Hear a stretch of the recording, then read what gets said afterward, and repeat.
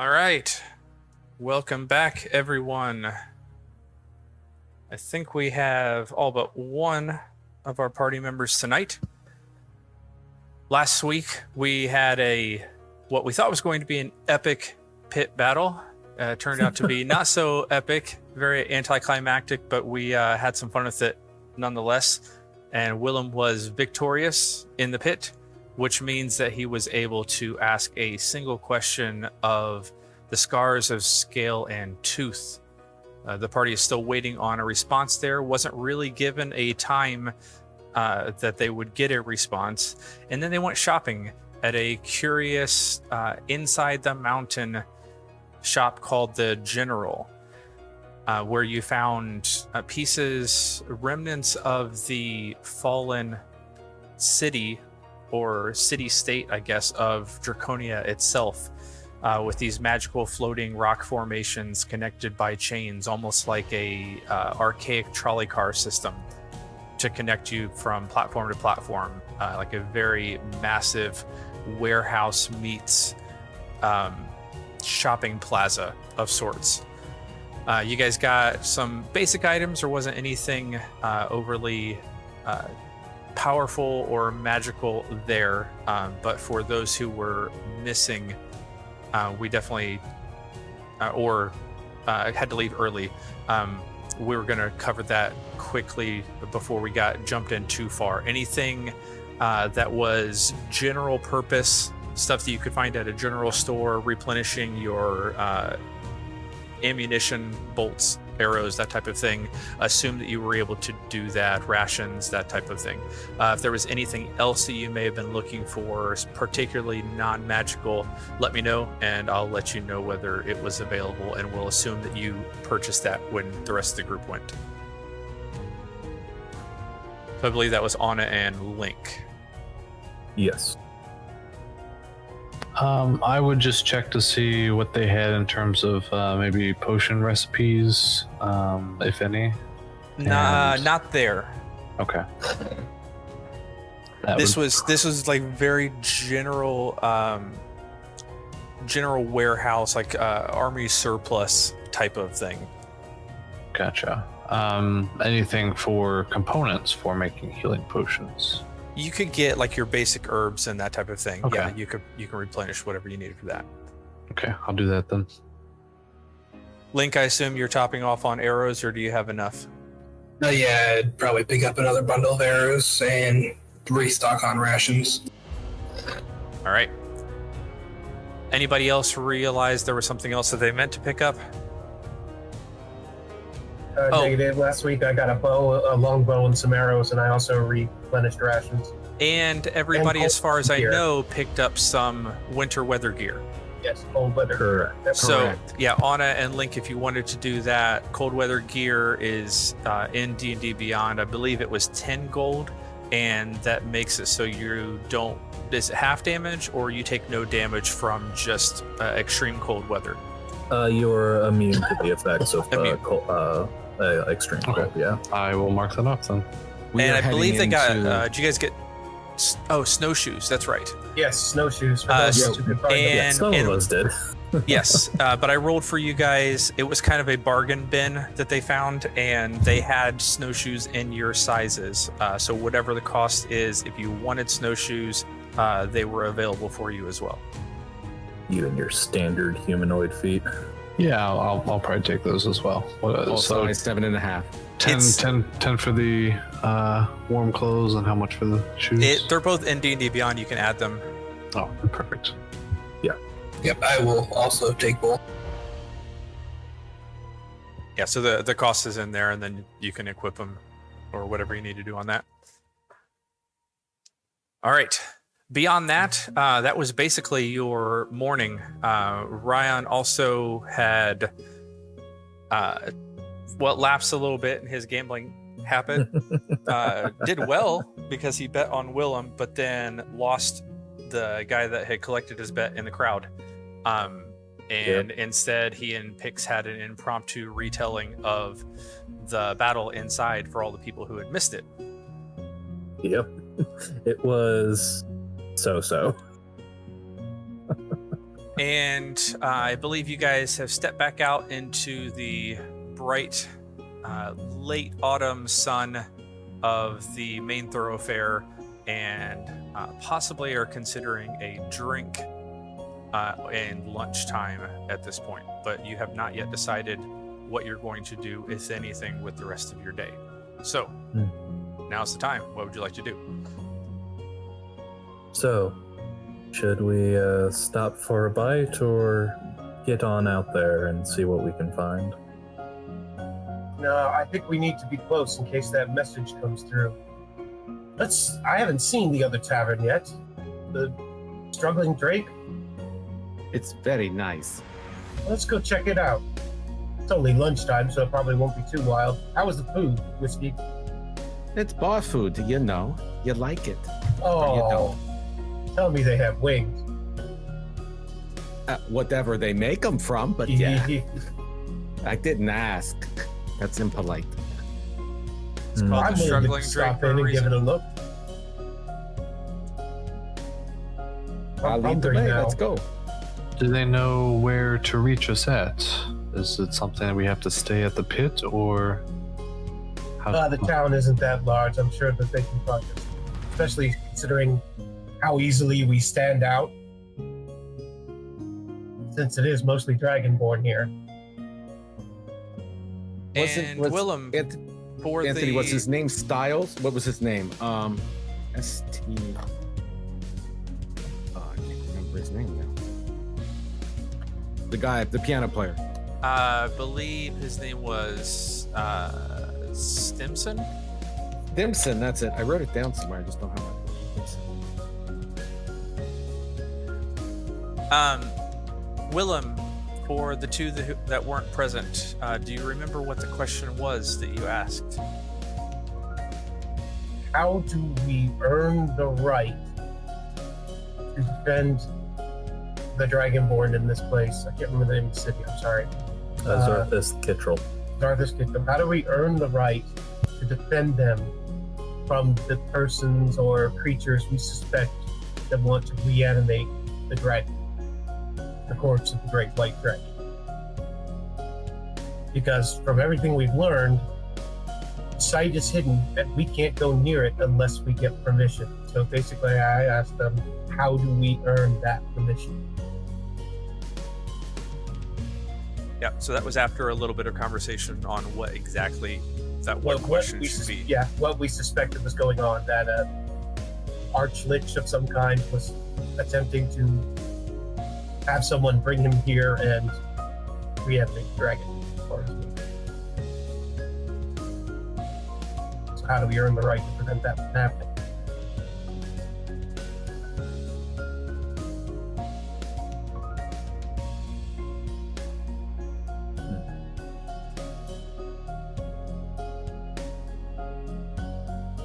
Well, let's go check have a out drink. this- Yeah. And some food. I could eat now. Oh, I Oh. bet.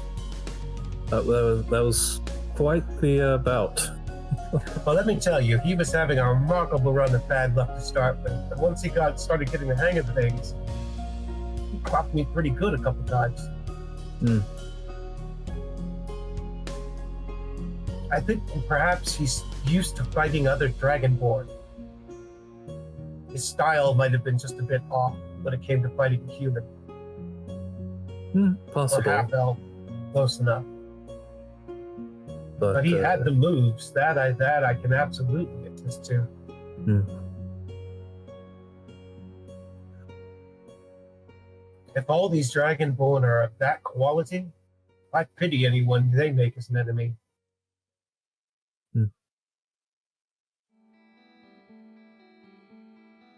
Willem, out of that statement you just said, do you deject your elven side?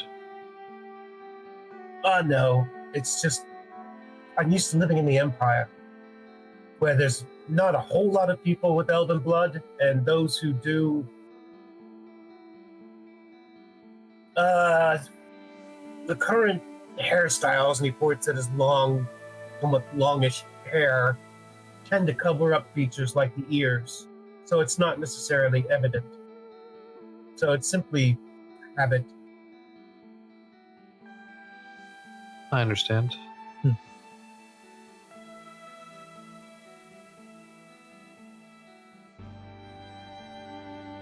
It doesn't take you too long. You guys are basically in the middle of town right now.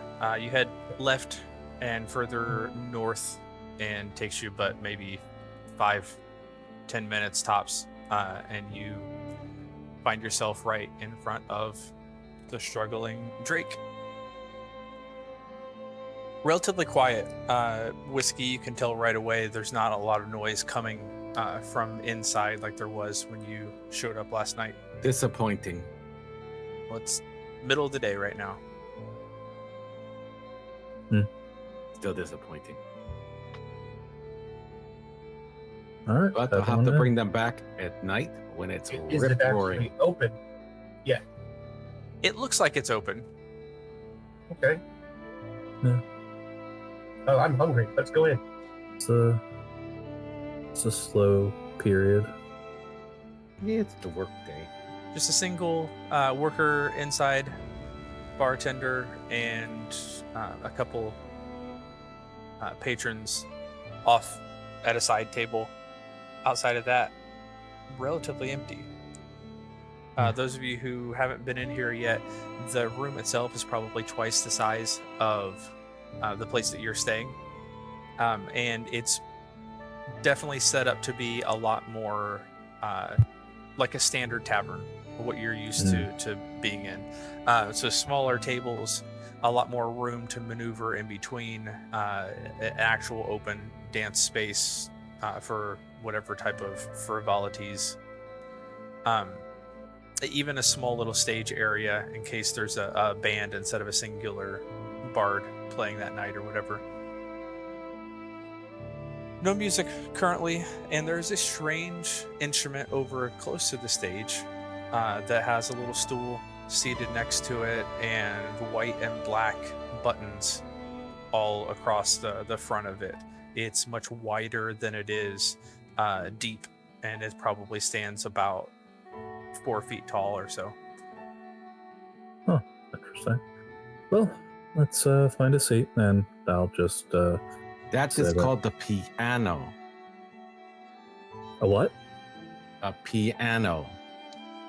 That's what Stimson called it. What is it? He said it's an instrument that fell from the sky when the islands crashed. And he learned it. You tap the keys and they make noise. Oh, interesting. I wonder how. You might have to take it apart. No, I wouldn't do that. I learned my lesson the last time. Oh, okay. But let's find a seat. Is the same bartender here, or is it different? Sometimes it's not the same. No, it's a different guy. Okay.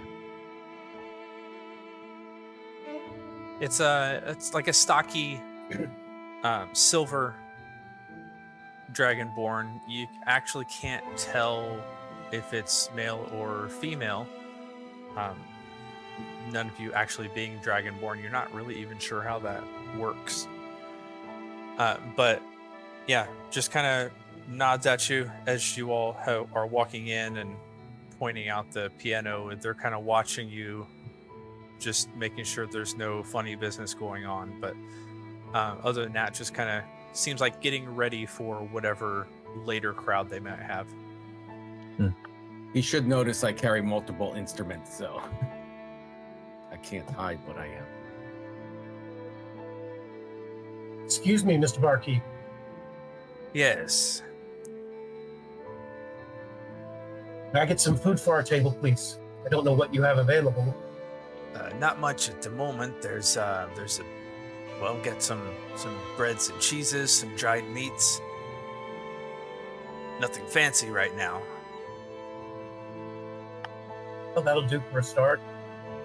How long before something else is available? Or can we perhaps convince you to make something else put something else on the cooker, and he'll jingle his purse a little bit. I'm not the cook. I serve what's available. And, Understood. well, they don't come in for another hour or so. Got it. We'll wait till then. All right, how much to cover some bread, cheese, dried meats, and a round of drinks for the table? For the table, with drinks, we'll call it a gold. Okay. I'll take out 2 and put them down and say, any expenses over that, deduct it from the second until there's nothing left, and then let me know. Fair enough. And they start to pour a few rounds for anybody who stays up at the bar long enough to grab your own, and anybody who just moves off to the table, they'll bring drinks around, and then they'll head back to the little kitchen area and bring out a sideboard, basically, of some breads and cracker type things. It's very heavy on the dried meats and a lot lighter on the bread and cheeses, as you've already found here in Zarzith Kittrell. They like their meats more than they like other things. Not a problem. So, are we planning to stay in town until we get a reply? Do we know how long that might take? We don't, but I definitely don't think we want to be somewhere else when that reply comes. I think with the information that Willem gave him about the possible resurrection of the dragon may have put them off a bit, may have changed the tempo, can I say? Possibly, but I don't see that as creating more delay than anything else. And, well, we've sort of given ourselves the mission to look up north to find anything. And, well, I don't feel comfortable waiting too long. They may not want us meddling in their business. I don't either, but so far we've managed to be, I think, fairly respectful of their customs. I'm not exactly certain how rude it would be for us to go to all the trouble of getting this request to the council and then not bothering to show up when they have the answer.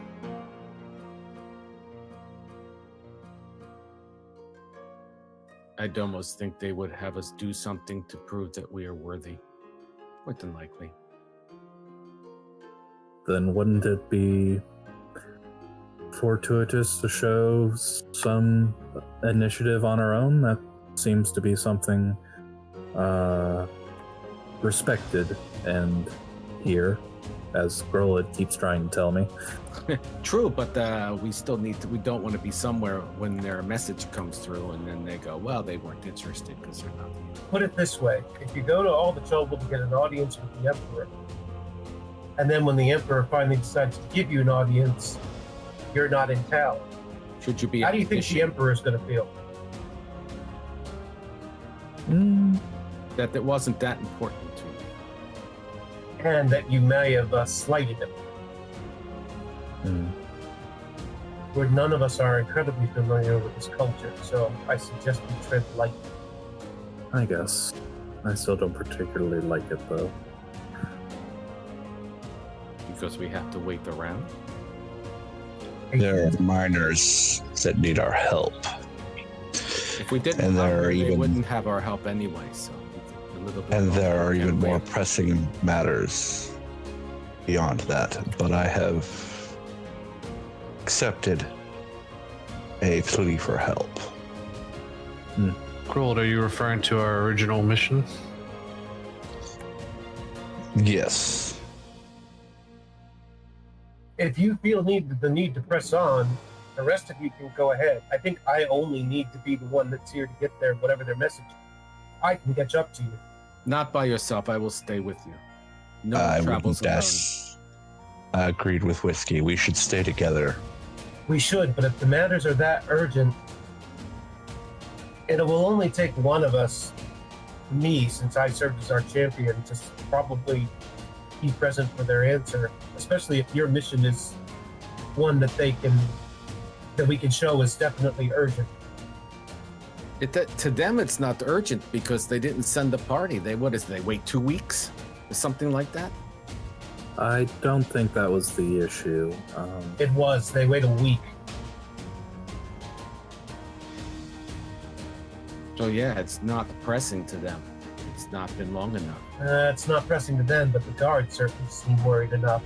That's because it's their friends, more than likely, and people they know. Yeah. Yeah, well, they said that as far as they know, these people are the type, some of them aren't, but this particular group is the type that's usually on time. If the stirges are in a particular area, maybe the miners are just staying out of that area and not coming through because of that. So. And Willem will actually turn and look at Grolid and say, Grolid, we've somehow come to the consensus that you're our leader, so the call is yours.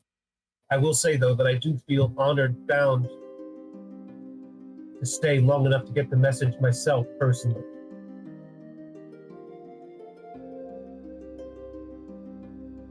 Why on earth would you want me as your leader?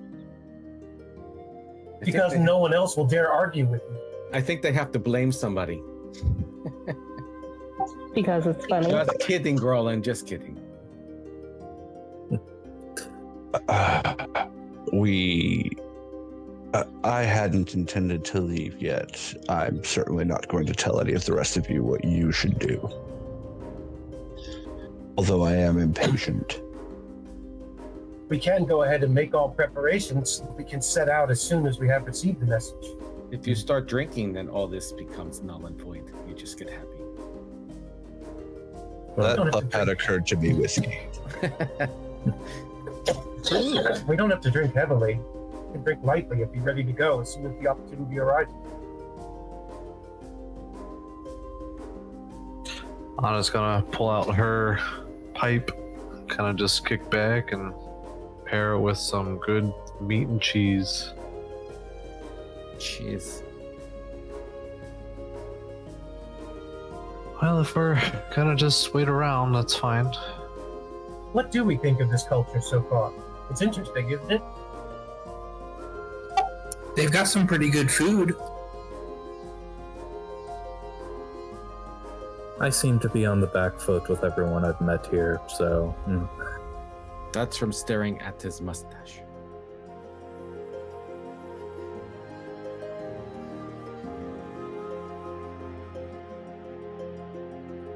Well, that's because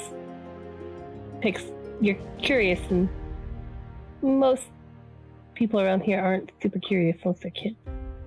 They're very serious. But that's okay. I suppose, but the Grolid has already warned me a few times about the way I was trying to go about things, and it was They'll be okay. I don't think I quite fit. It's all a learning experience, no matter where you go. There's Still pick up some Exactly. interesting voices. there are elements here that kind of remind me of home, I will admit. The mountains. It's interesting to me that they have such a strong concept of independence and self-reliance. The city was destroyed by a dragon. It isn't your personality, Pix. It's or your curiosity. It's simply that you haven't had the opportunity yet to prove yourself to them. Well, I mean, you seem to get along fine with them. That's because I'm not as talkative. It will be your talkativeness will be less of a problem once they know your heart. Basically, they're not used to talking to people. They're talking to honey. It's okay. It really is. Also, That's one of the reasons why we like you. Also, Pix, I think it comes from being enslaved by a dragon for a really long time and then having it destroy the city and half your friends. So I'm sure they yes. don't want that to happen again to them. So everybody is a potential problem, not just Yeah. Eh, talking and stuff like that. So That's the part that I'm referring to that kind of reminds me of home a little bit. It wasn't a dragon, but Isis Teal was occupied. You kind of get that same feeling now. The bartender sets down another platter as you guys have chowed down through the first one, and Yeah, says, slow down now. Just kind of sitting and relaxing, enjoying being able to relax. To clarify, the dragon was only around for a couple of months. Did some dirty business, but there were some, like me, and points to their lack of tail. I'm actually mighty glad to see it happen. Problem was, even though it brought everyone down low, that meant everybody had to start from scratch. See, the years and years you referred to, that was the tail kinds. The Draken blood. They were the real oppressors. And now, well, everybody's on equal playing field, but that means everybody's got to chip in. We do what we can. But don't think it was some mighty ancient dragon what caused the downfall and the ruin of our society. It's the people who thought they were better than the rest of us that did us all in. We're trying to not make that mistake again. A wise course of action. One hopes that lessons will have been learned. That's the part that I'm feeling. Perhaps it wasn't from this present. sadly, that's the way all over the place. People who think they have power rule everybody. At least they think they can. Sometimes that rule is beneficial, but sometimes not. I certainly wouldn't want the responsibility of ruling a kingdom. I think I would be forced into decisions I would later regret. It's easier when stakes are more personal. A true warrior. Willem, you hear a voice in your head. What does the voice say? Greetings. Message delivered. Cause for pause. May take some time.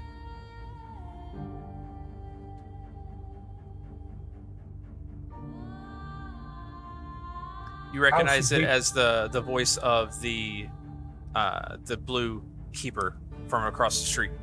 Okay, and I'll actually try to answer him. I don't know how the spell works, so but Has Willem will try to answer him. Has anybody in this party used the message spell yet? I have. Have you used it with Willem? I have. Okay, then you recognize it as similar to what Pix has done in the past. You can communicate, but it has to be small chunks. I.e. less than 25 words or less. Should we stay close, or can we make an expedition outside?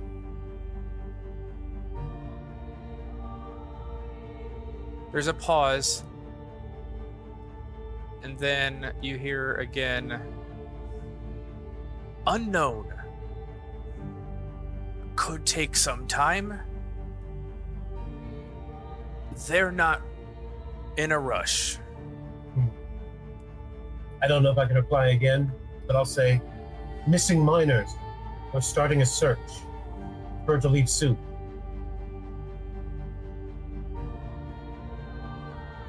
Okay, you don't get anything back there. You do know from Pix's thing that once it's cast, you have the opportunity to respond once. So if they replied to you, that means that the spell was cast again. So you could reply once again. So you assume that it got through, as long as you're in the right distance. All right. And as I'm obviously speaking aloud to like half a conversation, I'll alternatives. Well, that was the pit keeper. The message has been received. They are deliberating, but they're in no hurry. I asked if we needed to stay close or if we could go on an expedition for the miners. The answer was unknown. And I look at Grolin. Given that, I'm no longer of a mind to wait. We can't be expected to wait indefinitely when there are deeds that need to be done, and I think they'll respect that. Especially since the position has been clarified. Yeah, Willem, make an insight check. Also, Willem, you don't have to speak aloud when replying to that. Sorry, habit. Yeah, not great. Okay. Yeah. That's an 8. That's what you said is about what you picked up from that conversation. Yeah. These people seem to respect deeds. As long as we follow the necessary protocols, we should go do so. What if we go to the barracks and talk to the commander of the guard and tell him where we're going? At least that way we have talked to authority and they could step in for us if people question where we are. That is a fairly good idea, I think. That way we're not doing things we're not supposed captain or something. I've been speaking with one of the guards at the gate, and he's been relaying to the guard captain. Right. It's just I remember he was sort of dressed differently than some of the others, so.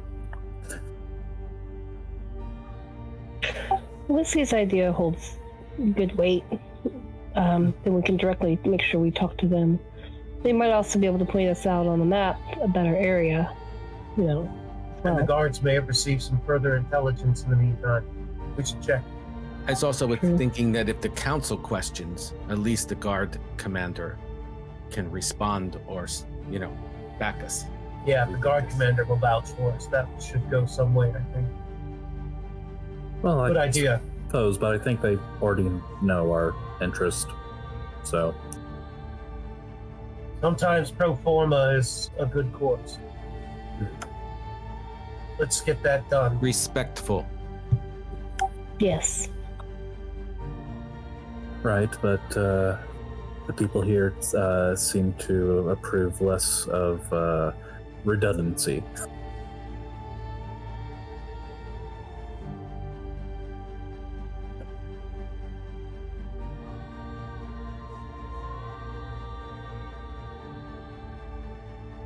I don't think we'll hurt anything to stop by real quick. As I said, they may have received further intelligence. New information could be useful.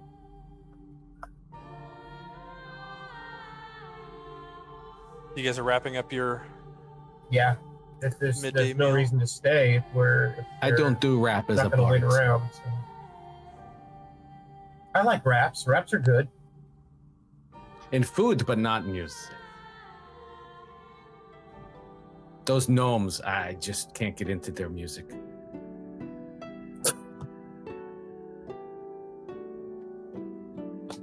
Dwarf rock bands, I'm okay with, but gnome.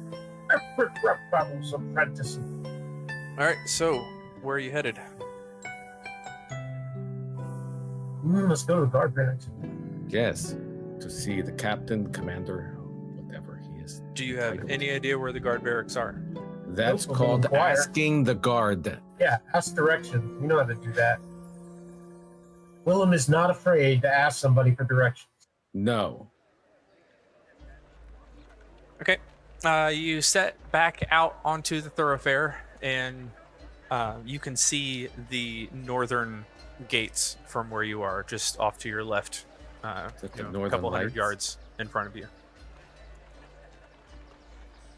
It might be prudent to speak with a guard to see if our approaching looking for the guard captain might be presumptuous. Yeah, because he might get in Very trouble well. for telling us, but still, I don't. That's the question: is they may say they reinformed the captain, but do they? I don't know. I'm pretty sure these people say what they mean and mean what they say.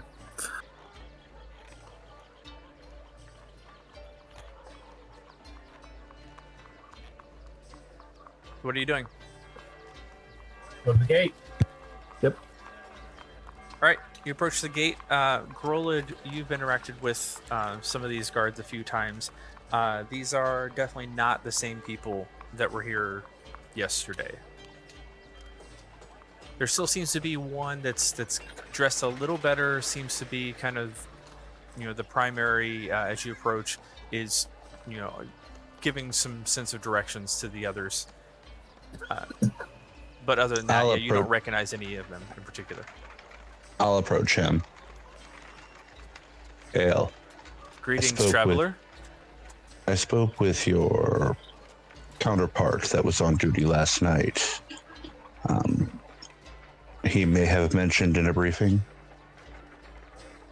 Yes, well, we don't get many large non-Dragonborn traveling parties through here, so suffice it to say we all know you're here.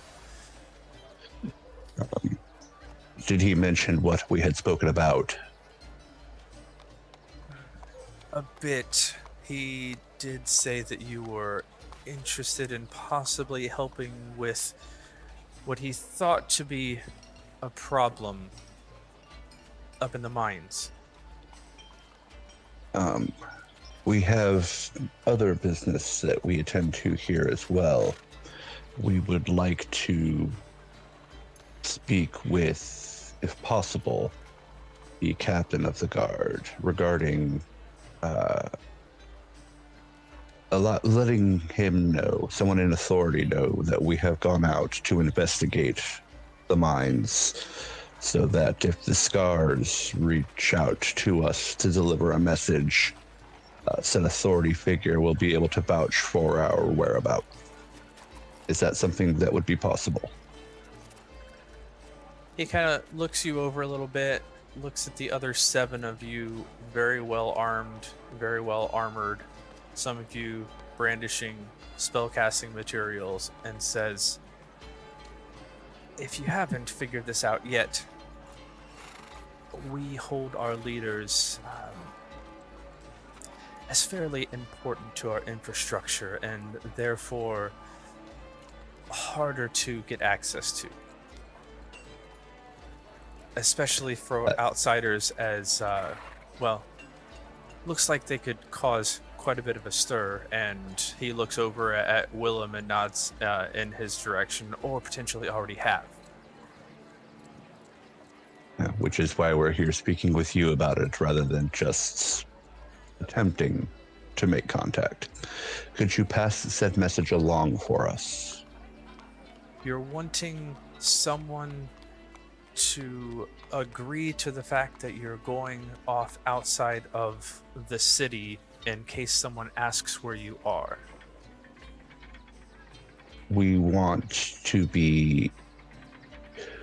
wish to just appear that we have flaunted off when there is a message that at some point will come for us.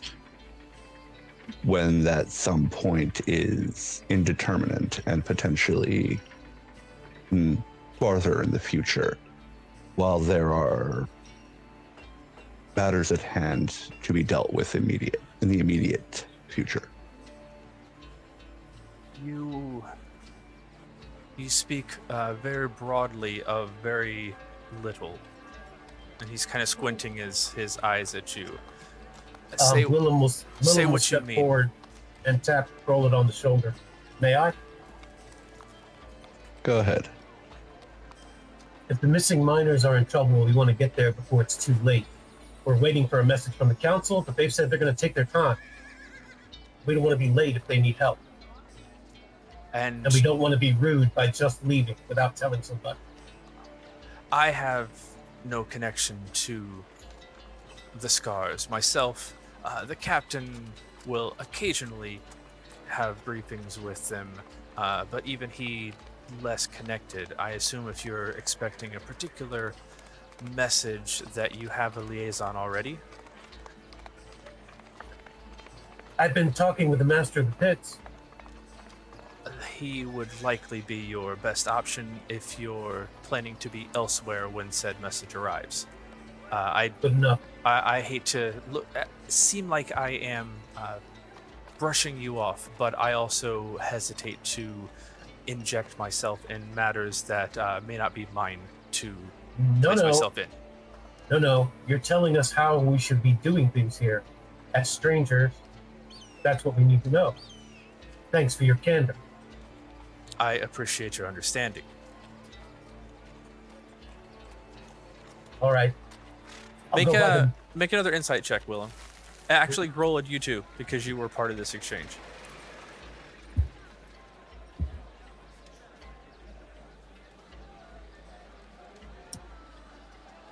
21. Okay, Willem, you Only get this a 13 little for me, bit, but so- Grolid, you're maybe noticing part of the difference in what happened with you and what happened with Willem, and just that entire exchange. You're getting the idea that part of doing your part involves knowing when it's not your part and staying well alone rather than getting yourself mixed up in everything.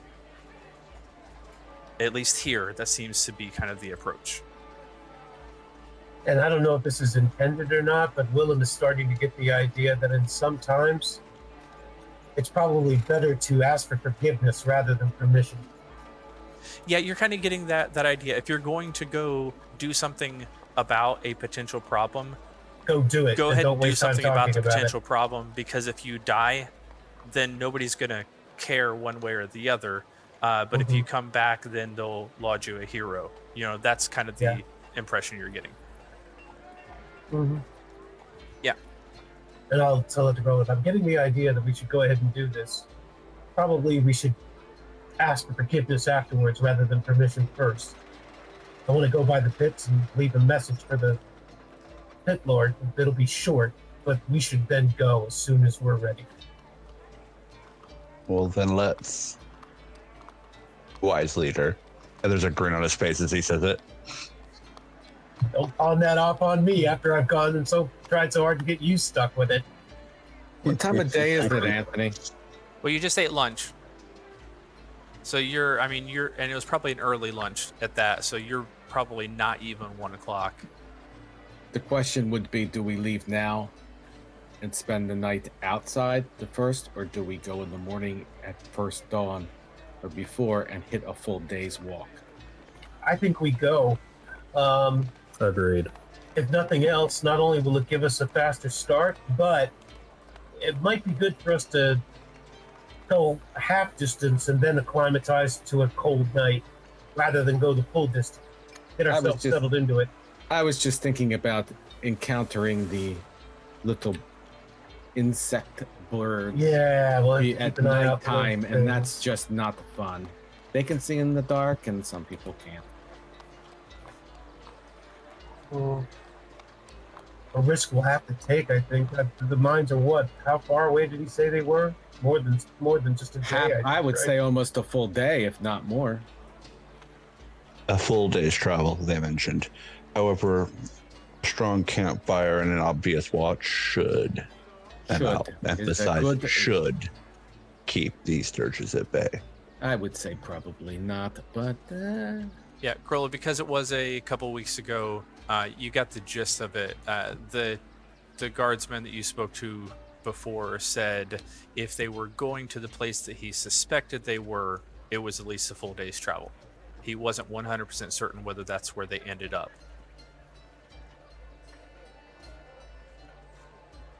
Which I'll impart to the party. Yeah. Well, Let's start going then. Yep.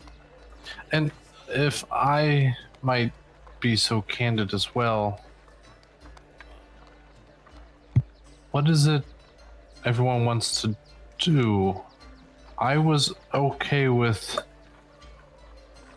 diverting from our mission to do something that may impact our mission still, but with less guarantee, involving this Draken, whatever, necromancy, whatever that is.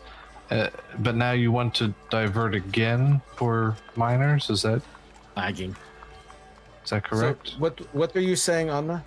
I'm saying we keep getting sidetracked. Well, from finding the relics, yes. There's no sidetrack here. There isn't? Rescuing the miners may go quite a long way to proving ourselves. To what end, though? We're is here. what I'm asking. We're here hunting the dagger. It's No, here in We're here hunting the Control? person that Well. carries the dagger. We're hunting Link's companion is what we are. Who we believe is traveling with this archlich coming here to animate the dragon. And you believe this person to be trapped with the miners? No, but we won't find the location of the dragon's resting place. It's secret, unless the scars tell us where to go. Then how is that we have to prove ourselves. how is the mage going to find it then? If he's a Magic. lich and has a great command of necromancy, he'll have his ways of finding a dead dragon. And besides, he was already given a very close approximate location from Master Ibrahim. Yeah, and remember that these dragonborn here aren't the only ones that probably know of that location. Not every dragonborn remained here. Some of them went out into the world. Maybe some who knew what happened. There's means to find that information elsewhere. This is just one avenue. We're also assuming that he's going to raise it here. Why not take the bones back to Link's land? And if he's that set on tearing up the land, they'll take it back and use it there, right? I don't know how much he needs. Does he just need one bone, or does he need I all don't of know them? how you command the Dracolich anyway, but I mean, you must Yeah, have I'm just. to I mean, dream it powerful. was a huge dragon. So if you had to carry all the bones back, that'd be difficult. But if you just need one, then maybe yeah, I Either- can see it. In either case, the where is irrelevant. We need to stop him. So we need to be moving. I guess I what agree. what I was The- saying was we took to the water in hopes to get roughly here faster. It seems we're doing the opposite now. That's all. No, I think this is exactly where we're supposed to be. Something else to remember is that Ryan's fate is bound up in this cult. So we're also dealing with his possible destiny as well. Again, possibly independent from miners, we could have asked the scars just where the bones were and left it We at did that. ask. We're just waiting for them to reply, We but have, we decided but- to go rescue the miners. I don't think that's what you asked. If we prove ourselves worthy, they'll tell us where to look. You already proved yourself worthy in the arena. That was the point of it. No, I proved myself worthy of asking a question. That's all I proved myself worthy of. That was step one.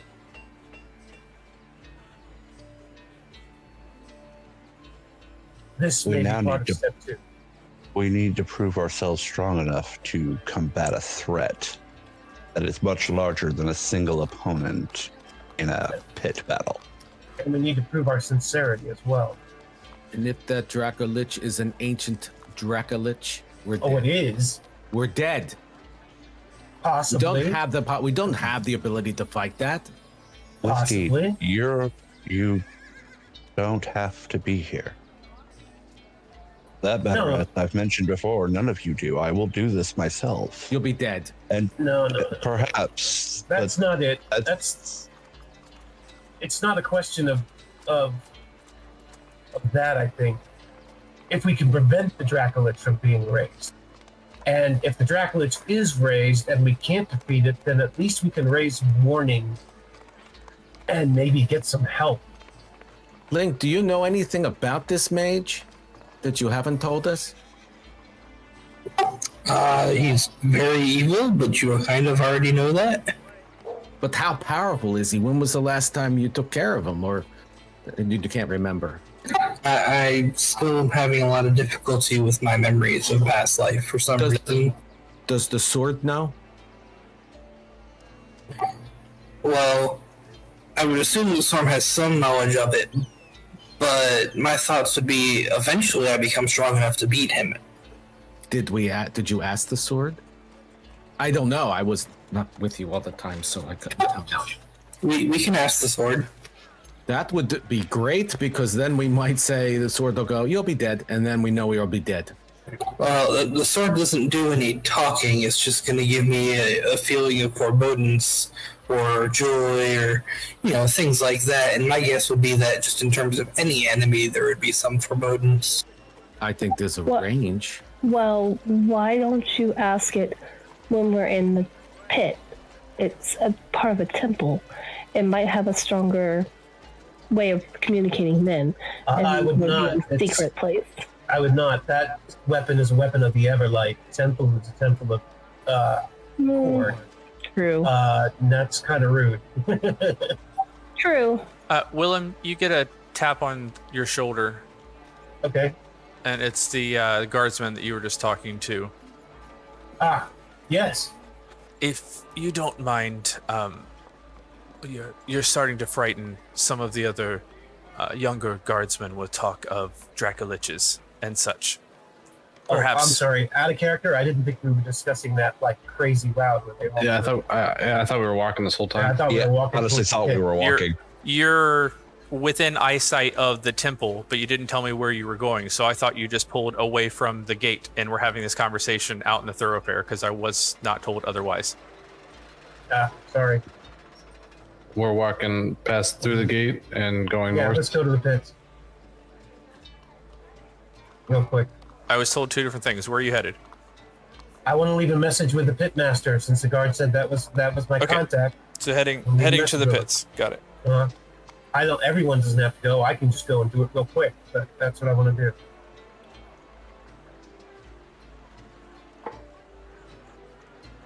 Yeah, it's a little busier than it was when you guys just left. There's a number of the smaller sparring spaces around the outside that are being utilized at the moment. But yeah, the keeper that's in the back seems to be largely just kind of tending to some of the few paraphernalia that's around and just observing the various sparring partners in the rings. You see him on the far end of the pit as you enter. All right, I'll just go find him so I can talk to him. Nod to him as I approach. Actually, and I'll bow. I'll bow as I approach, because that seems to be the respectful thing to do. He returns the gesture. And he'll simply say, so, since the message may take some time, we're going to go look for some miners that have been reported missing, see if we can find them. They might need help. We'll be back as soon as that's done. Okay. And he just looks at you and says, "So you say." So I say. And then Cheddar goes, "Okay, now let's go do what I just said."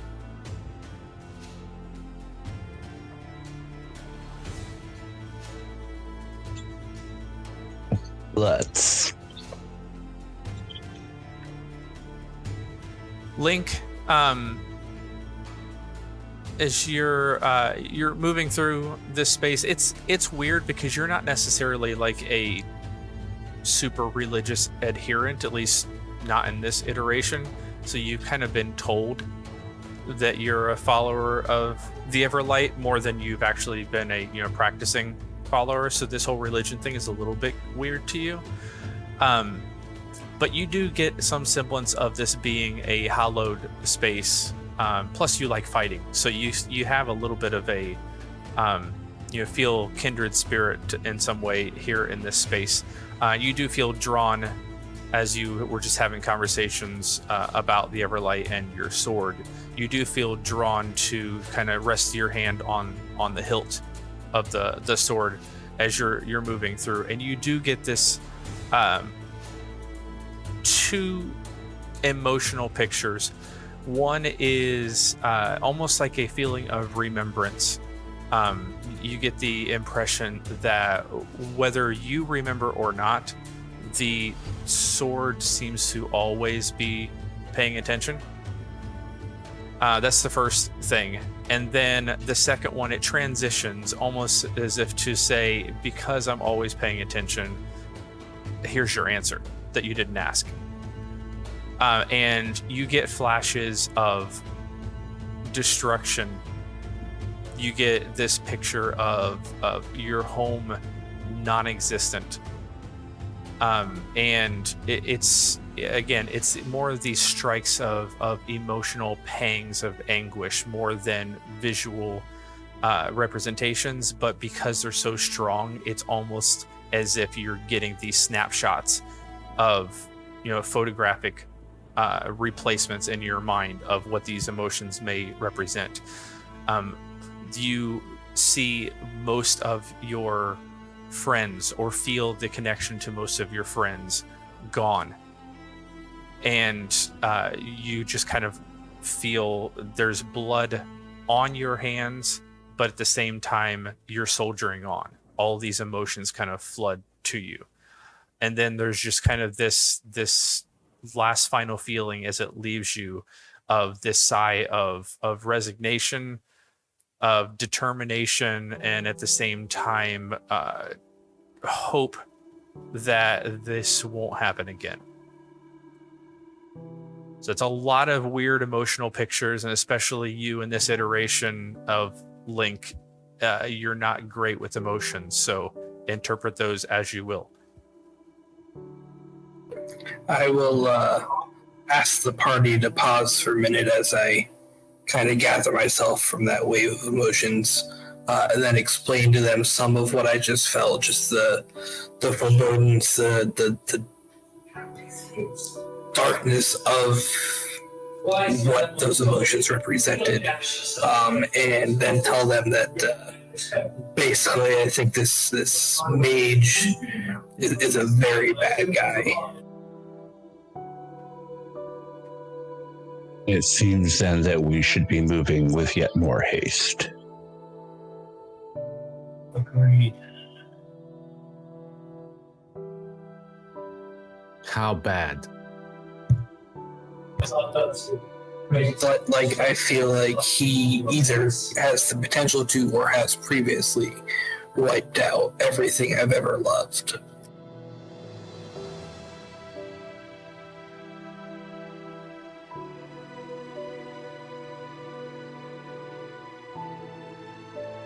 Yeah, we can't let that happen without at least trying to stop.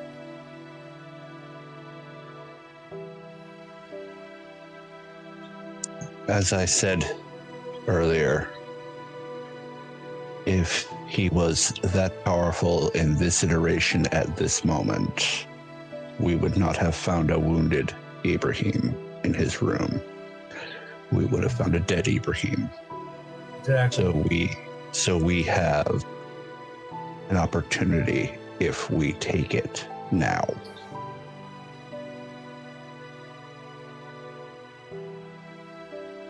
We should do that. Unless the dagger wanted him alive so you would know where to find it. That's actually not at all impossible. That it wants to deal with you once and for all. So don't think that these things are that easy to. Oh, well, that last bit would be likely incorrect, Whiskey. Not incorrect in that it doesn't wish to deal with me, but in dealing with me, it wouldn't want me dead. Exactly. It would want you to take it again. So it would know where you to. So basically it would be like, hey, this is where we're going. Don't kill Ibrahim because we need him to tell. So yeah. We could be walking into the trap. Exactly. Just saying.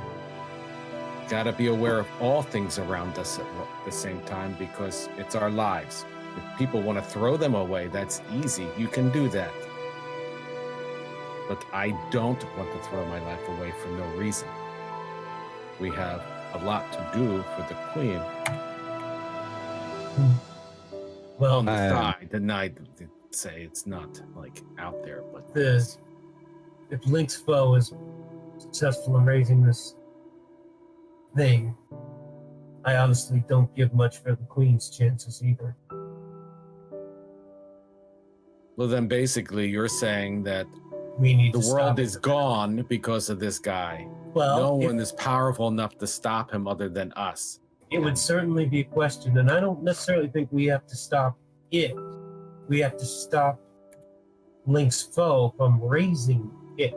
We prevent it from being raised, we don't have to face it at all. Interesting enough, though, we didn't. Now, the other thing is, if this place where we're going has a library that nobody found, or there was books about it, I mean, the bartender did say that it was. I think it was the bartender that said that the dragon was only in charge for a few weeks. We did not ask him how it died. Stimson was very vague on that as well. No, you've So- all heard, at least, it wasn't super specific, but you've all heard that there was a kind of a Rebellion. ragtag group from other parts, not unlike yourself. At least one or two people have told you that, not unlike yourselves, that came and destroyed it completely with the help of a number of Ravenite rebels.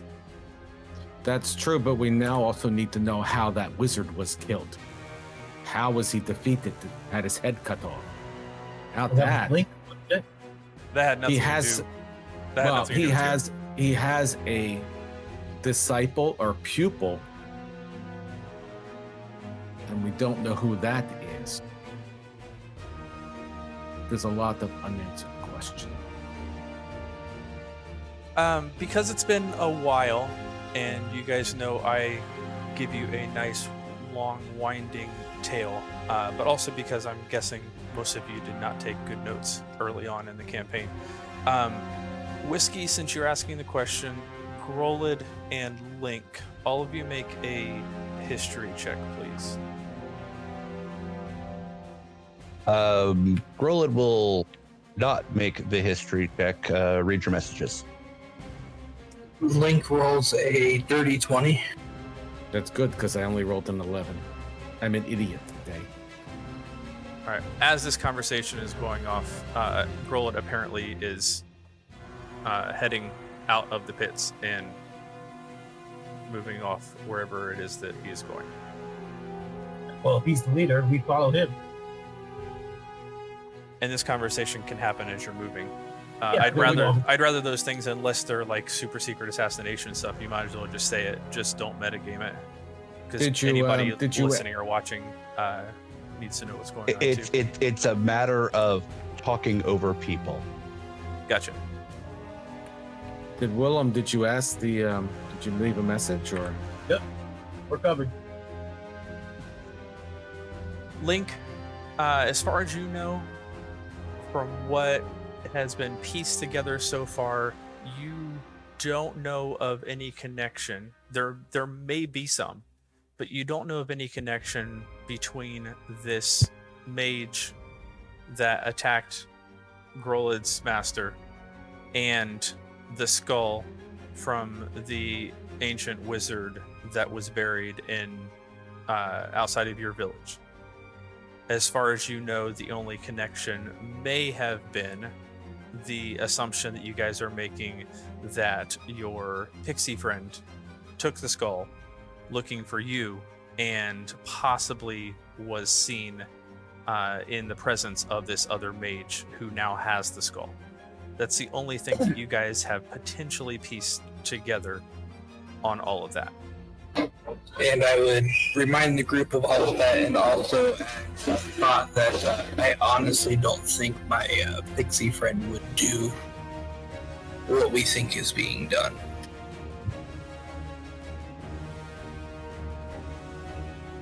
Not if she cared for me in the least. No, but Corey, but she could be, forced to, or she's desperate. Desperation makes you do stupid things. Never underestimate the power of a woman's scorn. Back here. Ibrahim mentioned that she seemed like she didn't want to be there. Exactly. Maybe she's being forced now, has no control over it.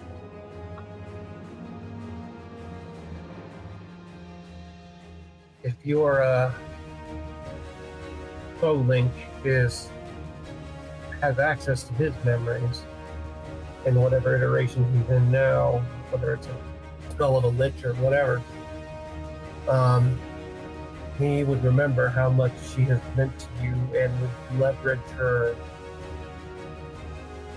without a doubt against you, whatever that's going to do. I agree, but he would have reached out to me at some point then to make his demands of me. Either that or he's saving it for a very nasty surprise, since in this iteration you haven't been as close to her as perhaps some in the past, from what we were told. Well, if that's the case, he'd be the one in for the nasty surprise. You know, I feel she has feelings for me, but I still barely know her, and I just, a friend is a friend, but saving the world or even saving my village, the needs of the many outweigh the needs of the few. But the wild card is you still don't have your previous memory. Now,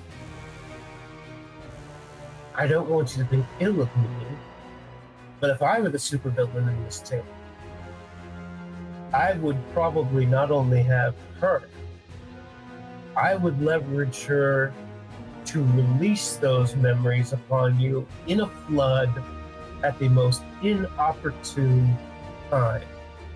In which case, your attitudes could completely change and give him an opportunity.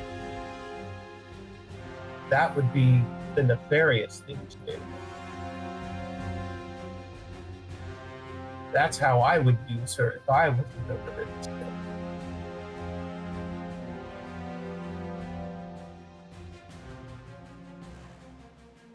I would remind you of your past affection for her just in time to debilitate you with it.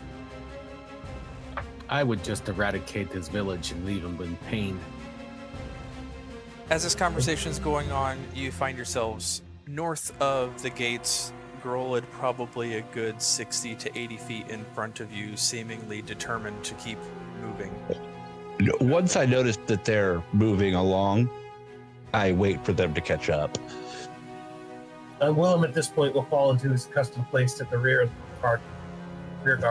Yeah, I mean, you're all close enough you can continue those conversations, but those of you who were not actively engaged in that conversation saw that the guards saw that you were heading out and nodded at you, acknowledging your departure. Anna, you probably, even if nobody else did, caught one of them call out to remind you that the gates close at sundown. But other than that, they didn't stop you as you left. At least I have a warm feeling that if we get lost, I have 2 weeks to wait. No, they may not bother coming after us. We're not actually part of the city. Yeah, you gotta wait much longer. You gotta wait for another outside adventuring party to come looking for you. Or we have to get resurrected and come looking for ourselves. Run away and look for the captain to take me on his ship. So, Grolid, should I be keeping an eye out for missing miners, or should I be looking for clues in terms of a evil dead wizard? Stirges, I would say first. Yes. Can you eat them? Helpful. No. What good are they then? About as good as a mosquito, but about 1,000 times larger. Yes, but there are things that eat the mosquitoes. I mean, other things can eat mosquitoes, so I don't see why other creatures wouldn't eat those, but they're no good to us for eating. Pix is the bird. They might be a delicacy.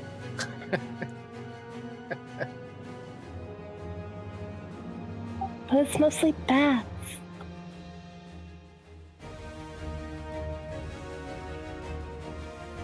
All right, you guys settle into your normal or semi-normal pattern here. I have you. My presumption is, Grollet, are you taking lead or no? Yes. Okay. Then I will actually assume.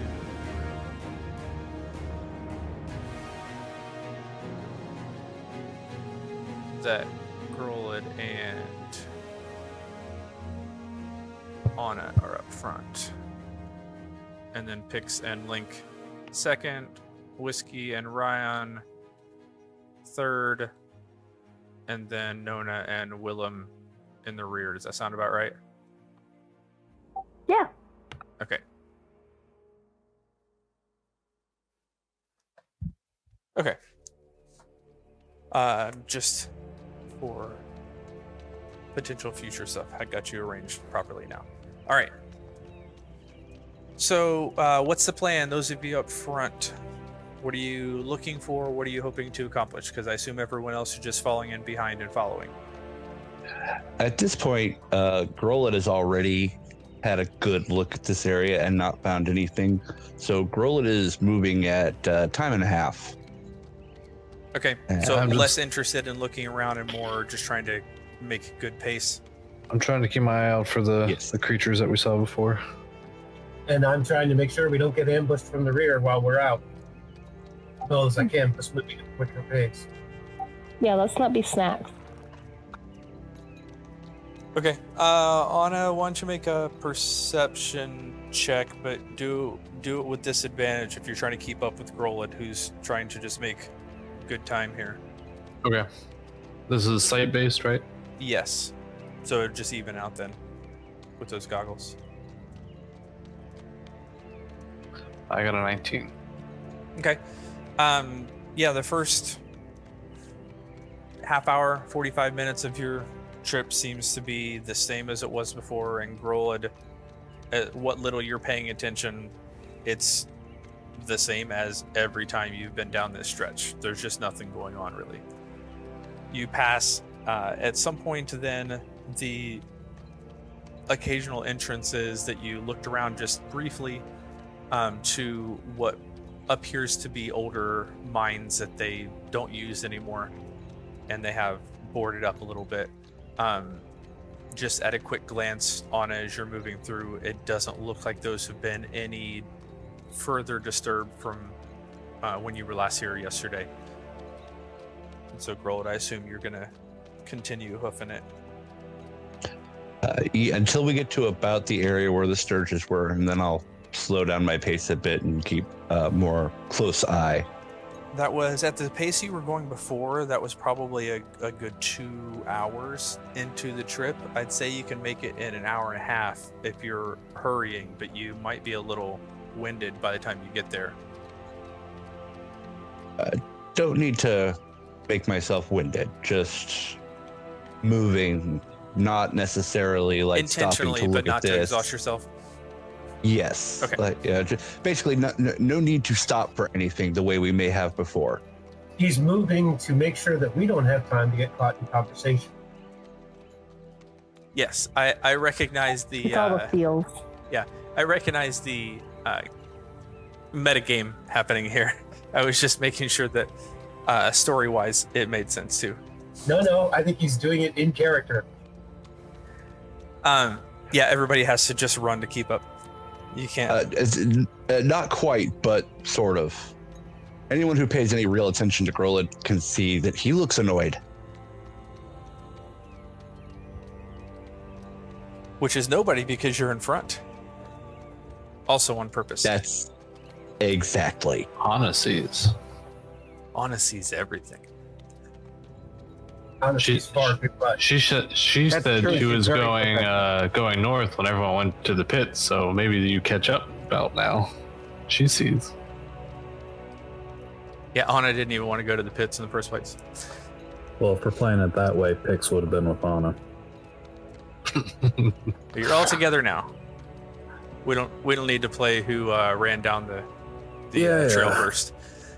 Anna was having conversations with us in the pits, so clearly she was in the pits. No. You are moving, so relatively quick pace, and you get to about the 2-hour mark, about the place that you felt like you were seeing some of the stirges before, or at least at the spot where you felt like they had stopped following you.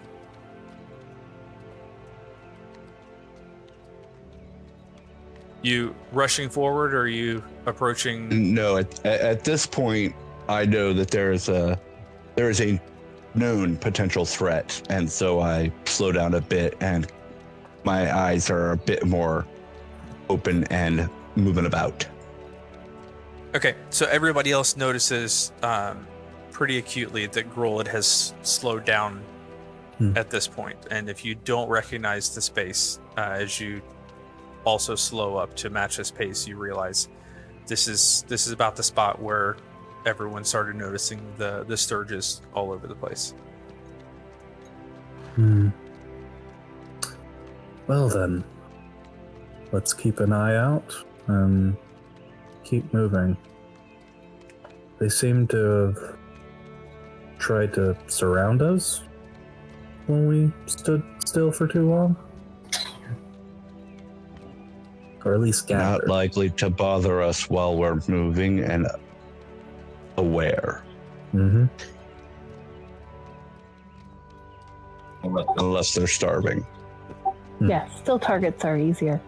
Moving targets are harder. More energy. Who's helming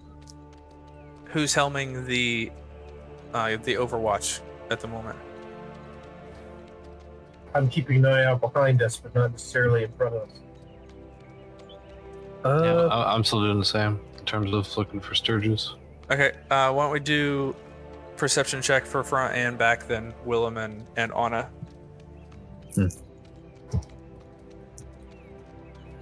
Also, as we get into areas that we have not been through, I will actually start keeping an eye out for recent passage, specifically looking for maybe miners or where they may have gone. That was an absolutely rotten perception check. 5. And I got a 15. All right. Anna, you do notice, as you had spotted previously the day before, and you know a little bit more what you're looking for and where they seem to be perching. You do spot a couple of stirges again, just kind of nestled on a couple rock faces, up in some trees as you're moving along.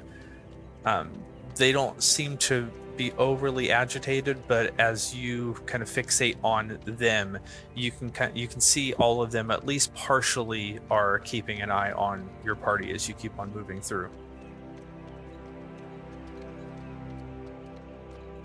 Yeah. I'll just sort of gesture, point them out as we keep walking. Willem, this is the first time you've had a chance to really take good stock of behind you. It's hard to keep watch behind and move, time and a half speed forward at the same time. So you're, I wouldn't say discombobulated, but you feel like you haven't done your best at making sure that nothing's sweeping up behind you. But to the best of your knowledge, everything's clear so far. Yeah. Well, that's only part of the deal. The other half is making sure that if something does come up behind us, I'm the first target. Right. Part of being the rear guard. And you continue pressing forward. Back to a normal pace now? Or are you speeding back up again? No, normal pace at this point. Like I said, we're now into uncharted territory, as it were. Okay. I will say at this point, you maybe saved yourself a little bit of travel time. So we'll say you're coming close to like 3 o'clock equivalent in the afternoon. So you still got plenty of daylight time, but it depends on what you're wanting to do and whether you're trying to get back or not. Grolid had no intention of returning back to town. Well, that's up to you. I was just giving you a quick time check, mostly for Anna's sake, because of all the astromancy. She would kind of know, at least right now, where the sun is. All right, moving forward. Same thing as you keep on going. Same order. Yeah, Grolid's still in the lead. All right. Anybody whose passive perception is a 16 or higher, again, once these creatures are pointed out, you don't really have too hard of a time spotting them, especially the ones you've already noticed. They'll continue to get a little bit more prevalent, but they don't seem to necessarily follow you. They have their own, bits of territory, so they'll move a bit and then they'll stop. But unless you think that you're in the clear, it seems like the further you go along, the more that you find. So it's definitely getting thicker, but it's not that they're all moving to keep up with you. It's that there's just more and more of them as you keep on going. Okay. You move another hour, and at this point, there's quite a few lining either side of the canyon that you're in. And if you want, Joe, you can pull up the stream. I don't necessarily want to use it, but just to give everybody more of a visualization for Sure thing. the way everything looks. Here, I'll give you just a clean shot for now. It is up.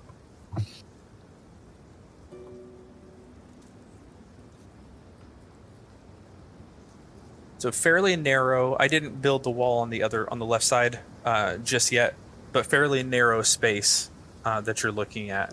Cliff faces on either side. There's the occasional tree growing in between in this ravine, but it's relatively sparse as you're moving forward. Does it seem like the miners made it this far? Make an coming back? check.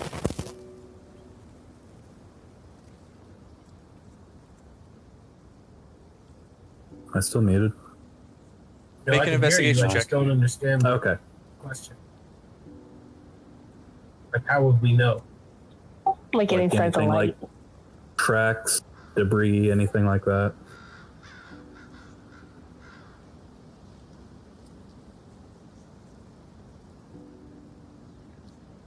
Thrown away supplies. That was really faint. Whiskey, what was that? I said thrown away supplies. Oh, gotcha. Pix, as far as you know, assuming that they were coming down the actual trail, which it's not very wide, and based on kind of the way the trees are set up, if you're coming down here, you're basically trail, and you're taking wagons and carts and stuff like that. You don't see any signs of anything recent that's come this direction. Okay. You're not sure how long they've been out, so you definitely don't see any recent travel further to the north. But Okay. you also don't see anything within the last couple of days that would indicate that anybody's come south either. Okay. And at least while you're on the trail, there's no sign of discarded supplies or anything along those lines. Okay. Good to know. All right, so that's 3 hours in. You're going to continue moving? Yeah. We're going to camp out here, by guess, right? Grolin's going to keep walking all night. All right, you continue moving. The scene looks relatively similar. It carves ever so slightly to the northeast. It's not just a direct north-south pattern, but it's a relatively straight There's moments of kind of slight veering, but in terms of it, like if you were to see it on a map, which somebody I think Pix has you guys largely just have a map of the Empire, don't you? Yeah. So you've maybe seen a very generic representation of this on the outskirts of that Empire map, but you may not have anything super accurate at this point. But I would say Grolid, you've at least seen, because you grew up not far from here to the north. You are at least familiar with the tracking on the map is largely a straight line. Even though the exact geography may veer a little bit, kind of like the way that you would map a river. You're not going to necessarily have every single twist and turn on a map. And this seems to bear out that for the most part, it's a relatively straight shot. So the nice thing is you can see a good distance ahead at any given time, but because it's so narrow, you don't feel like you've got any good lateral vision whatsoever. And as you keep on moving into your 4th hour, again, you're getting a little bit more stirge activity, and there's also a couple flurries of not necessarily larger creatures, but different flying creatures as well. They still fall into the tiny category for sure. Anything that would be concerning or that I'd consider threatening? Make an Arcana check. Ooh. Would it be with advantage? I don't believe so. No. Okay.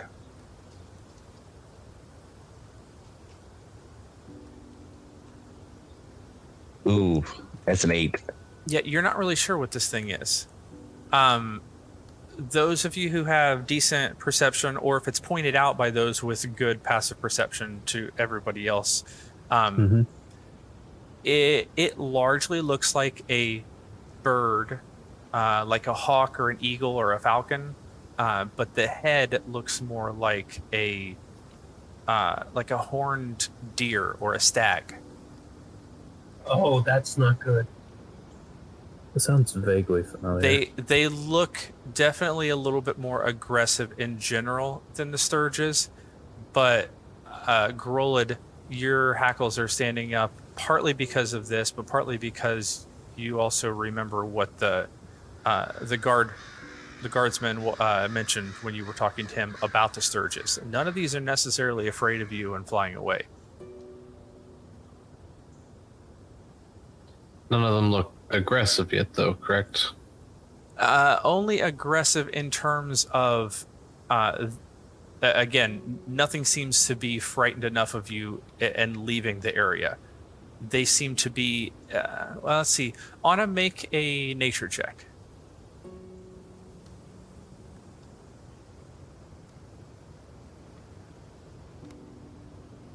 That is a 15 nature check. 15.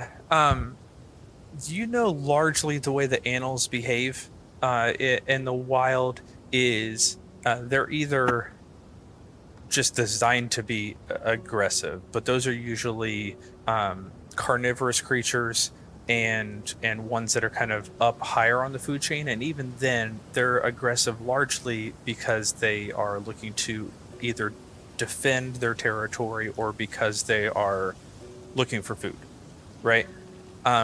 Creatures that are lower on the pecking order, in the fight or flight mechanic, they usually tend to go with the flight mechanism. These are kind of doing neither, which means even though they're not necessarily aggressive, they're not actually behaving.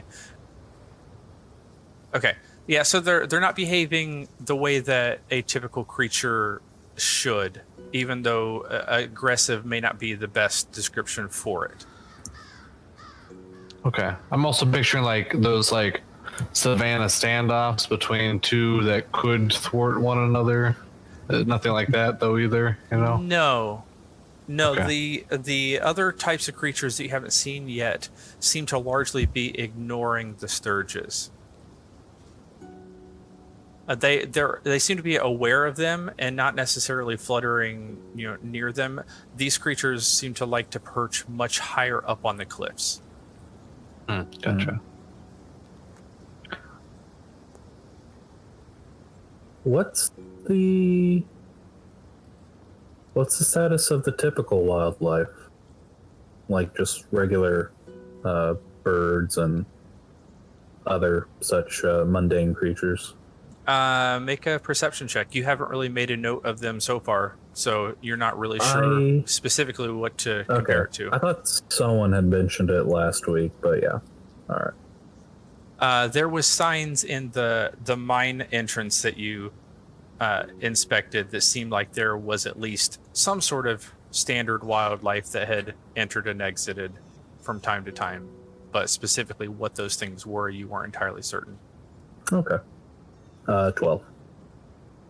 You're not seeing a whole lot, but you're also in the middle of the day, and you are a large adventuring party moving through. So unless they're overly curious types of creatures, they probably would normally be staying hidden from you anyway. Okay. Good enough for me.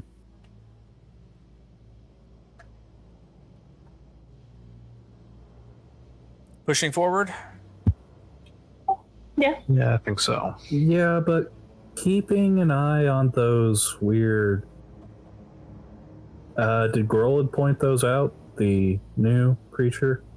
Anybody with a I'll decent point 'em out. passive would have spotted them.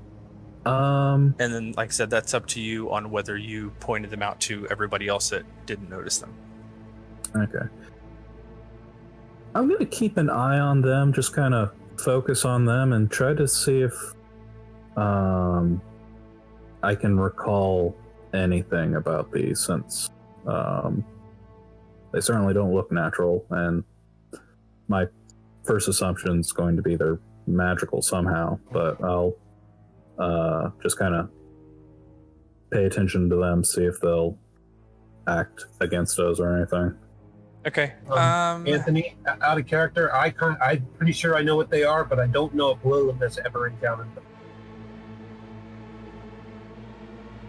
I doubt Pix would have either. I would say both of you could make an Arcana check with disadvantage. Okay. They're kind of 1 in or 2. 1. Oh,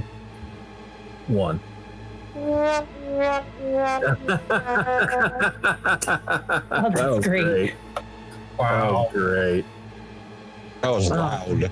You can turn it down. was. It was perfect sound. It matched perfectly on mine, which means the recording Oh, got a man. good sound at least. Yeah, you're not entirely certain. Part of the frustration right now is that they're still distant, and when you're looking up, you're looking basically into the sun. Yeah. So you're All almost right. seeing like silhouetted versions. Pix, these are creatures maybe you've heard about, but you're not entirely certain what they might be, other than they seem to be kind of an amalgamated, somebody at some point decided, what happens if we fuse animal A with animal B? Right. Got it. But details are a little fuzzy. Yeah, that's fine. Willem, you're not entirely certain either what these things could be, although judging by the way that they are designed, you imagine that they really kind of find their homes in craggy cliff faces, and that's not necessarily your bread and butter. They've got like the massive talons, even the fact that it's kind of more stag type with antler heads. Both versions of these creatures, both animals that seem to be melded together, probably would also be found naturally in this type of environment, and not necessarily on hills and plains and stuff. Mm-hmm. Yeah, you probably do out of character Yeah, know what I'm it is. Yeah. out of character. I'm fairly certain I know exactly what they are because they're one of my favorite things to use when I'm running. But I don't know the Willems at Requiem. Bear in mind, yeah, I spent a lot of time in uncivilized areas, but not here specifically. Right, and unless you're in really mountainous areas of Wasteland, which there isn't a ton of, it's still not necessarily their home turf. Yeah, and for all of Pix's fascination with flight and things that fly, these things don't look natural, so probably never even, like, maybe, like you said, vague mentions, but you can't place it at all. Yeah, Grollet is still racking his brain, but keeping an eye out, and he'll look around to, as everyone else is obviously taking note of them. Can't place them yet. I'm hoping something will jog my memory that isn't an attack. I don't know what they are, but I don't like the look of them. I'm assuming as this is going on, by the way, that you are moving from Yes. hour 4 to hour 5. So let me know if you're stopping at some point. Okay. See that? What is that? The other thing you're starting to notice, and I mentioned it when you were out yesterday, the temperature, the drop in temperature is pretty pronounced at this point. If you're wearing your normal attire and haven't yet put on your cold weather gear, you probably are feeling like you may need to at this point. Oh yeah, I already did that. You're already Definitely. you're already in a ravine area in like mountainous terrain in very late autumn, and the temperature has now dropped easily another 25 or so degrees. Oh yeah, totally. Yeah, no, I equipped them when I bought them, but Does that seem natural according to what Stimson said? But he basically said that the cold was way up in where the dragon was. So it may seem to Whiskey that this cold is a little further down than it should be. Yeah, Whiskey, you're not really sure because you're not 100% certain exactly how far away you are from the ruins of Draconia. That's where Well, he I know seemed to indicate. the mining is further south than Draconia.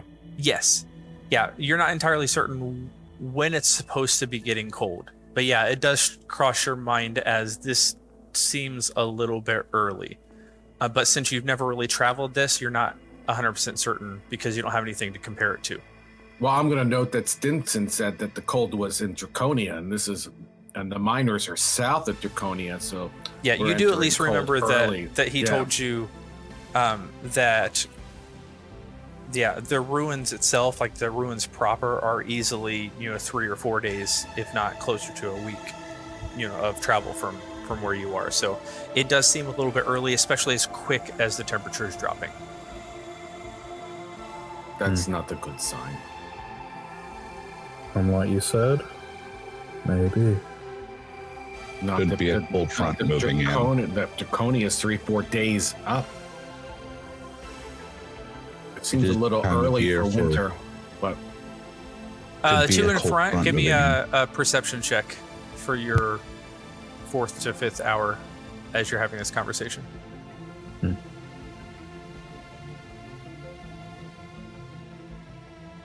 Okay, Grolid, you're still mostly focused. 27 for Anna, 12 for Grolid. Grolid, you're still mostly focused on trying to figure out what these new flying creatures are. Less focused on the environs necessarily. But Anna, the light dusting of snow that you were seeing across bits of the treetops and higher up in the cliff, it's started to be a little bit more prevalent. There doesn't seem to be anything fresh, no new snowfall happening, but it seems thicker on the platform sections of the rocks, definitely up higher. What little you can see of the peaks up at the top, it's definitely much thicker, and in some of the taller trees especially, it definitely at this point is you wouldn't call it a dusting anymore. Seems like it's getting pretty thick up there and soon to be here. Yeah, Then I know and why the light miners dusting of snow everyone can notice it. There's just like this slight powder on the ground as well. Maybe the miners are stuck in the snow. Or the dragon's back. Well, This also is starting to remind me of home. Yeah, it definitely is now. On Early winters. Just cold mountains.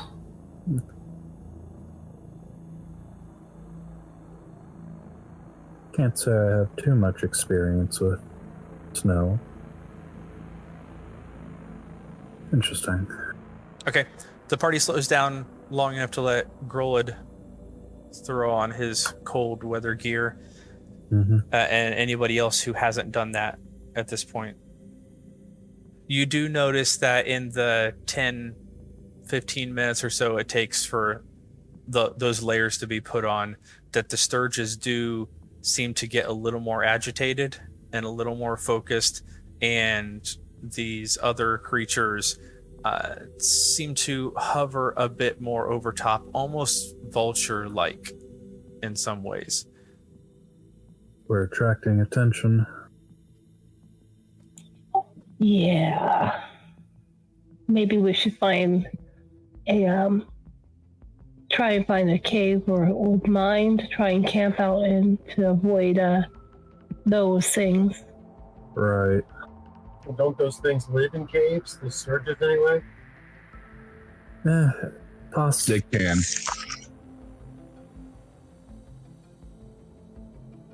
But Do you think we should start being a bit sneakier in our movement, or not so much? There isn't much sneaky about this, and he clangs on his plate armor, not hard, but knocks on it. They're getting agitated because we're putting on clothes? No. Because we stopped. Yes. Not to mention that with 8 of us, it'd be very hard for us not to be spotted by them since they have already seen us. So let's keep moving and find a defensible spot for camp. It's getting into the evening now, isn't it? Just set the tree on fire. It'll be fine. Yeah, it's after dark at this point. If this is the 5th hour and we left at 3. Yeah, at this point you're coming up on about 8 o'clock or so. So what little bit of sunlight you had left is largely going to be gone here by the end of this hour. Yeah. At that point, I'll start looking for a defensible spot, a cave, someplace, an overhang for camp.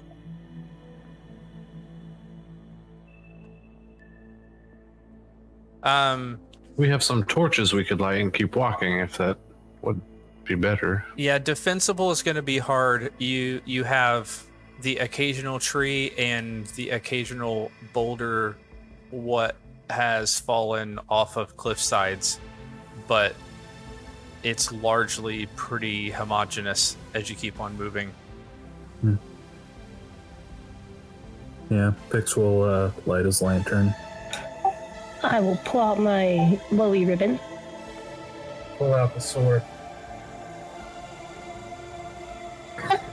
No more empty mines. Link will pull out his sword as well.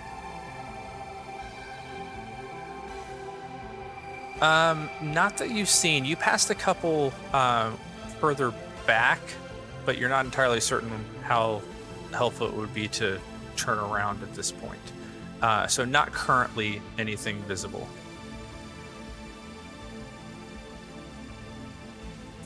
Let's progress our time a little bit.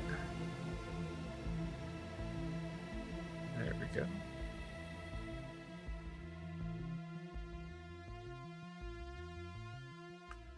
So I have, let's see, Link has sword drawn, which has light. Willem has sword drawn, which has light, and Nona's wrist. Anybody else lighting anything up? My lantern. Got it. I'm sure Ryan and myself will both cast light on something. I'll just do it on my staff. All right. So you guys are definitely very well lit, especially as close as you are. Yeah. Let me turn off the grab shot. Just for your sake, because I don't know whether it was still frozen on the other thing or not. There you go. Yeah, so it's definitely much harder to see very far in front of you. It's a little bit more difficult to make out movement above you, where these creatures were a lot easier to spot as they hovered and fluttered. It's a lot more now like if you were to notice a bat swoop past you in the middle of the night, where you almost notice it because of the sound or because like the shadow it casts, not necessarily because it's present. Right. So it's a little bit more disconcerting as you move forward, but at the same time, as Grill had noticed, there's not really been any great place to stop at this point. Yeah. So yeah, try to keep. I'll say. Oh, sorry. Go ahead. Go ahead. Rather than relying on my sight, I'm going to try to keep my ears open for anything approaching us. But beyond that, go ahead. Well, we can push on a little further in the hopes of finding something a little more defensible to make a camp in, or we can do so now, but No pushing on too much further would be exhausting. Yes. As much as we can, there's no good place here. There's no good place forward. we in the same boat. We left after lunch. We could probably keep going for a few. I mean, is anyone tired yet? Bear in mind, I haven't rested since my bout this morning. Yeah, in terms of just average walking pace, you guys know you can go much further before you actually would slip into any exhaustion, at least mechanically. But in terms of light at this point, from any time now moving forward, you're reliant on your own source of light. But other than that, there's nothing really stopping you from moving forward if you would like to. If the moon's out and it's snowing, it's a little brighter. There's no current snow. Like I said, it's more, it's present already as you move forward. And at this point, let's see, you're probably about 2/3 of a moon. You had full moon back at Harvest End, which was a couple of weeks ago. So maybe 2/3, maybe half moon. But the other struggle would be whether it's actually visible in the part of the ravine that you're in. Yeah. Similarly to the sun, where once that's gone on the cliffside, it's much darker even if the sun is still out. Mm-hmm. Or at least casting weird shadows. Yeah. I say we go ahead and work on setting up near a camp, maybe near the ravine area. I'm not sure about how stable the rocks are. Maybe if we had an overhang, that'd be better, but I don't know. Ryan, who has the clearest vision of everyone with his devil sight, does point out that further on down the road does seem to actually take a sharper turn than anything you've seen so far. He doesn't know whether that's good or bad, but just pointing it out. Okay. Well, let's keep moving forward. Hope to find something. Just keep eyes and ears open. And continue going forward. Can Ryan see the creatures flying up overhead still, or did they perch back once we started moving again? He says he can spot them when they actually decide to move, but they're much harder when they're just perched and not moving. that he'd have to actually kind of stop and focus a little bit more rather than, looking as he's walking. But anytime they move, he at least catches sight of them. Okay, he still sees them like flying above. Yeah, it's not as if they've disappeared because of the sun going down. I meant more just from our movement, because they started circling when we stopped moving. I'm just wondering if it's tied with like thinking we're dead versus if we keep moving. Gotcha. Yeah, if you guys are still stopping at this point and haven't been moving, then yeah, they're still doing the kind of hovering and watching. Let's keep going then. Well, we already were. Yeah, I need to know. Yeah, are you guys moving? Were you guys moving? Yes. Okay. Yeah. So Just, presumably they trying can't. to move from hour 5 to hour 6, provided nothing happens between then. Correct. Okay. Or are you specifically just looking for a place to camp? Well, Roll it. until we find a place to camp. Yes. Okay. Then yeah, you're able to keep on moving forward. Oh, Pix, you're not in Tailspire. I was going to have you and Anna keep moving everybody up, so Oh, sorry. Let me. that's fine. Just because of your source of light, I wasn't going to bother too much with it, but so everybody has light moving forward. I don't want to do this a whole lot because I don't want to bog down movement time, but you do get up close enough. We'll say up right around here, Anna, that all of you with at least dark vision, plus Ryan for sure, can make out it's not a fork in the road, but there is a bend where it seems to veer to further to the east or to the right for those of you directionally challenged.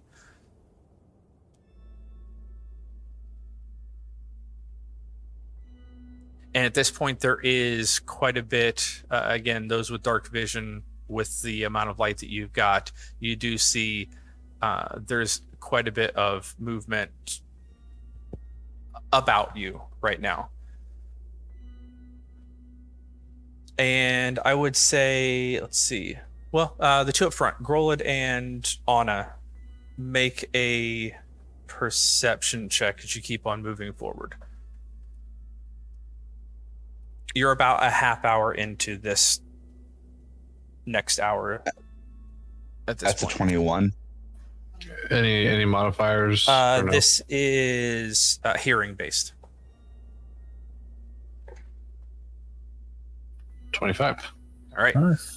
Both of you actually hear a deeper, more guttural sounding growl. It's high and it's still further ahead somewhere. So you can't place exactly the exact location of the source. But both of you recognize it as being much larger than these creatures that you've seen so far.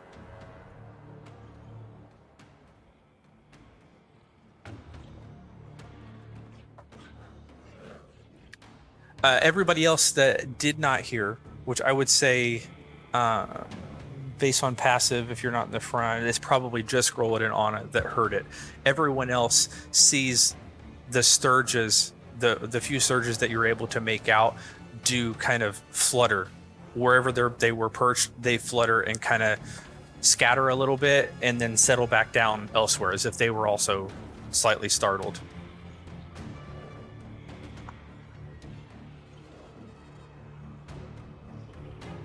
You continue moving forward, or did you stop at that point? Did something spook them?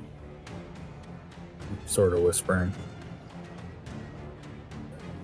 I don't know There was a growl, what type of something growl. much larger and up. And at that point, Groll will activate the Prepare right as well. Yeah. Rite of Cold? Which one are you doing? Lightning? Lightning. It's already cold here, so Okay. Fair enough.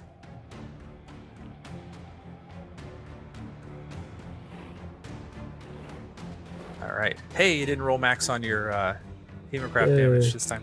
I know, right? Pix is going to tie his lantern to his belt and just kind of more firmly grasp his staff.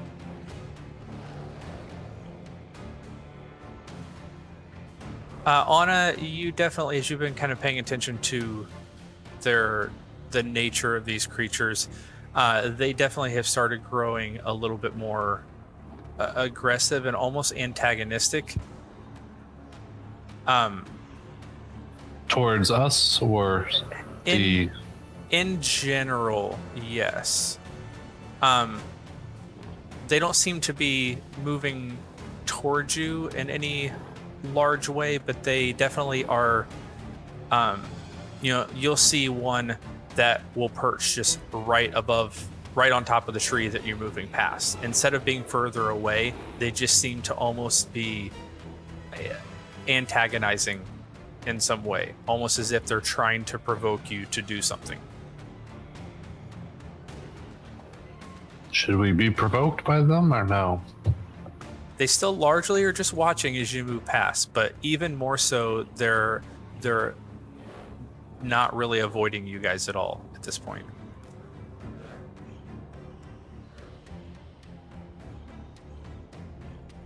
To the group, should we provoke them or no? Are we trying to be sneaky about this at this point? What do you guys think? I assume you're still moving forward, or did you stop again? Unless the rest of the group stopped, Grollet is still moving. Okay, that's what I thought. What There's something larger ahead. I don't know. Do we want to fight these things and then get stuck fighting a big thing? Hopefully the big thing will chase off these little stirges. I don't think that's going to be the way it works. And I'm not looking for a fight, but if one happens, then I'll be ready. Let's bring you guys up at the corner at least, so you can have a better line of sight as you come around. All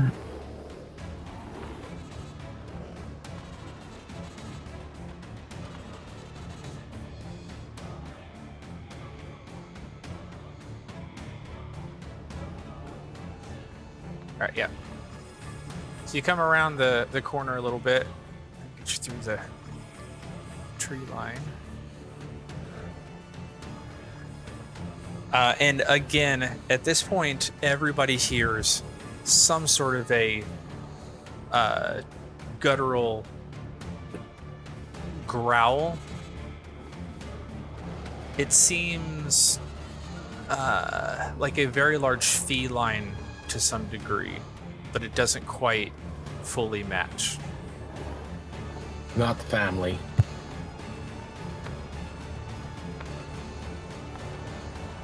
Not enough information for identification.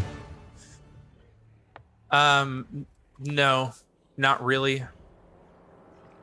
Other than what I said, it seems what you heard seems feline in general, large cat of some sort. Just Grollet hears that and he's automatically trying to identify it. That's just how he thinks. Yeah, I would say for this particular creature, you'll need more details. Okay. Is that a mountain cat? I was thinking something as you said that, and it means that there might be something further up in the mountain pushing these out. And they're now having to look for food further down the mountain. Well, everything we've seen so far, most everything we've seen so far has wings. What kind of feline creature has wings? Whiskey, I haven't done this mechanic much lately, or much ever, but I'd like to start using it more.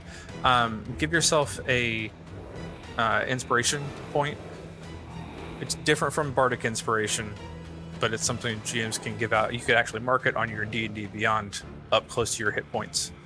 Yeah, I see that. Interesting. But I believe you can spend that on anything to roll with advantage, if I remember correctly, on one roll. Oh, cool.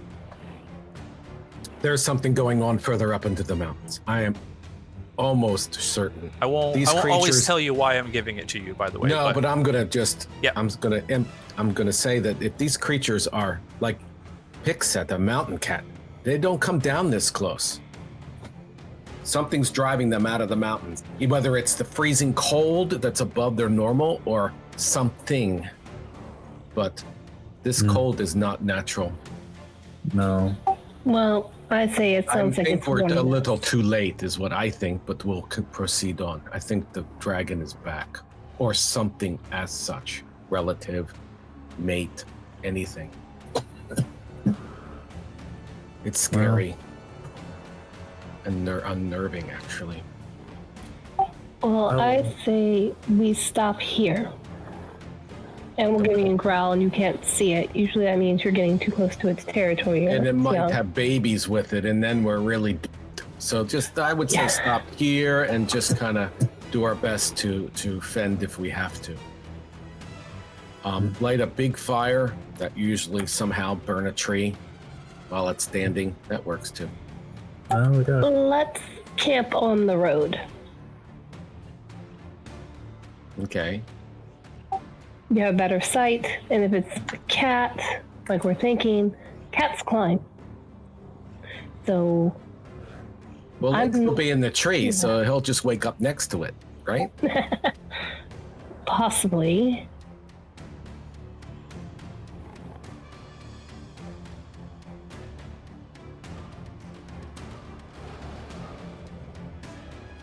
Oh, for sitting on the road. Alrighty. Well, it's not like we also have to worry about getting ran over in the middle of the night because, travelers. That would be nice. Then there'd be someone else up here. Yeah, well. If the miners are in distress, maybe some of them are out wandering about, they might see our fire too. They may have true. problems if things are coming out of the mountains. Then we know why they're not. Right. Roll would make another perception check because I know you well enough to know that you're still trying to figure out what this thing is. 15. Okay. What you hear now is more of a serpentine hiss. Oh, no. Metagaming, I know what that is. Yep. It seems to be coming from the same general location you heard the other sound from, which is not all that far away.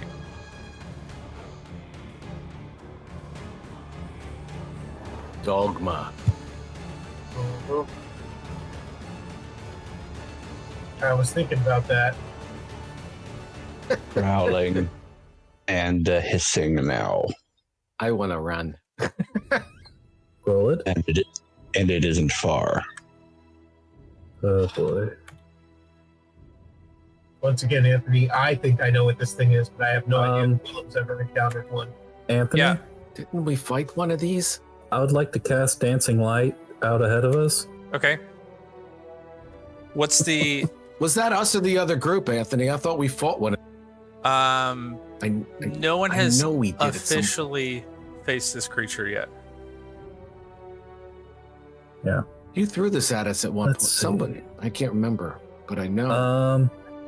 I've thrown one. It's got a range of 120 feet, but the lights have to stay within 30 feet of each other. 20 feet of Okay. each other. All right, so let's see. Where are you dropping the first one? About how do I do a flashlight? F, if it'll let you do it. I don't know if that's a GM only tool or not, though. Yeah, it is. You can do Then I'll say, the range marker, though. Oh, that's right. This one. You don't even have to tap. I can see the dot. Just Oh, cool. Let's say first one here. all right. Let's see. 5, 10, 15, 20. Next one here.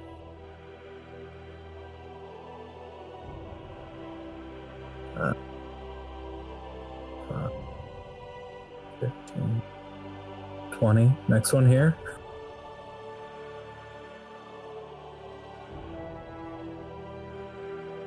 Oh boy. Are you going further forward, or are you going off to the side? Like into space another 20 feet. Here? Because it's giving you, yeah. Yeah, 4 or 5 of them. And I get Okay, 4. that's all of them. And then each one has 10 feet of light.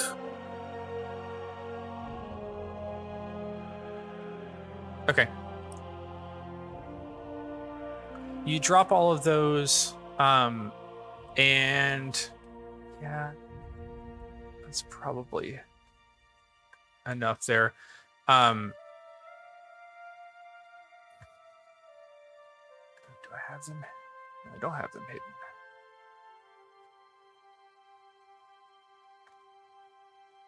Oh, I made this guy hidden. I regret everything. There we go. Okay. Cool. All right.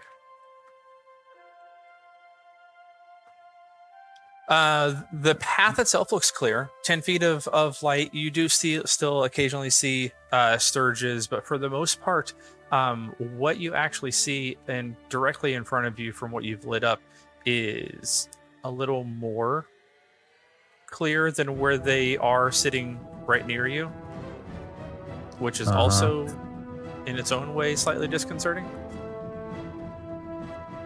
Oh.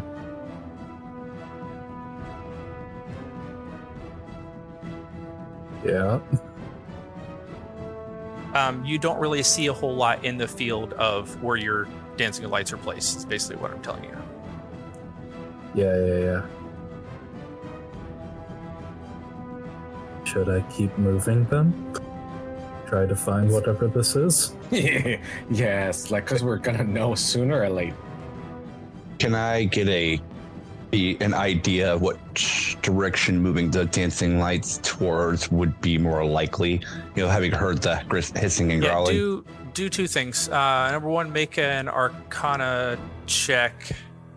Again, as far as I know, what is your bonuses for?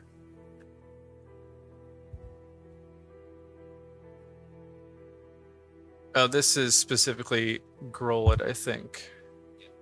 Yeah, Faith is an undead. You said everyone, sorry. Oh, I didn't, but okay. Sorry, undead and what else? Fae and okay, fiends. yeah, no advantage.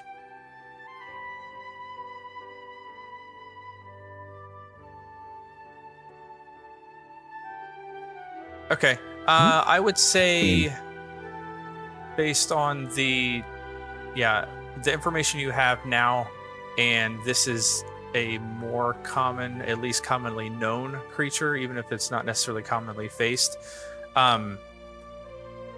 Roaring like a large cat and some sort of serpentine sound coming from the same creature is very likely a chimera.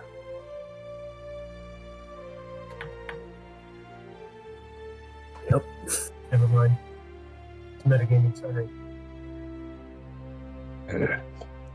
Chimera. I was afraid of that. And at this point, the stirges Okay. don't seem to be You've dealt with them. as much of a problem for you, by comparison, at least.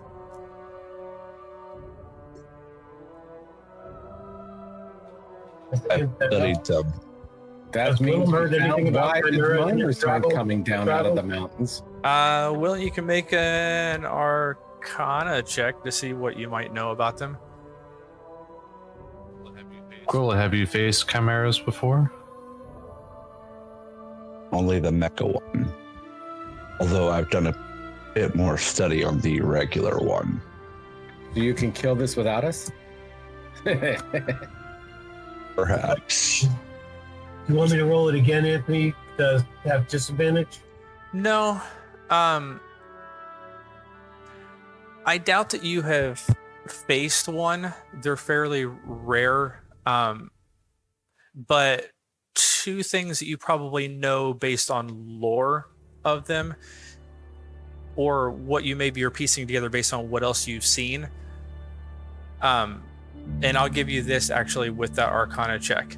It strikes you potentially what this other creature is, based on you racking your brain about the Chimera, because one of their enemies, the things that they like, their rivals in terms of trying to create their own lairs and other types of creatures that might actually be trying to do the same thing in the same areas, things like dragons or griffins and little tiny creatures called perytons.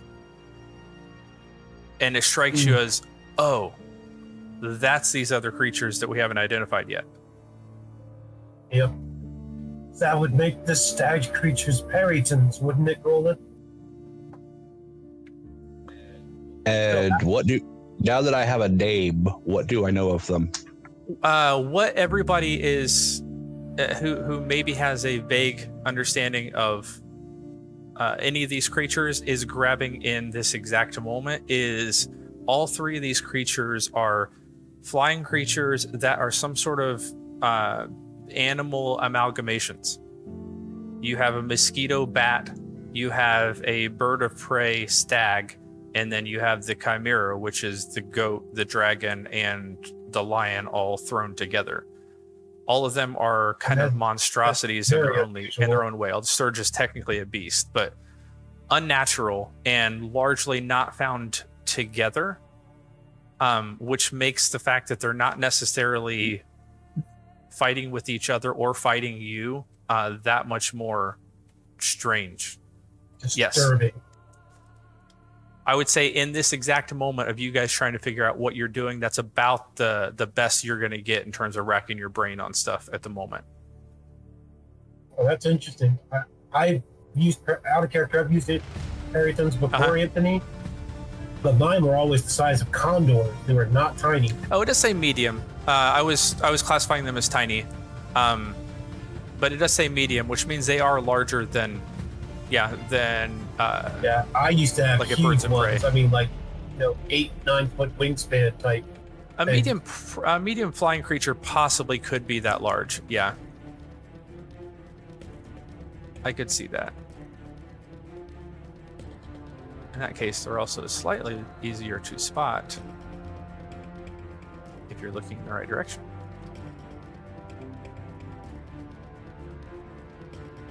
I have a feeling we're going to be fighting something very soon. Important question at this point. Should we prep? Are you still moving forward or have you stopped? At this moment, I believe we've stopped. However, I don't know for how long. Well, enough to have this conversation. I always certainly like the idea of fighting a chimera in the dark, but I don't like the idea of trying to sleep under one's nose either. Is it hunting these other things? We just happen to be in the way? Perhaps it's a friendly chimera. These perytons, or whatever you call them. I doubt that. It could possibly hunt them, but they're more rival predators on the food chain than predator and prey.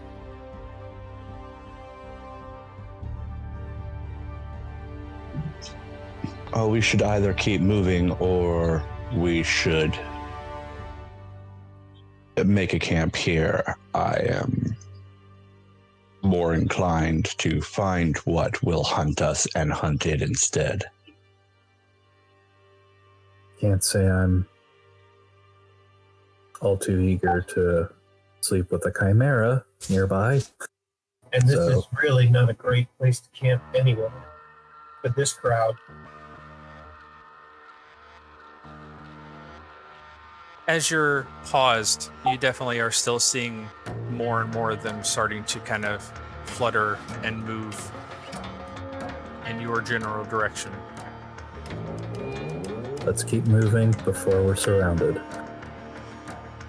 They can fly. We're already surrounded. Yeah, Pix, even as you say that, you realize that from what you've seen, you've Yeah, been surrounded this entire time. Pix is getting his hackles up and he's not liking this, so let's keep moving.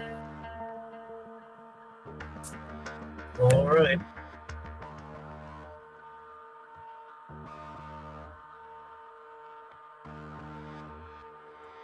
All right, you guys moving forward? Yep. No Yes. option. At this point, there is a definite sense of animosity. The Perrytons in particular are, even as you're moving, are now starting to just hover overhead as one even.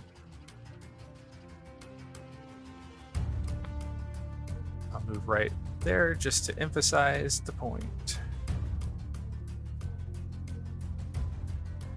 Yeah, they coming near. I'm kind of brandishing my blade at them, Anthony.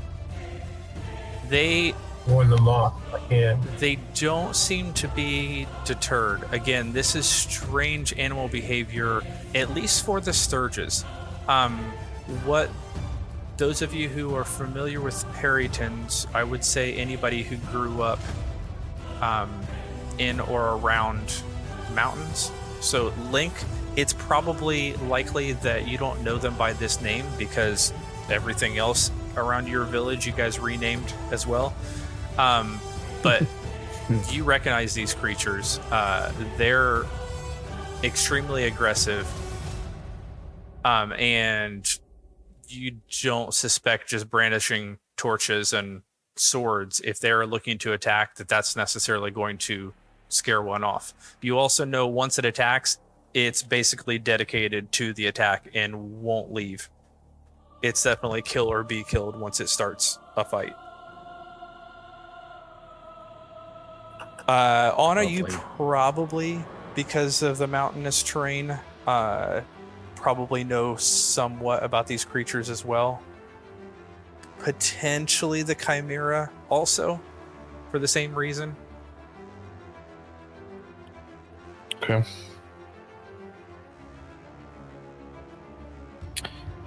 Should we be preemptive on the attack then before they attack us? I'll move you guys forward a little bit. That might at deter least. them. We don't even know where the Chimera is yet, or if there's even only one. I'd rather think it like send them into a frenzy, not deter them. They're hyped up. They're ready to attack. The Perrytons will, once they're committed, they're committed. And we don't want to have to fight them at the same time as we fight the Chimera. We'll probably I don't see that fight. we'll have a choice. The Chimera's gonna hear the commotion and come anyway. It'll smell blood, it'll smell us. It already has. That may give us some time to clear these things out and then deal with that problem. How much do I remember about chimeras? Like most of your stuff, it's largely book understanding. They're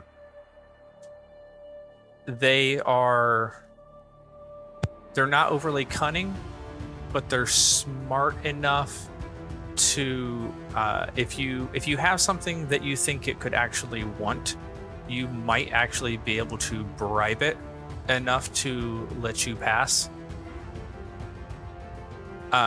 Sorry, Ryan. But for the most part, they are definitely evil creatures and kind of operate similar to more stupid, less powerful dragons.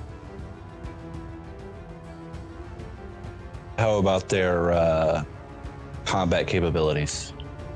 I mean, you would at least know based on their heads what each of those types of individual creatures would be known to do.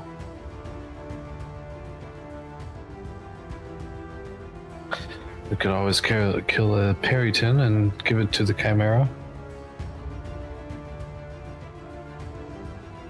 Have you fully stopped, or are you still inching forward a little bit at a time? Kroll is still moving, Yeah.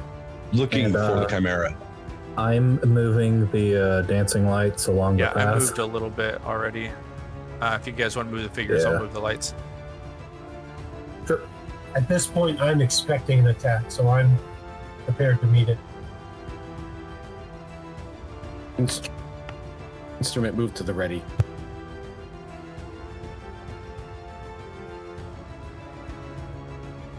The farther we go, the more aggressive they're getting.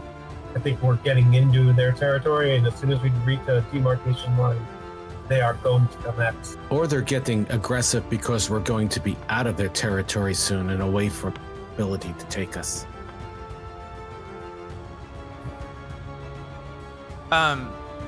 Grola, do you press forward as the conversation continues?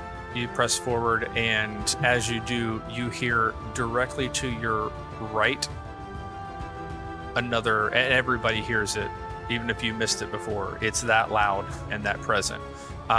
Another roar. I make brownies.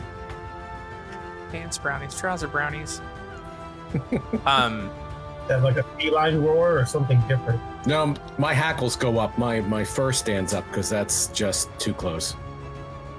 You know, Anthony, the roar, is it like a feline roar or is it something Right up different? here, It's a goat. off to your right, I have a manticore figure, unfortunately, because I don't have a chimera to use. But right up here, to the right of you guys, on the cliff, staring down at all of you, is a very large. Let me make sure that I actually have a good size for this. Large Oh. chimera. Oh. I need James to do the goat.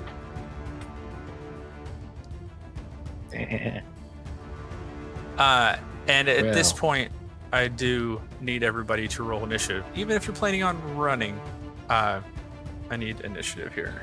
I don't know if that's an option because then you got stirges and I think Peritons. that can outrun us anyway. Give me a second to bring it up here.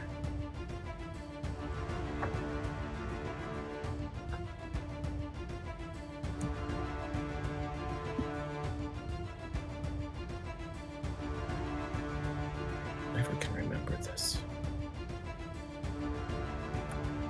Nope, that's not it. Wow, I don't think I've ever rolled that low in initiative before. Ooh, yeah, Okay, That's- what was it? not group. Holy crap. Exclamation point, I join. space. I Huh? space join. I did that. I didn't do it. No, you did initiative check. Yeah, I did. Oh, did I? Yeah, it's Oh, there. did a check. Okay. It took a moment to load because of all of the enemies that GM added. Yeah. Jesus, Maddie and Joseph. All right. I'm not running. I'm digging a hole. I'm burying myself. Pre-death. I assume everybody is familiar with the Chimera, but just in case, there you go. Less familiar, Periton. What? When did the dragon become part of the Chimera? It was more snake-like, I think, at some point in their description, but Yeah, it was a snake, a goat, and a lion. I think it depends on your lore as well. And I don't know that the standard Chimera has wings. No, it does. That's always been Okay. the draconic part. The head sometimes is described more as a snake than other times, but yeah, it's like a leathery, The one I've seen, like draconic type which is wings. obviously not a D&D one, is snake is actually like a tail with a head of the tail. And the second picture there is the Periton. Yep. That's one of my favorite beasties to throw at people. Fun fact: if you are playing a small creature like a halfling, then you could do like your holy steed thing for the paladin, summon divine steed or whatever. And once you get to the point of like improved steed, you could actually use a Periton as your mount. But they're not large enough for any Thank you for actual the medium idea. PCs to use. Well, now I know where to go to get them and train them. They're also evil, so I mean, you could probably raise one from a baby or just be an evil character yourself. Well, that could change that after this adventure. You become an evil as well. Evil bard, yeah. sing songs of death and inspire myself. Hey, somebody's got to sing the dirges. Dirges of the stirges. Here we go. Speaking of Evil Bard, Whiskey, you are up first. Oh, you have God, swarming why? around you.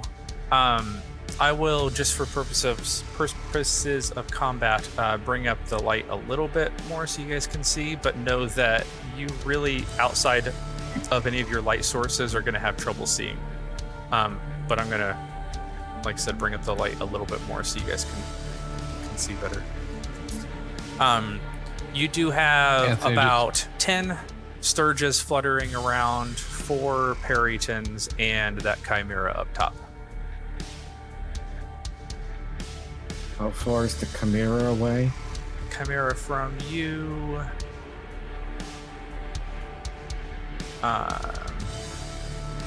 It's 65 are the feet. Perytons all in a plus group, up. or they They're around all over the place. them? Okay.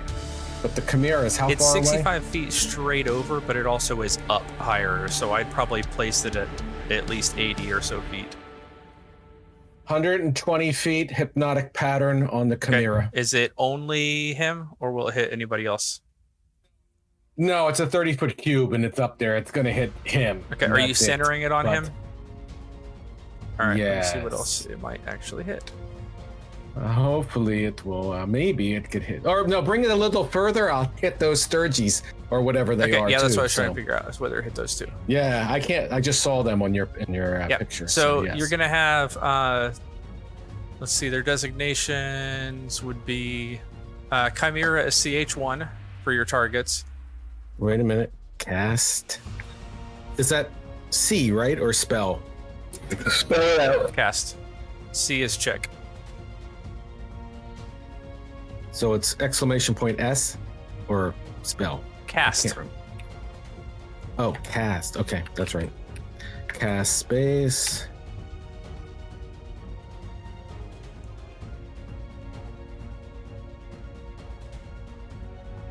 Okay. Minus T. He is what? He is CH1 for Chimera. And then the two that are in your range are, I would assume they're labeling it ST2 and ST3. See if that works.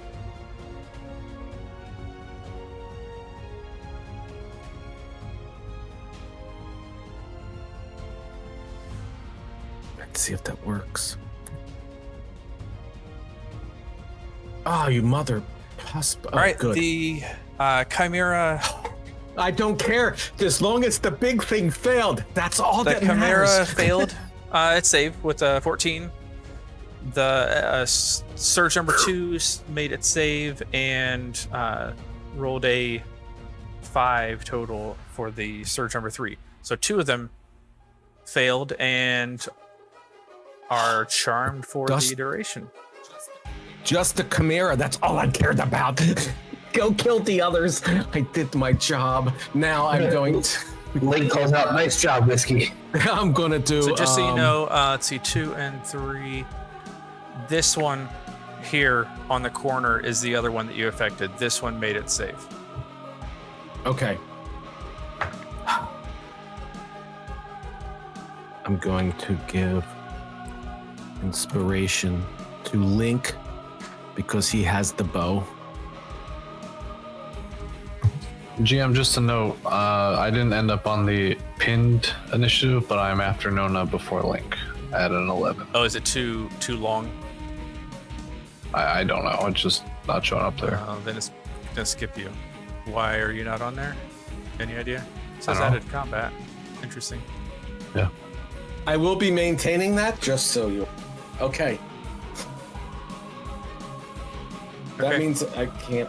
Okay. Are you hovering? Do you have something to come in? Would you like me to roll again, or can I add it manually somehow? Probably Would that no help? for both. You can try joining again, Okay. but it says you joined combat, so Yeah. no idea. Yeah. Well, Chimera is charmed, so does nothing. Grolid, we're up to you. You see Whiskey. these Whiskey, things. what instrument are you playing? The only one that's always available, the hurdy-gurdy. Okay, so you hear him crank that sucker up and turn to face the large beastie up on the cliffside. And I go, kill everything else. I will hold him. And not that one.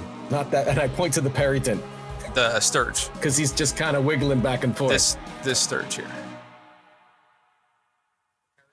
The Periton. Is it a stirge or a Periton that I hit on the mountain? You hit stirges. Right below the ST, Chimera. stirge. Oh, okay. Yeah. What are you up to, Grilled?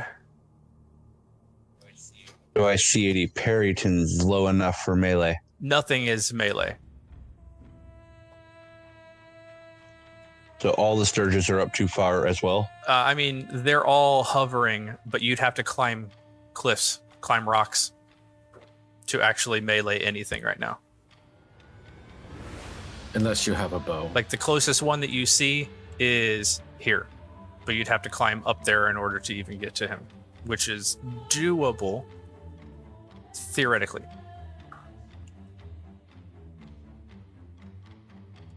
But there are none on the ground. Theoretically, I could run 120 yards away, feet away from that thing, and then it'll just.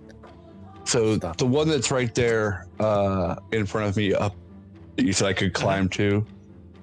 Exactly how close, or more to the point, within 30 feet? Yeah, I mean, you got 5, 10, basically 15 feet plus the climb, 10-foot climb.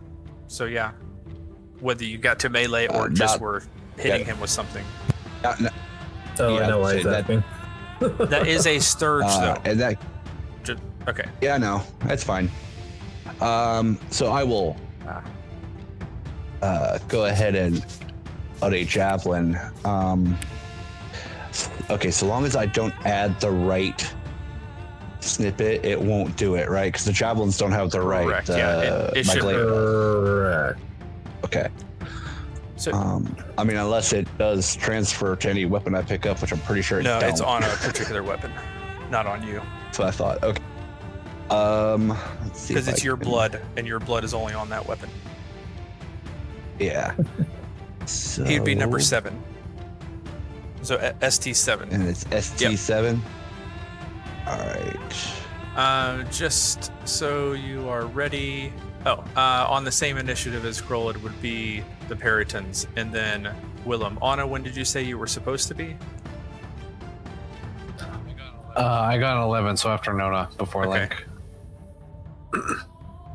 I almost made the attack with the wrong weapon.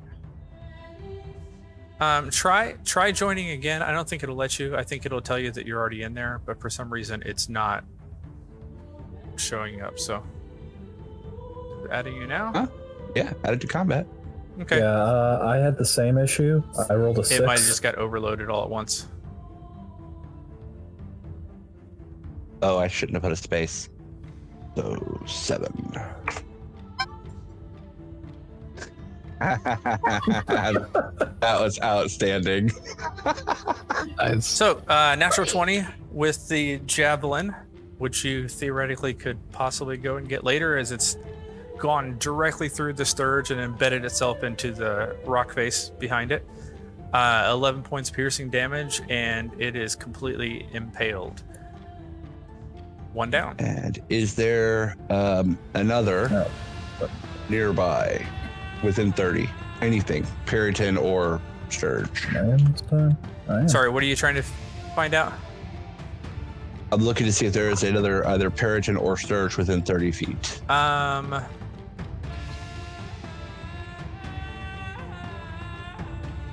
Not visible to you. I think theoretically there is one, but you don't see it at the moment from where you are. You do have your move still. So I will start moving kind of along the road until I see something within 30 feet that I can toss another javelin at. Preferably one that's not hypnotic patterned, if I can tell that it is. This one is affected. This one was not affected. And I can tell that, right? As far as you know, yeah, it's kind of just wobbling, barely hovering. Its eyes roll around. You also, let's see, Cool. if I will do height. Sort of. If you get, Can my spell have little if you get stars that go around directly their heads? under the tree, this big pine right here, then you could theoretically throw a javelin straight up in the air and hope it doesn't come down on you, but there is a periton in this tree. That's the other one that you see in your immediate eyesight. I ain't trying to have javelins raining down on my own head. So I will move, like I said, follow up the road a bit, and I am moving such that as soon as I see something, I can toss a javelin and stop moving at that moment. Let's see. Yeah, so when you get here, you definitely see a stirge right there that's for sure in your range, and probably can get this particular periton. Maybe if you move one step closer up here, you could probably get that. Either periton here in this tree or the one that's right there. I will take another shot at the stirge, actually, because I know what they can do, and I know that they are a great deal more dangerous than their hit points let on. All right.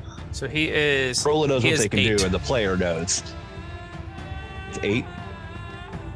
Also, it's really a matter of Control Z a few times. Right, and then, it's easier to do. Yeah.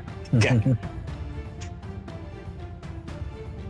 And another hit, and another dead stirge. All right. Pix, you had to get added back into combat too there. Yeah. All right. I assume I will take the new rolls for both of you. So Pix, why don't you go ahead and take your turn? Well, no, Next. the way we can do it, I was going to be last anyway. Just Okay, keep so you just going. be at the top It's of the order fine. instead of the bottom of the order. Got it. Okay. Yeah. Anna, you can And go here though. It's up to you if you want. I think that's easier. Yeah, but that's your why, call. because it's easier. Not because I want you to, but because it's easier. Perfect. Hashtag lazy GM. Yeah. it's hey, before actually I am You got a bonus action? done. I would like to let's see here. You said one of the peritons is within 30 feet. Yeah, you got 2 actually. You got one here in the So- tree, and then one hovering above the rocks. All right, I will. Yeah, that one's just barely 30 feet. That's actually, look at that picture. That's so cool because right to the right, the Chimera's hand is sticking in it. Hurrah. After throwing the javelin at the one stirge, I will, move my hand and make kind of a fist as I, with the palm down, turning it over as I make a fist, and I flick my finger across one of the sharp shark teeth on the wave binder, and I mutter a guttural curse and blood curse of binding on that. Which one? The one on the tree or the one? The one right next to the stirge I just javelin. Gotcha. The one on the rocks. Oh, I need to Or kill that one above the too. rocks. And I am amplifying the curse, which is why I flicked my finger on the shark tooth. It has to make a DC 14 saving throw or have its speed reduced to 0 for a minute, getting a strength save every turn. Gotcha. And is there a 2 thing for that? is double. Oh, there's the label. I couldn't find the label on it. He's number 3, by the way. Which curse are you doing specifically? It's the blood curse of binding. Well, let's see. I haven't had a chance to use this yet, so I've been wanting to. Be bind, Oh, yeah. and I assume you should be able to target. So just exclamation mark be bind and give it a target. -T, and then what was the? He's number 3, so PE3. Give me the bee bind and free his soul. Oh, and so yeah, and I amplified it, so I need to amp. Okay, I didn't realize that. Do it again. Do -I, so it ignores that you're spending another point of the blood maledict. And do amp as like a snippet at the end. We'll see if it'll let you do that. Assuming it fails to save again.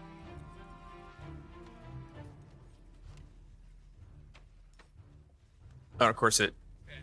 And of course Okay, but so you spent the damage. That's fine. Damage there. What is the additional amplified thing? It just means that it's Lasts now for a minute instead of just one the rest turn. of this turn. It gets a strength save every one of its turns after this one. Okay. Got it. Yeah.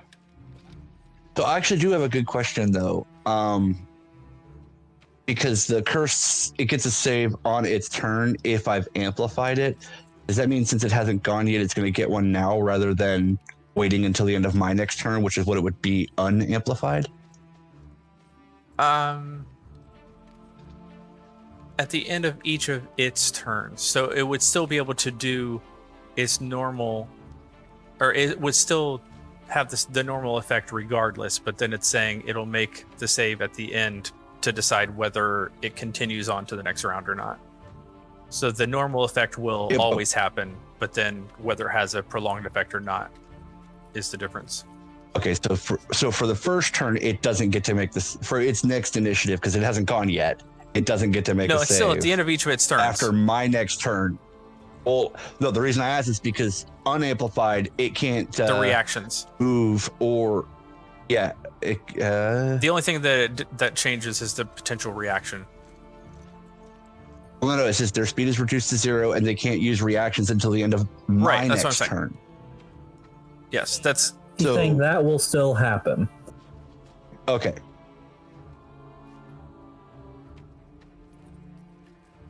All right, and then that is my turn. Yeah, and reactions are weird because you get them back at odd intervals anyway. So, we'll see. We'll cross that bridge if and when it matters. All right, so that was number 3. Oh, we're back to Anna. Right. Let's see.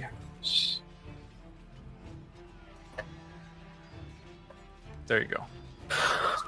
I'm just gonna tap into her starry form while some of you, I think most, if not all of you, have seen this before. It might have been right before we met Gold and Nona, but the sky turns dark amongst the dark already existing sky, and you start to see like faint constellations flicker in and out in the cloud. And then I'm going to point to the one that's the Periton that's in the tree. Right, almost right above you. Going up there. Yeah, and a big bolt's gonna that come one down. is number 2. Someone call lightning. Yeah. All right, you rolled 15 on damage. Pants It brownies. made its save, so it takes half, so 7 points of magical lightning damage. Cool. I'm going to stick close to the group. So I'm Stay going to put. stay put. All right. For flavor, what happened to the tree? Oh, we now have a torch. Well, it's cold, but it's also snow covered. So you basically have kind of brushed off a lot of the dust, but it was far from being overly dry at this point, at least on the outside. You hit it a couple more times, that may not be the case anymore. But yeah, now it looks like it's snowing, but the snow smells like ozone. Excellent. All right, Periton 3 is bound, so he has no speed. which is a difficult thing. So, Grolid, explain to me exactly what the deal is, because he is bound, but he is also flying. Does that mean he actually has to land? Or is he just magically held like hold person? Well, it just has their speed reduced to 0, and they're unable to take reactions. So he Well, hovers. unless creatures have a hover speed, if they only have a flying speed, then they fall. Then they fall. Yeah. Yeah, so I'm gonna say That would be what I would think would I'm happen. gonna say that he is going to fall, Crash. take a d6 from his height, d6 point of damage on there. E3. Yeah, I just looked it up. Yeah, it falls. Okay. Since you guys did, that was 2 points of fall damage there, and he is on the ground. Still would have to kind of climb up to his level in order to hit him, unless you have a weapon with reach, I would say, from where he is. Albert. All right, Biden. number 1, who was the one that had kind of hovered overhead a little bit and is now behind you based on where you currently are, is going to fly 5, 10, 15, 20, 25, 30, 35, 40, 45, and do a dive attack. So dive bomb the remaining 5, 10, 15. Yeah, that's exactly enough. Will be good and bad for it, I would imagine. Let's see this control. Well, I'll fix it in a second. Willem, you're the only one in his range, so he's going to be dive bombing you. Retaliation. Let's see if it'll count this. It's going to do a... Ooh, nope, I'll probably just have to add the extra damage. Going to try to pierce you with its like horns, basically doing like a dive and charge it with the antlers. Dive gore.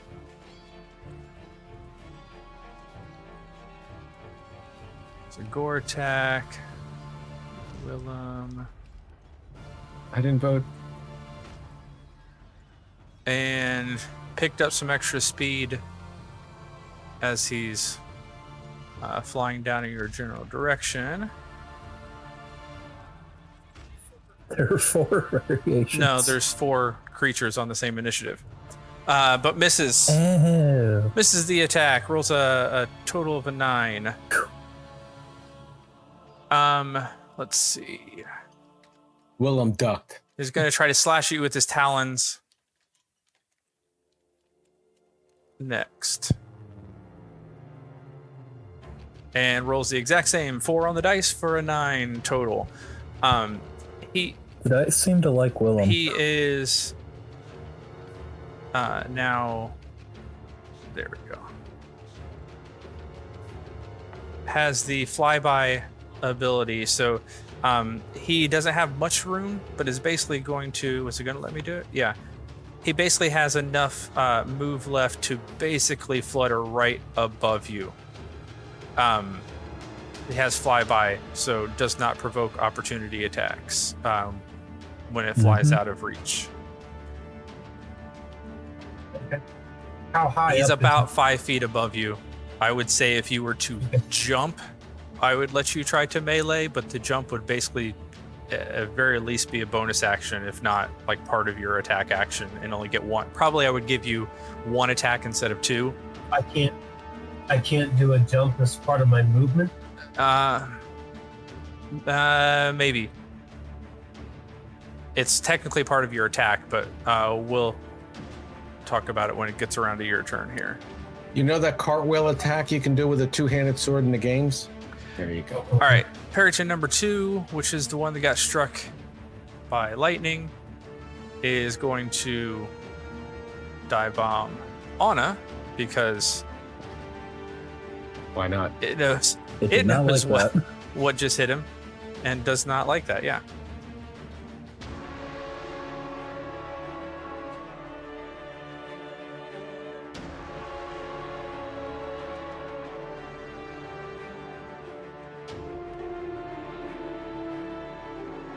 And 8 on the dice. So 15 to hit, still misses.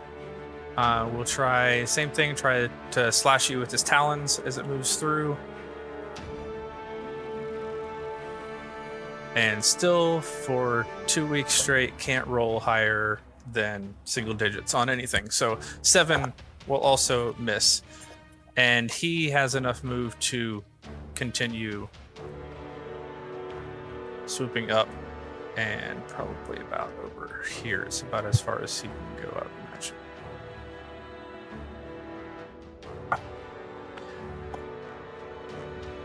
And then number 3 is the one that's bound. We have number 4, which may not be close enough to actually do anything other than get closer to... Oh, no. He's going to swoop down on Rolid.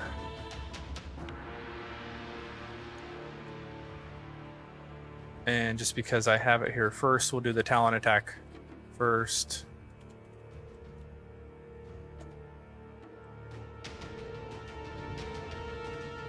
Another 2 on the dice for a 7. We're having great fun with dice rolls. Like, these guys are weak enough already that I was going to need help with dice rolls for it to even be much fun at all. But that's hey, terrible. Anthony. Yeah. I am actually tabbed over to something so I can't see the rolls. So if it is going to be a hit, tell me, and don't tell me by how much, so that I know I can use the Curse of Eyeless without being able to see the die roll. You were hit on the okay, gore so attack. then I am going to activate the Blood Curse of the Eyeless as a reaction. I have no idea whether or not this is going to be good because I don't know how well it hit, and that was kind of the point as a of not reaction. looking at Has to the live roll play. disadvantage. No, as a reaction, I roll a Hemocraft die, and the Got number is subtracted. So roll a die 6, and I still haven't looked at it.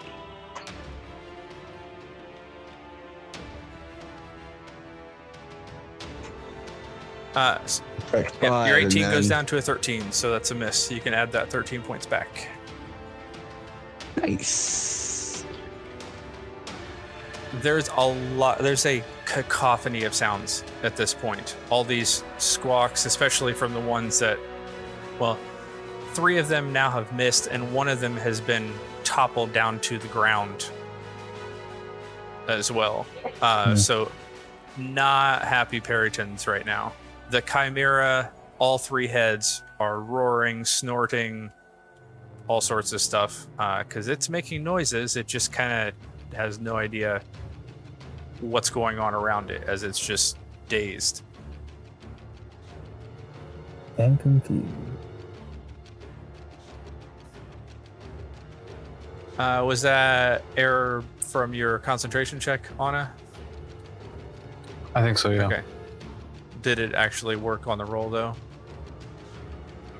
Right above it seems to work fine. I know Yeah. what MI10 is. Oh, minimum 10. Got it. Yeah, I'm curious what that was. Okay, now that the ineffective Perytons have gone, we are at Willow. So at Willow, I would say, yeah, I guess you could use as part of your action, or part of your move action, to jump and make an attack. He's close enough.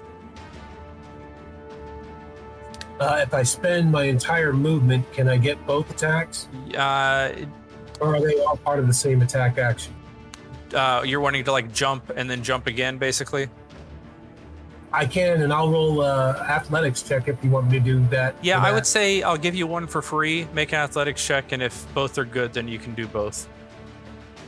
Okay, I'll start with the first one. This one is PE1, by the way.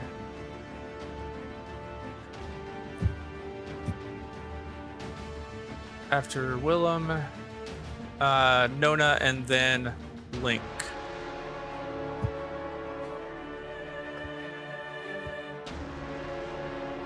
It's I space attack. Yeah, or correct? I space A.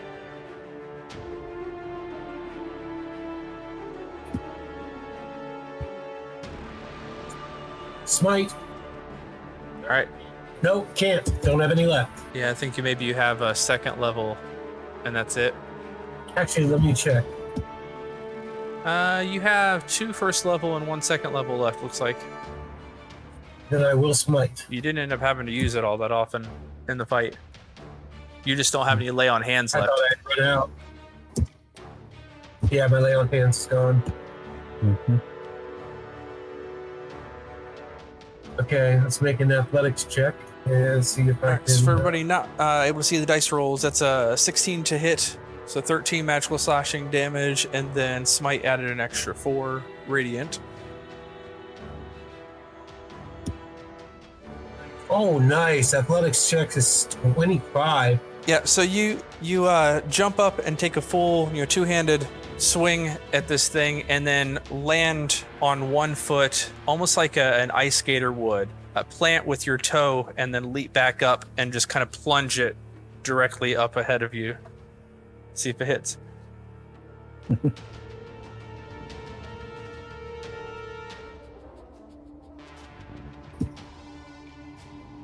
But miss. it's diving and dipping and dodging like any good dodgeball player would. And so when you go to plant and plunge back up, it's slightly offset from where he had been previously, and so the second one follow through misses. He did a barrel roll. But it was a good first little bit. Good enough. No bonus action and no movement. All right, Done. Nona. Flock of seagulls happening right now.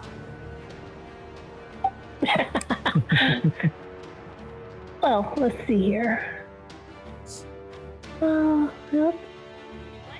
If I jumped, could I hit the Perryton without landing on Willem? I would say Willem would have to be out of the way. Yeah, It's that's what I almost a thought. direct. Willem was not so righteous. He might not mind. This is my foe. I must face it alone. Righteous. Righteous. Yeah, I would say if Willem had moved out of the way, then he probably would be able to do the same thing he did, essentially. But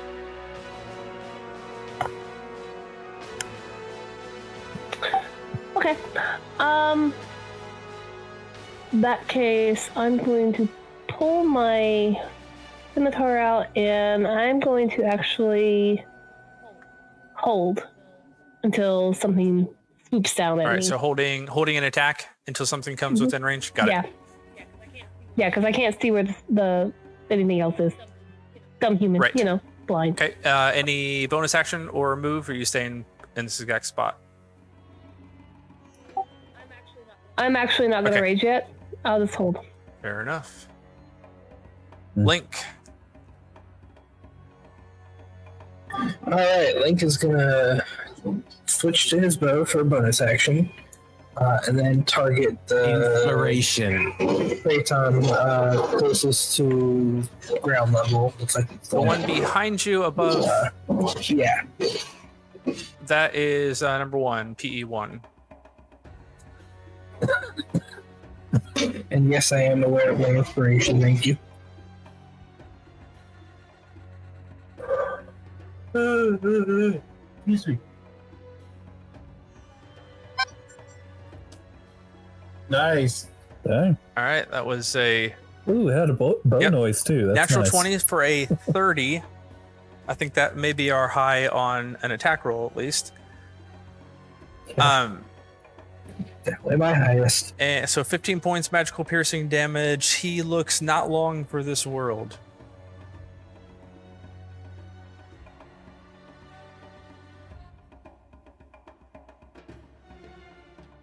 There you go.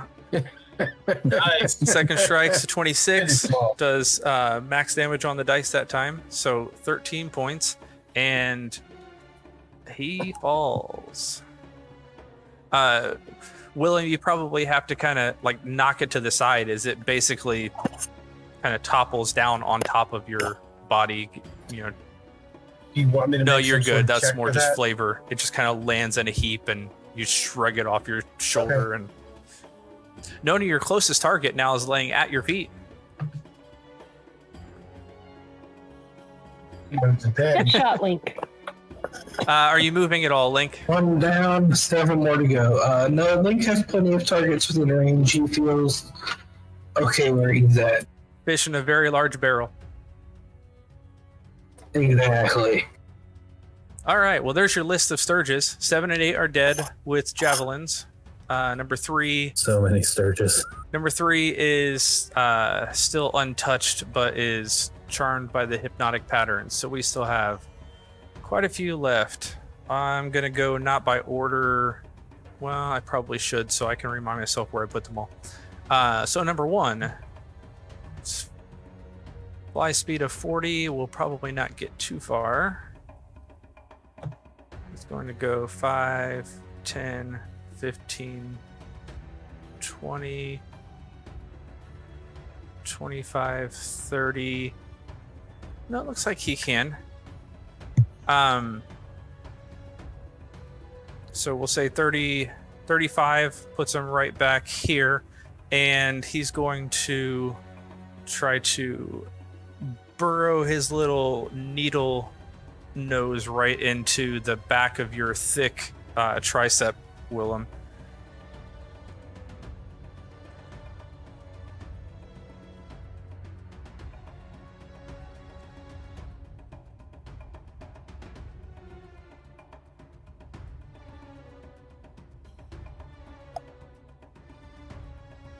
And actually rolls higher than an 8. Wow. So 17 points. That does hit. So piercing damage, 6 points right off the bat. And he is now attached to your arm, Willem. Okay. So yeah, it can detach itself on its own, or you can use an action. Any creature can use an action to try to remove it off of your arm. It won't kill it, but you can use an action to just take it off your arm. Otherwise, you're basically taking automatic blood loss damage. What number is He's he? number 1.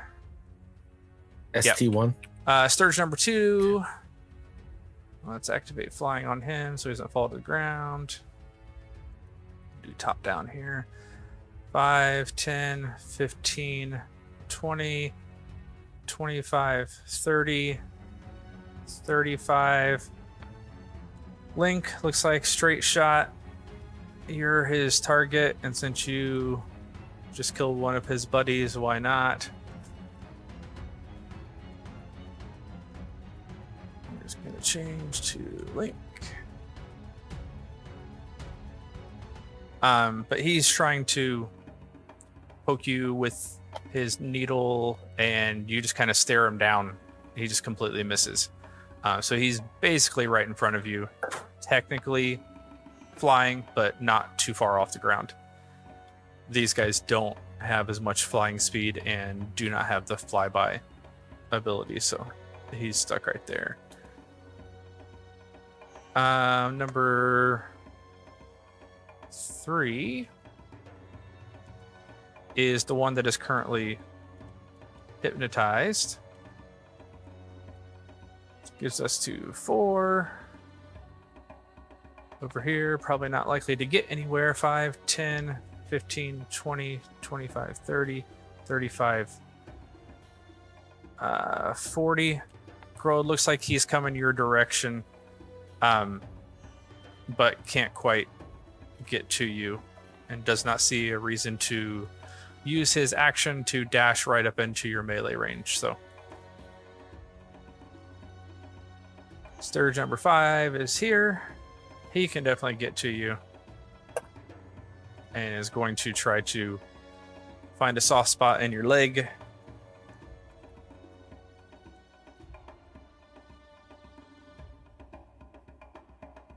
But can't seem to get through all of the extra layers of leather and padding and so is kind of stuck staring you down as well.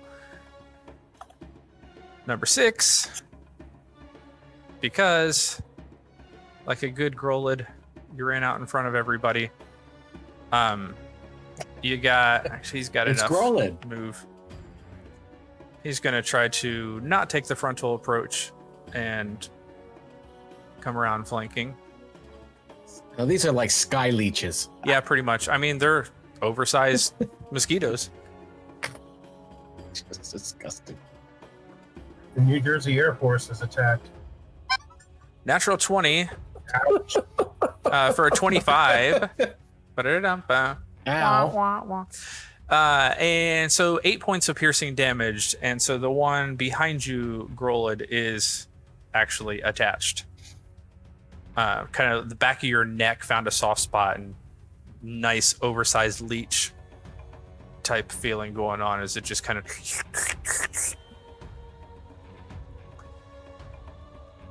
Stirge 7 and 8 are dead. Stirge 9, 5, 10, 15, 20 puts him in plenty of range, and probably sees that his buddy had some success with you. Willem is going to try to join that fun foray. You though. Does that put him in melee range? It Yes. does. So yes, he's going to try to make an attack, and you can use your reaction. I will. And that's number Yep. 9. So as he tries to puncture and does so, it's a 24, 6 points of piercing damage to Willem. Let's see if Nona is able to strike. If you take off Willem's leg, you'll save him. It's for the best. It's Sacrifice. ST9. Yes. ST9.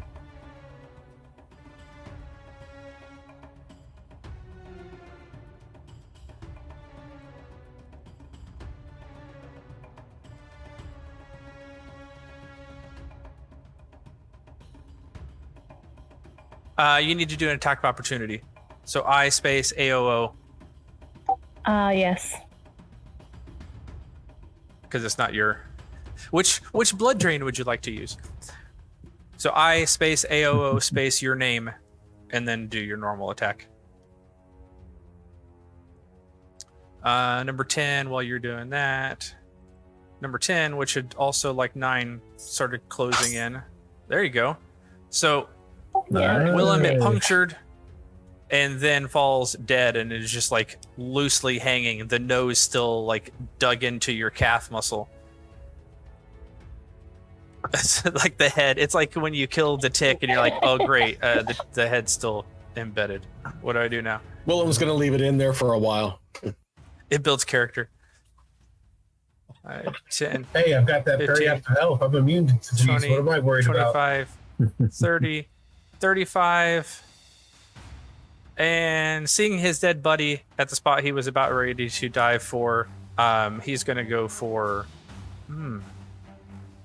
He's never had the taste of tabaxi before. Oh, exotic. Yeah, cat you.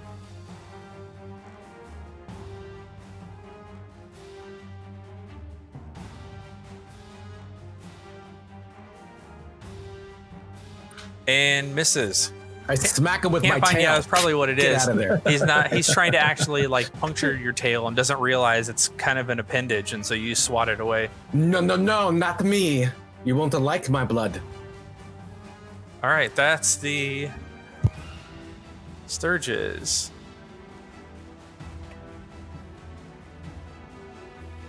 So 7, 8, 9 are down. Picks bottom / top of the order. Okay. Yep. I've got a question. For the surges that are attached, can they be attacked by magic missile since it automatically hits? I don't see why not. Okay. Then It technically doesn't say that you can't attack them while they're attached anyway. I would Okay. just say that a natural 1 would definitely hit the person you're targeting. But since magic missile is automatically attacked, certainly. or automatically hit, then you should be fine. Yeah, the range is 120 feet, and all of the stirges, as far as I can tell, are near a light source, so I should be able to see them. Yeah, how many missiles are you using? I am casting at 5th level with the Wand of Magic Missile. Okay. So you're using 5 charges then? Yeah. How many charges does it have? 10? Well, not... keep track of your charges. Yeah. It has... It's been a long time since you've used it, so I imagine that. it's fully recharged, but it's just a matter of Oh, yeah. how many charges is its base. I think 10 is space. Yeah, 7 charges, and yeah. For, 7 charges total? Got it. Yes. So you're using 5 of them. So 1 charge for first. All right, so you're just trying to so- attack each one that you can see within range, essentially? Correct. All right, so you have 1, 2...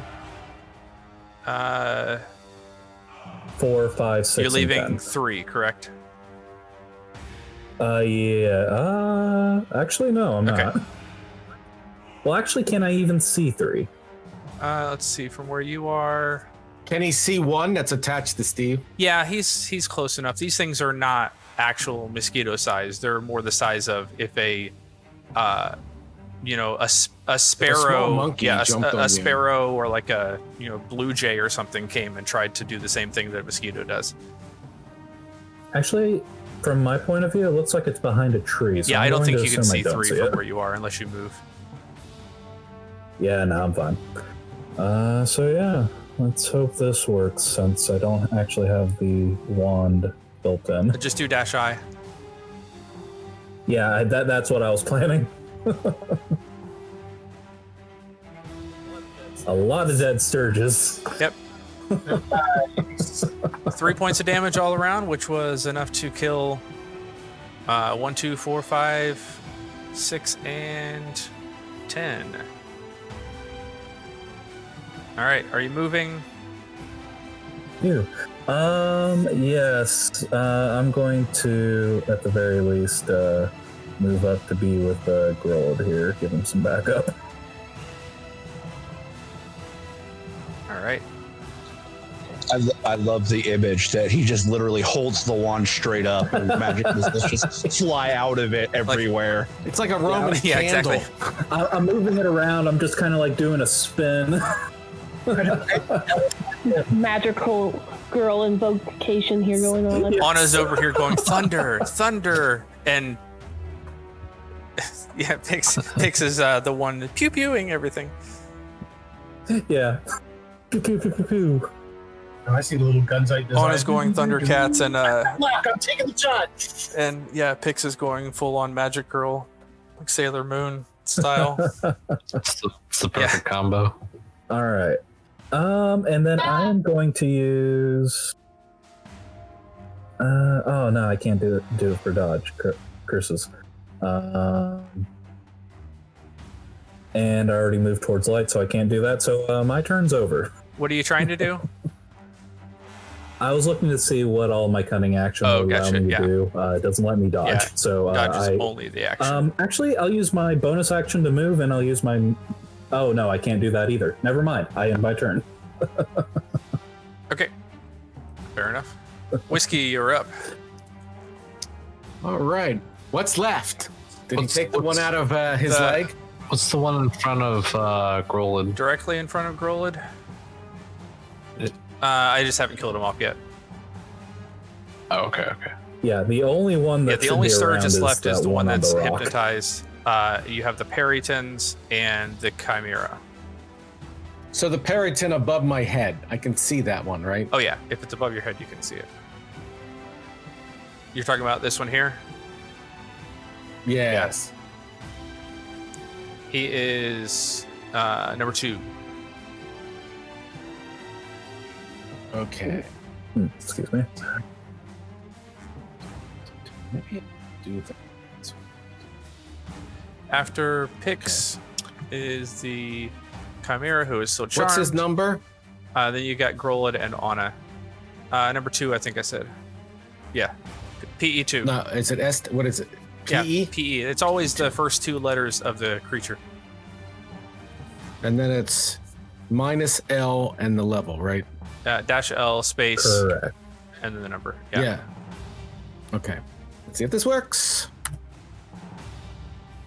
What? Oh, you didn't put a number. Which one were you targeting? Yes, I did. PE.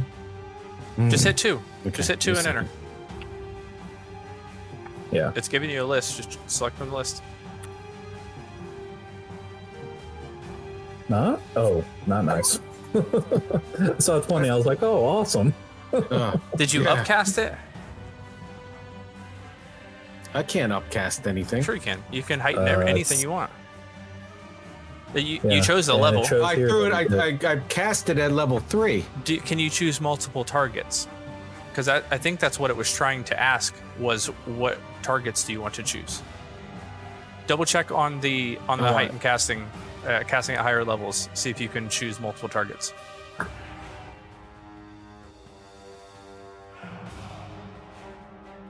Oh, it's Distant Whispers. You don't upcast it anyway. Yeah.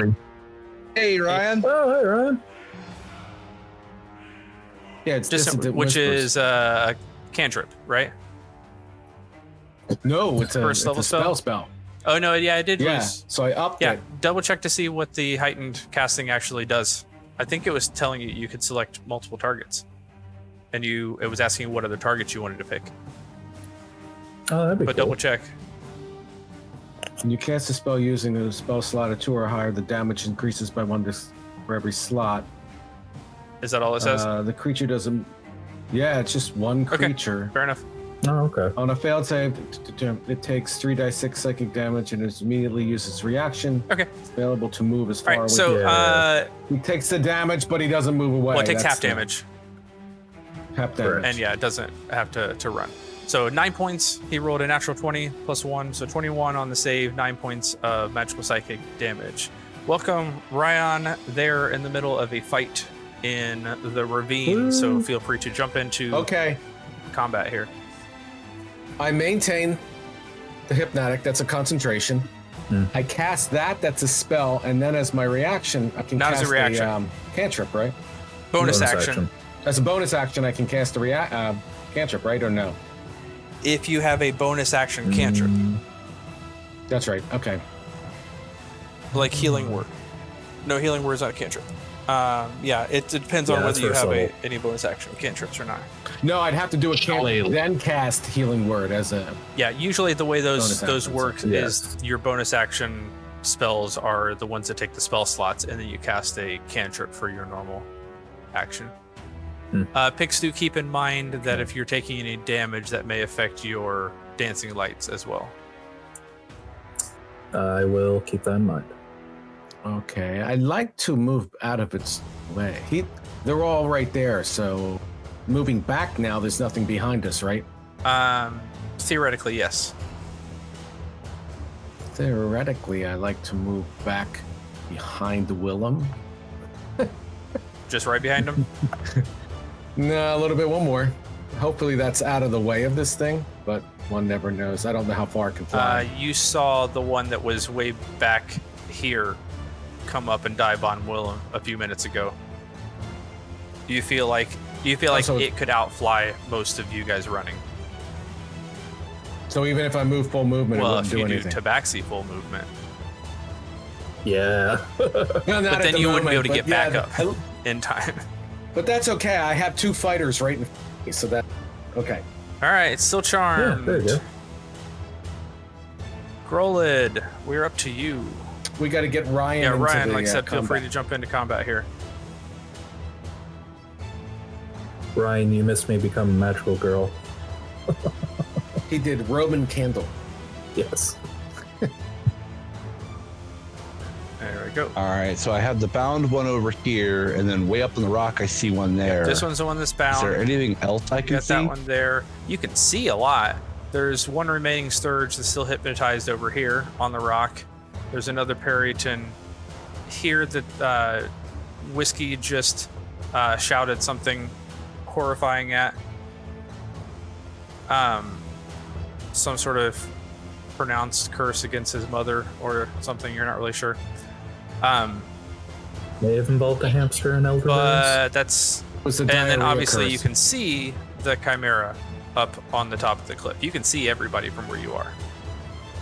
Don't touch it yet. Anybody within low enough to the ground that I could melee? No. No, the closest things would be the stirge if you climbed up over on that rock, or the periton that you have bound if you climbed up on that rock. Do I have the move? I have the Definitely move. for the Go ahead periton. and for the periton on the bound periton, yeah. periton. You definitely have to move for that. He's got the move. Because it's a low enough And shelf. do you want an athletics check No, for it's the a low climb, enough or- shelf. I would say it's just a like half speed. So 5, we'll say 10 gets you there. Oh, come on, get up on top. There you Yeah, go. let's see. So I would say you could get here, but that is all of your move to get into melee. That's all the move I need. So he's PE 3. And...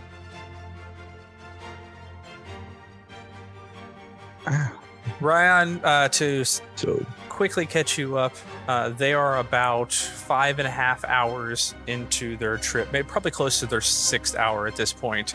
The sun has gone down. I lightened the map so it's easier to see. But you're basically in just a little bit of moonlight at this point and everybody's light sources. You had 10 stirges, all but one which are dead now. You had 4 peritons as those creatures started appearing a little bit more and eventually were drawn into attack. But the biggest concern for everybody and why you jumped into combat was the chimera up here on the cliff that was roaring and hissing as you guys came closer. It is currently caught up in a hypnotic pattern by whiskey and soap, not actively doing anything at the moment. Just so you know. Don't. That spell has Easy, saved us Ronnie. every All right. time. So we're basically trying to take everything else out before we free him up. As far as you can Oh, tell, you're so yeah. smart tonight. I love you. All right. Grolid 2 strikes with the shark tooth ore. The wave benders Leomano, Ooh, nice. 28 to hit and a 24 to hit. Both of them definitely hit. 13 points of slashing and lightning damage on the first, 18 points on the second, so 31 points total is more than enough to take out this bound periton. You stand triumphant, king of the mountain, or something. and I turn and look at the one that's nearby. No bonus action, and that's my turn. Right. Anna. Okay. Well, there's the periton that's the one that Grella just looked at, and what's the one that's a little closer to That's the me? one that you already hit once and tried to attack you. That would be number 2. 2? Alright, I will snap my fingers and another constellation will form and strike down. Colonel Mustang. Colonel Mustang. Man, that is nimble. 14 points of lightning damage, but he made his save with a 19. So 7 points. You're definitely doing damage to it, but there must be something about these flying creatures that are making them harder to hit. They just keep doing barrel rolls.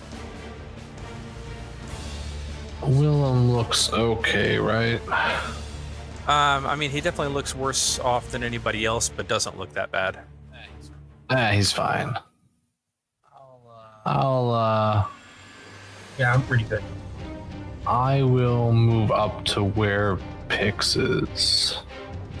Would you like to be over here, or over here, or over here? There's perfect. Alright. And that'll be it for me. All right, fair enough. Okay, the periton here is going to. He's got the move or not here. really do much more than that. Flying over this direction and just kind of like runs into the chimera.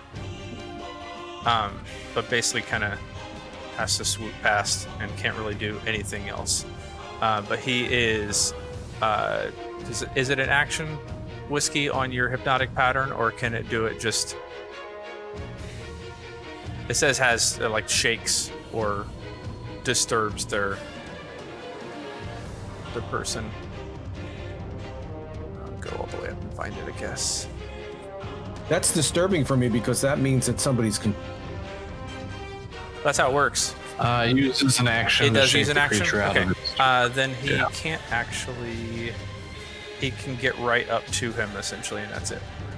Or if the creature takes any damage, so that's your choice on how you want to play that one. Kill that thing before it touches. Yeah.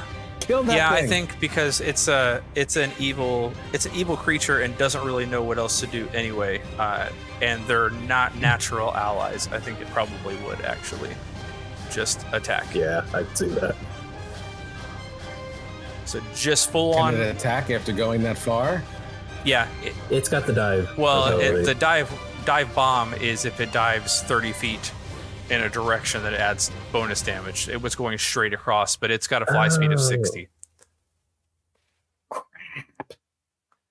Okay. Which was like, he basically would have had to use his action to continue moving.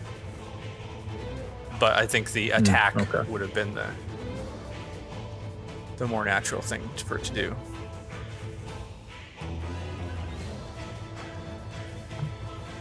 Miss, please. Oh, I got it. CH1. What? Okay. Natural one is specifically has to take damage. Wilhelm. Yes, you stupid little bird.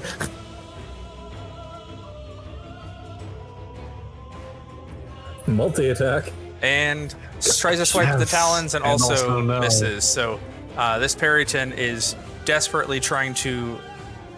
you're not even really sure if it's trying to get help or if it's trying to take advantage of one of its mortal enemies being stunned right now, but squaring off against the Chimera that does not seem to really be wanting to do anything but stare at the blinky lights.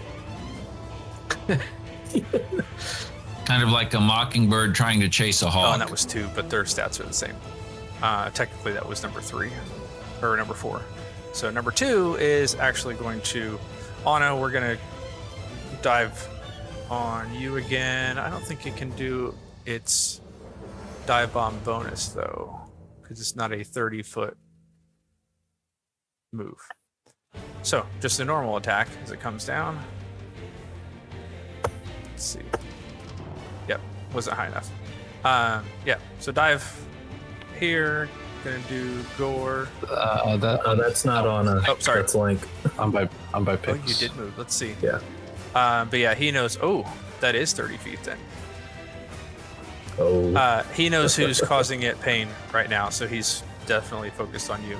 These things you can tell more than a number of other creatures you've faced before.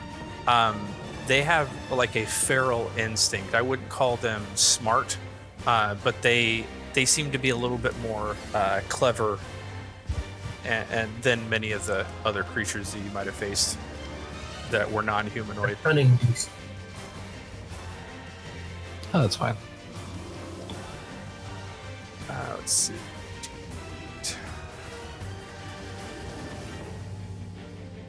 And technically, this is actually number 2.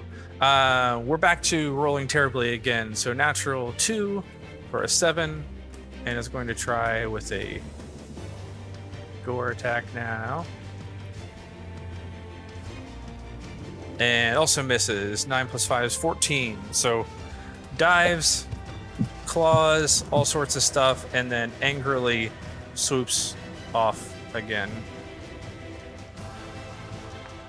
I'm coming for you. 5, 10, 15, 20, 25, plus 10 down, 35, 40, 45, 50, and 10 up. He's probably only here. Yeah, he's probably about right there. All right, and that's the 2 Perytons that are left. 1 and 3 are dead. Willem. Okay. Looking around, is anything anywhere where I can get at it to slice at it? Nothing melee capable at this point, unless you wanted to climb a mountain.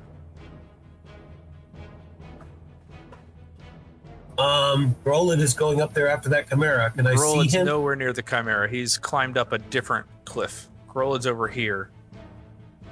Oh, okay. Where is the Up Chimera? here.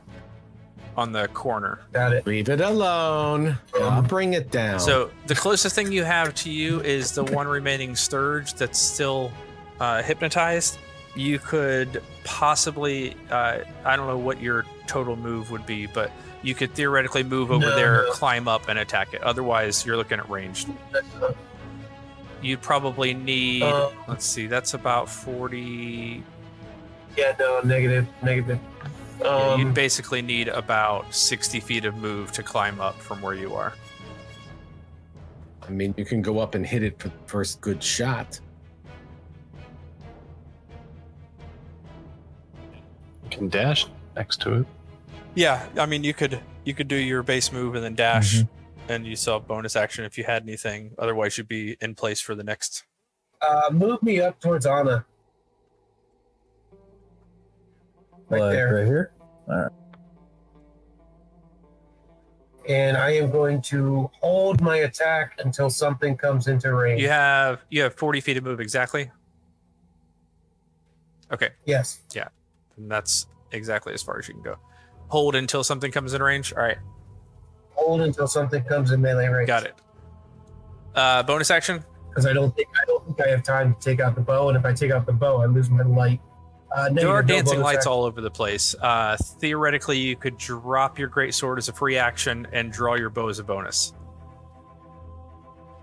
Okay. Negative. Nona. As far as you know, everything back by you is currently dead.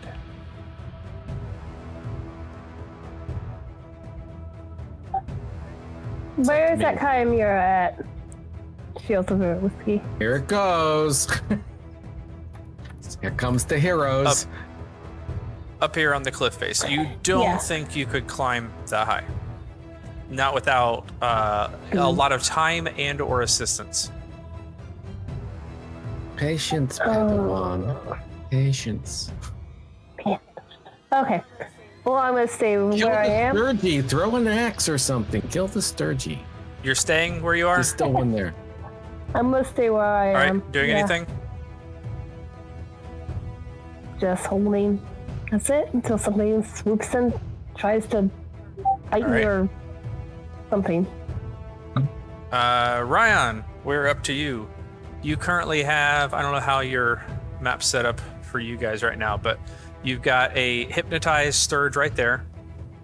You've got a Peryton that's flying away that direction, one that seems to be attacking the Chimera up here, and then also a dazed hypnotized Chimera up on top as well. All right. Am I within 120 feet Everything. of the creature attacking You're the within Chimera? 120 feet of everything. All right. I am going to attack that one because I don't want him waking the All right, Chimera let's up. PE4.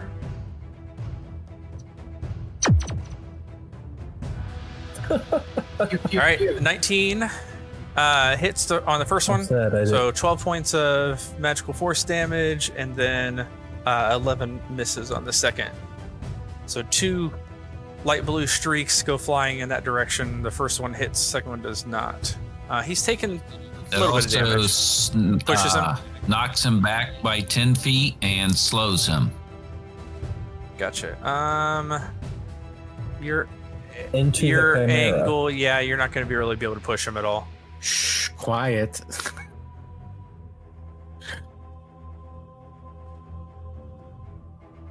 Yeah, he doesn't have any at that exact angle. He doesn't really have any place for you to actually knock him into. Yeah, He'll it be just slowed. knocks him back. Right, but there's a Chimera directly on the other side of him So he's slowed, but he doesn't get pushed anywhere unless you want him colliding with the Chimera and dealing damage to it.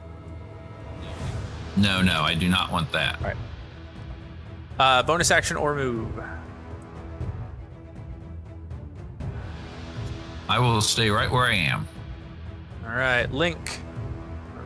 Back around to you. Alright, Link is going to take aim at the one that attacked the Chimera, which I believe was number 4. And how do I use my inspiration? At the very end, just type inspiration. No dash, just inspiration.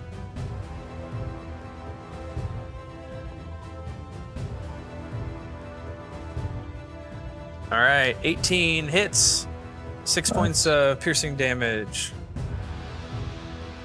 And we'll fire another one off at 18 him. was actually needed, I believe.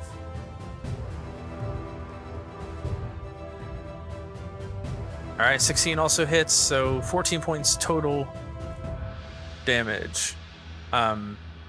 He's looking a little. Oh, and sorry, I forgot to add it. The 1d4 for psychic. For both or for one? I forgot how it works now. It would only be one attack. All right, I'll do it here.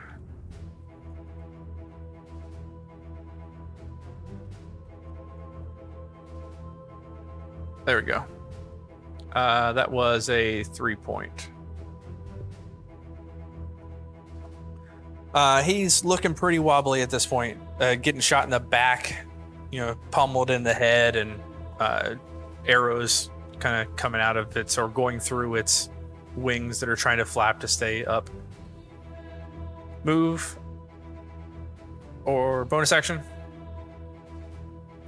Bonus action was the extra psychic, no movement. All right. All right. The only stirge that's left is still hypnotized. So nothing there. Pix. Where to you? You have 3 targets, 4 targets that are basically all lined up. Yep.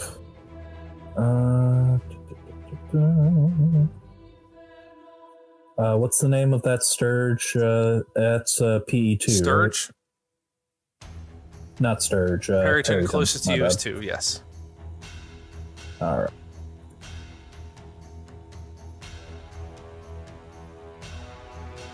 All right, Mind Sliver.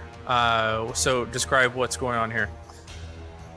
Yeah, so basically, Pix just kind of like pointing the ivory staff at the Periton. He kind of does the whole like classic like psychic hand up to the temple, and is just kind of like concentrating on it, and the Periton just kind of fumbles for a bit mid-flight. Yeah, so it kind of just like flutters and drops a couple of feet and then rights itself.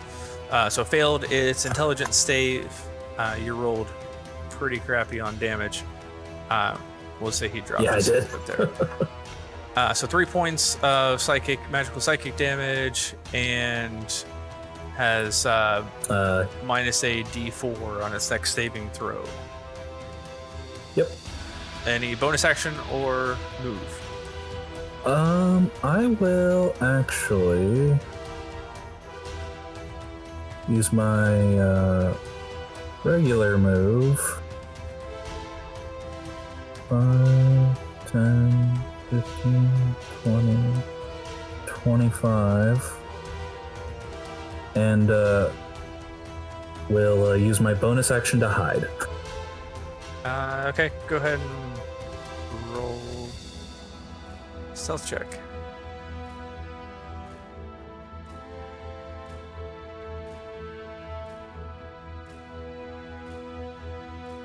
All right, you think you are as hidden as you can be with a giant ball of light right beside you.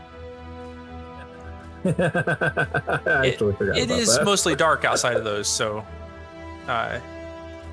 not terrible, but not perfect. Yeah.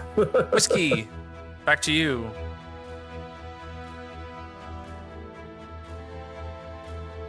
That was fast. Okay. That's what happens when most of the creatures are dead. What is left? Magic missile. Two I don't have magic Perytons, missile. and then the Stirge and the Chimera that you still have stunned. For now. Sorry, charmed.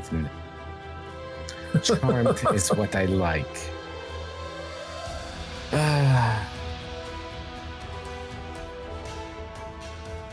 Let me see. Just have little things left. Use only spells first level. Okay, let us do. Grola, technically it'll be you next, as the Chimera is still going to be affected, unless Whiskey attacks it. Nope.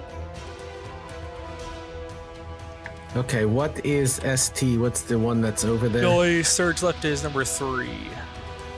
Is it a Sturge? Are the Perytons left? Peryton 2, you cannot see at your current vantage point. The one that's up by the Chimera is number 4, PE4. Is he within 60 feet of me or no? Let's see. Probably not. No. But the Sturge is. About 70. But the Sturge is. The Sturge that's hypnotized, yes. ST. 3. Oh yeah, just barely. Oh no. Of course, of all things, Oh, of course I didn't target him. Yes, I did. No, I did. Why No, you didn't. Oh. Sorry. But I did 12 points. well, assuming it didn't make it save, let's see. Yeah. Let's see. MS, Sturge. Wisdom. Yeah, wisdom save. 10 on the save, so that's a failure. So 12 points will... Basically, this thing just is already just kind of confused and staring off at the tree in front of it, but now just starts to shake and shake and shake and pops like a balloon. Has a heart attack. Like the head, the body, the body that normally would be the thing that would continue to expand, it just kind of stays and flutters for a minute and then drops to the rock.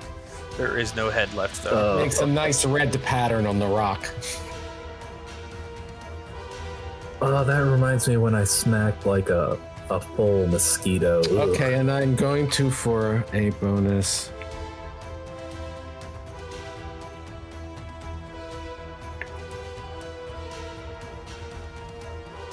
Because I know she's going to do this next. Are you moving? I'm going to give Nona inspiration, and no, I'm going to stay exactly where I guess I can. Nah, it's going to come down here. I don't want to be where the Chimera jumps down, so Okay. I'll be fine. Well, we can hope it comes to me. Oh, it will. You're going to go to it. Yeah. We're just gonna feed you to it. Next round, Nona, I'll take care of that. Next round. Rollid, your go. Okay.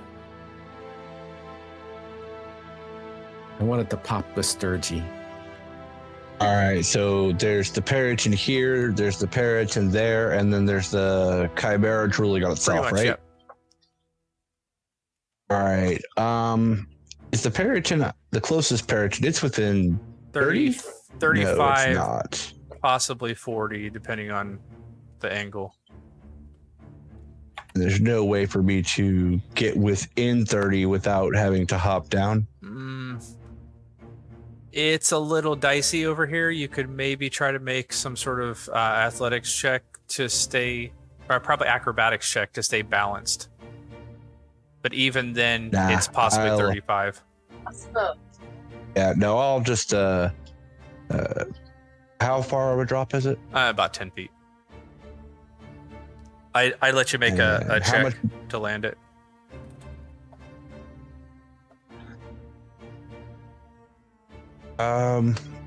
The climb wouldn't be what, like 20 feet of my move? Basically, yeah, you could climb down for 20 feet, yeah.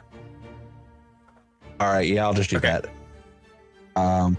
And then I will use another 10 feet to move towards that Sturge at a dead run, and I've got my last javelin in my hand, and I chuck it just as I get to that All right. point.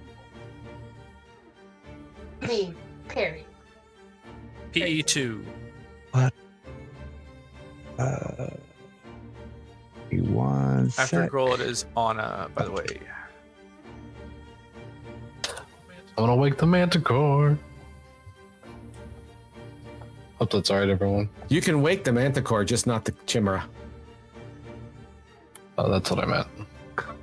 Yeah, I mean, at this point, we're in a much better position to do it. Go ahead, Two, go right? go poke Two, yeah. the bear. It's okay. Why would I want to poke Nona? He's looking pretty rough right now.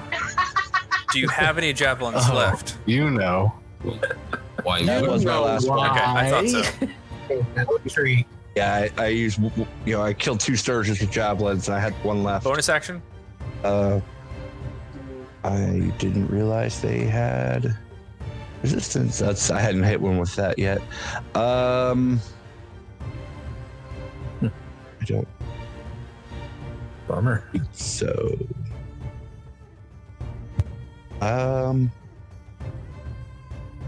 You know what? I'll just use my aggressive to keep on moving towards Okay, it. as your bonus. Yeah, and I'll get right underneath it. Grr. All right, fair enough. You can move your You're full not- Yeah. movement or half. Yeah, no, you can move my Gotcha, full okay. movement, but I'm only gonna move that far. All right, that was 20. That's why I was asking. And then If it that- was full movement, you might have been not far enough. Or if it was only half movement, you couldn't get quite there, but you're good. Yep, that's All my right, turn. Anna, you got a barely standing Perryton right above Grolid, and a barely, well, flying, I guess, and a barely flying Perryton up by the Chimera, and then also Chimera. I would say he's hovering, so All you're right. probably looking 65, not 60, if that matters. All right. No, not with Call Lightning. So I'm gonna target a point that's kind of right between them. So Both it of them, targets got it. both of them. This is PE4. Okay. And CH1 is the. All right. You've woken the hive. Man, that Killed the. Yep. The Perryton Wow. is dead, smoking husk, and you see everybody, all 3 of the heads of the Chimera, just kind of shaking, clearing the cobwebs from their mind, and looking down at you. And I gulp a little bit and then I stand behind Willem. there you go. Back with me. Where's Willem up front now? I thought we were killing everything else before waking it. Yeah, you got this. Pretty much have One it. thing left. all right, I Periton is the like other one. the Iron Periton. the one thing that is left,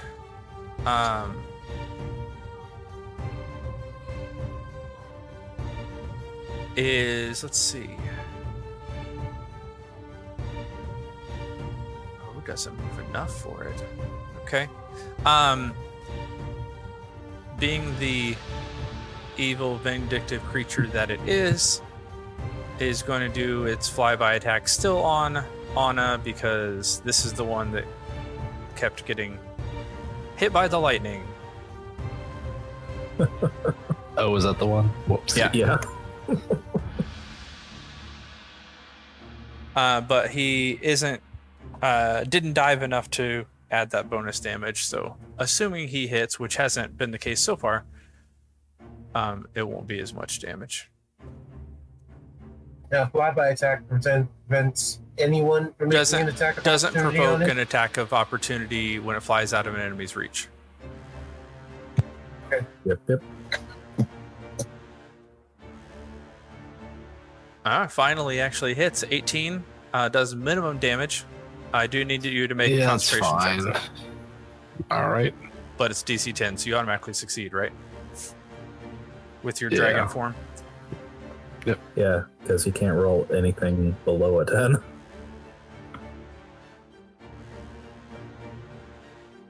All right, and we'll swipe with the talons as well. and also hits. Oh, wow. So 21 hits, 9 points of piercing damage. Don't bother, I guess, making the roll because it's actually impossible for you to get any lower than a 12. All right. And it's going to continue its move probably up a good distance now. And over. We'll say right there. But that's the last of the Peritons. Only one left there. So Willem, you have a snarling chimera glaring down probably at the three of you up in the front, especially since the damage it took came from Anna, although he doesn't have great line of sight on that. So I will turn towards it, but other than that, hold and attack it. Attack if anything comes into melee range. Fair enough. That's Anna behind Yes. me, right? Correct. Yeah, I am defending her. Nona. Oh, good. It's awake.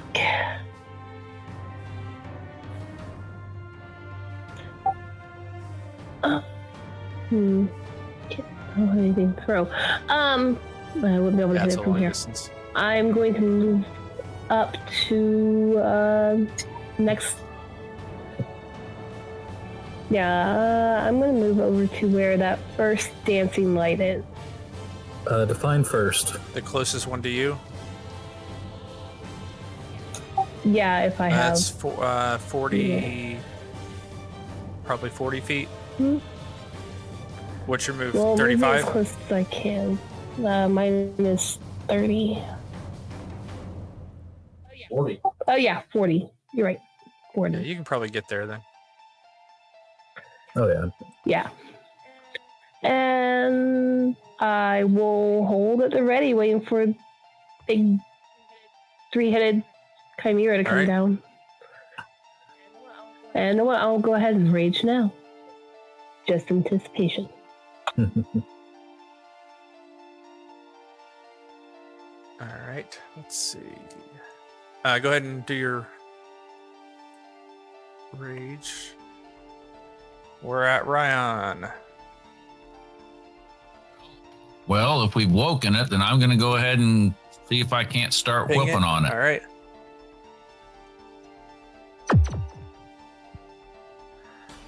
Two shots, Wait. blast, guns blazing.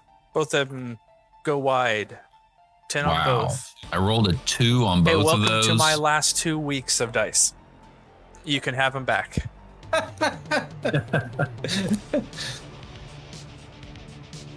So much for that. It was when Brian returned that my dice started rolling slightly better, huh? That's because I just absorbed all the It was badness. super rough. It was about as bad as that this arena fight last week before you came. All right. Are you moving, Ryan? I'll take 5 feet forward. Right. That's 10. 5 feet's there. Oh, sorry, I was moving him. All right. Link. All right, I guess I'm going to go ahead and cast Hunter's Mark on this chimera and hit it with 2 arrows. Why would you do that? What's the range on Hunter's Mark? Oh, that's true. Is it 60 feet? I thought it was visible. No, it's definitely got a range. He's at least 65 from you. Probably 70 if it's marking 65 because he's hovering a little bit. But you could take a 10-foot step forward and be within range if it's a 60-foot. It may be 90. 90 foot. Is it 90? Okay. Oh, okay. There you go. Yeah, I remembered it had a decent range. I'm not going to hit cast on it until... No, I guess I do it now because it doesn't roll any damage, I don't think. It doesn't. All I could remember about it was that it was less range than what a longbow can fire. Yeah. Yep. And remember, HM is the snippet to add at the end to add it.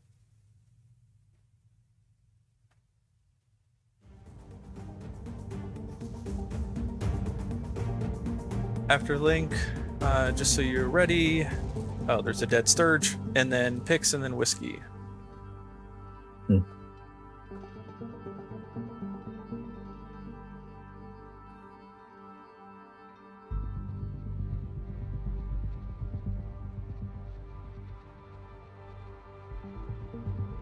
I'm used to you having your Was reroll -RR or just RR? -RR space 2.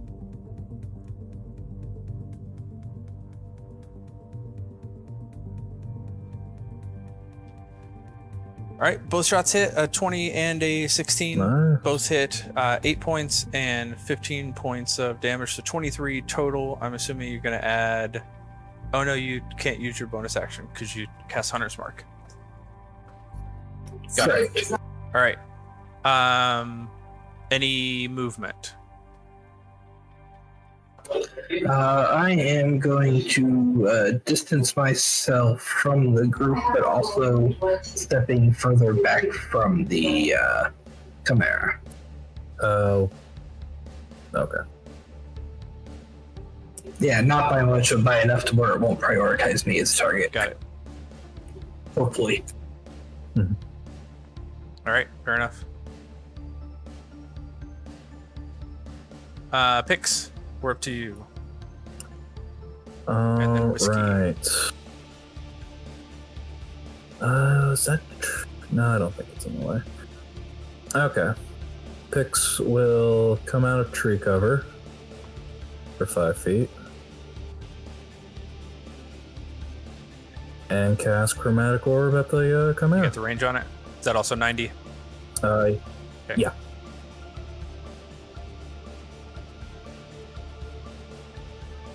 And I don't need to ask what type of damage it was because it missed. So this ball of indiscriminate light It was lightning. goes zipping past it. Lights up the night sky, so everybody who's out here knows where you are at least. Ah, lovely. Any bonus action or And, additional move? Let's see. 5, 10, 15, 20, 25. And we'll keep it there. All right. Then Whiskey. I'll remove your hypnotic pattern.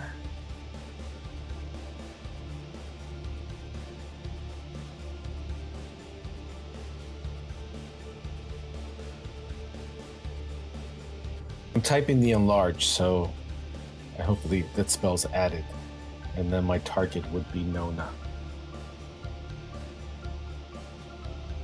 Okay, see if it works. Yeah, should. I've done it before. You only have to. Well, Wow. she's a willing target, so the con save is It's kind fine. of redundant. Nona is enlarged. Yeah. What's the bonus effect for her? Okay, enlarged target size doubles in all dimensions. Its weight is multiplied by 8. The growth increases its size by 1 category from medium to large or large to. No, she would go large, for example. Then there isn't enough room for the target to double size the. It's fine. What's the actual Hands mechanical moves. benefit she gets? Bonus 2 damage, right?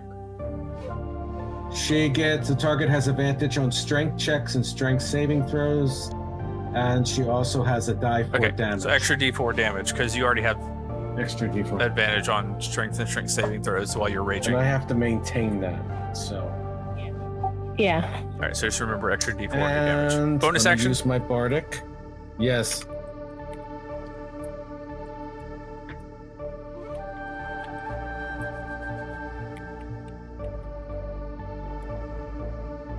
Ugh, what? Willem, not William. It's one L, Nope. isn't it? It's One I. No. Oh, one eye. Okay. Yeah. Parents naming their kids complicated names. There we go. I'm almost out. Yes.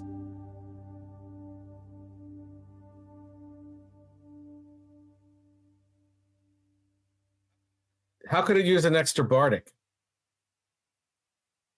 Now, how do I put that back? Because remember when you did the one above it, even though it was an error, it still pinged it. How do you... It's a custom counter, so you change the custom counter. CC Bardic 2, probably.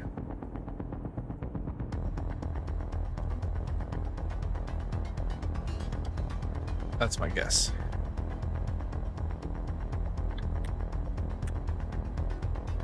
They'll give me one extra, so let me just cast one. Let's see this. Oh no.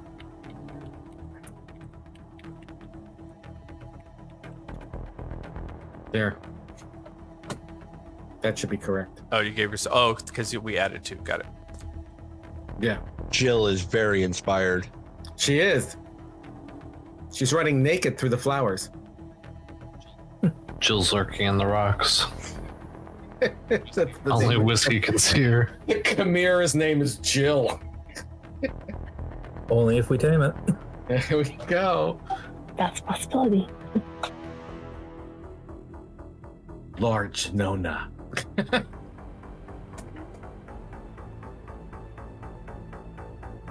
Here, kitty dragon thingy. Here, See, kitty. now you should be able to climb up there. Yeah.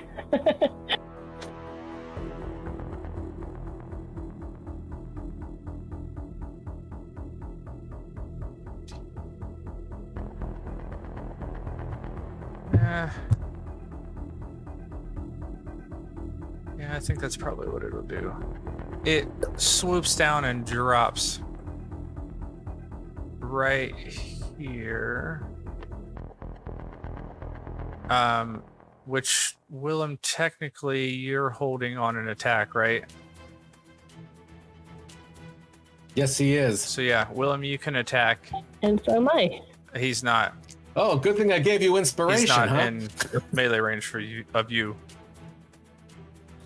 Ah. But Willem, you can take your attack of opportunity. Doesn't she have reach now at No, her I size? don't. Oh, well, you tell me. She's large. You tell me. Does the right? effect give her reach? Large creatures don't automatically have reach.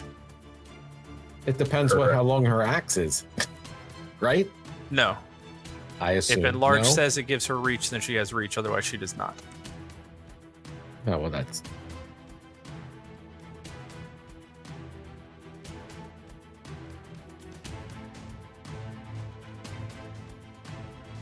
I didn't say that.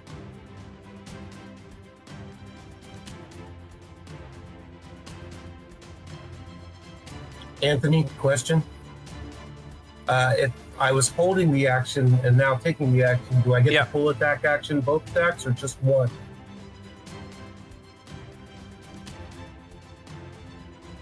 If you were holding it, because it's not Okay. technically an attack of opportunity. If you were holding it, you get your full action. I don't know whether you could apply. I guess you can apply smite as well, because that's still part of the action. 2 smites.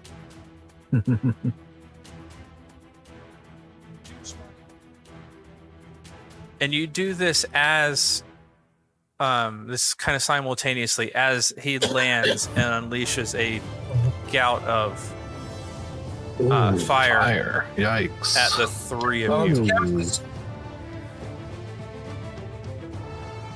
Anna, Willem, and Nona all fail saves. 34 points of fire damage. I'm gonna use my because reaction of to your absorb bear elements. Rage takes half. So it cuts it in half. So I get another 17 back. Okay. Nice. Question: to cast the spell at level 2, is it dash L space 2 or dash L2? The first one. Yeah, level 2. You're doing smite. Is that what you're talking about? It's still initiative. Anna. Did that hit the Chimera? Yes, it did. Okay, good. Okay, second attack coming. Yeah.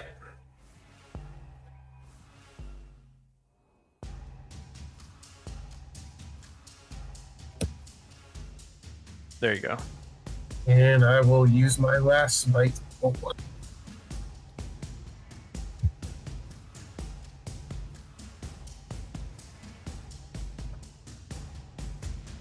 Absorb elements. Reduce it to That's correct. Yeah. half, but then you for melee, my charge next melee up the attack. D6. Yeah. Is that It correct? does 1d6 fire damage. When Right, you roll the next melee a attack. 3.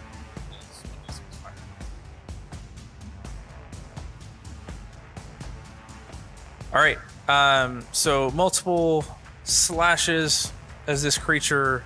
You're kind of dipping underneath a little bit, but still take the full brunt of all the fire, and you take 2 quick slashes as you finally find something else to find purchase with your Moontouch Greatsword. Still standing, looking a little bloody, but also looking extremely angry, and is going and to I look continue awful right now. its round of Quick attacks. question, Anthony.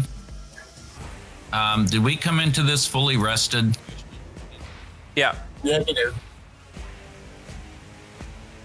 you came into this based on whatever you had Okay. the last I didn't, time you didn't were logged remember in. where we were because I have spells that apparently have already been used and not replaced. So We have not rested since the championship bout in the pits. got it. You did the pit fight and went shopping. If you cast spells, I don't know what you would have cast them on, but you guys Anthony, definitely question? all long rested multiple times, I think, since Is the it a last bonus time you've action done to any drink a fights. potion? Yep.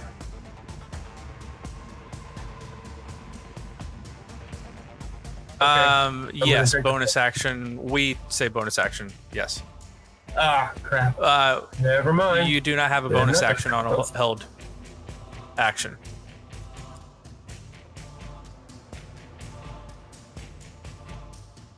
It was Anna, a you're good 17, so half on- that would have been fine. No, you failed your concentration, didn't you? Oh, it's yeah, that's right. Yep. Okay. Good. Back to the attacks. All right. Fire breath instead of one of the other ones. So we're still doing claws.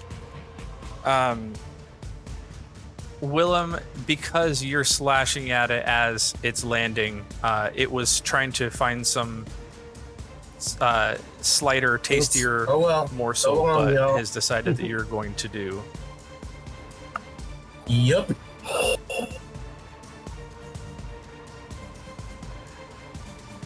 Swipe with the claw, 22 to hit, and 14 points of slashing damage, and you see Willem crumple to the ground.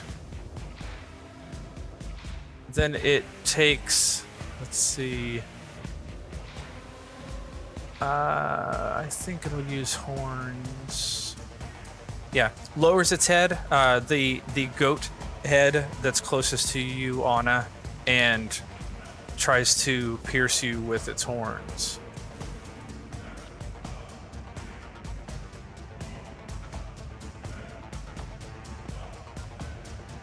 But stabs wide, you hear, and the other heads are also extremely angry. And its turn is now done. Grolid, you see the guy that you wish would be the leader instead of you fall down. Can you spin them out so I can Unconscious. see my approach? I'd do it myself, but I cannot. Someone can.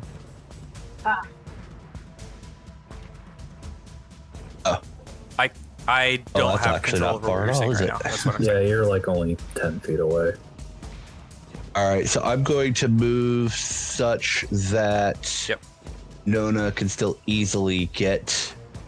If I can, I'm going to flank it with Anna.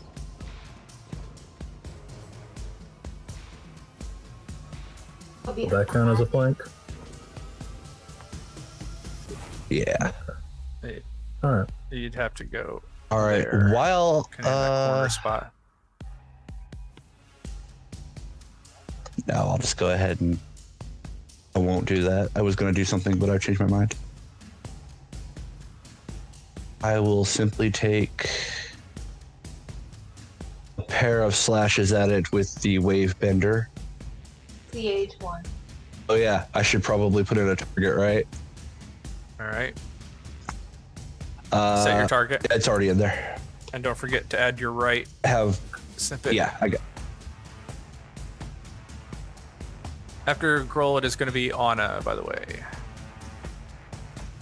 All right. First attack and second attack both hit. 25 and a 17.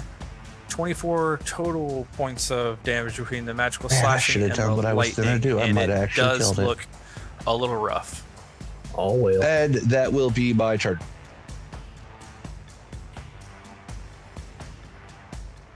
You can see two of the heads are kind of sagging, breathing deep. There's a gaping wound kind of pouring out of the hind quarter. There where is you just a took roar massive chunk out of it. emanating from me as I do this. Anyone who's fought an orc, a blood raged orc, actually kind of sort of sees it for just a second.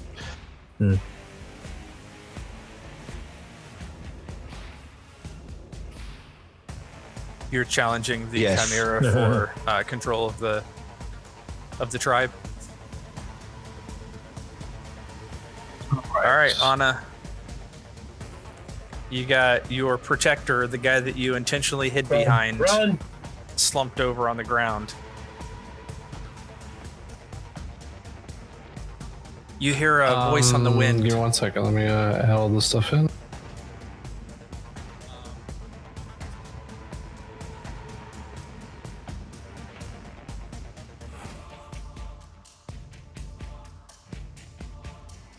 All right, so action.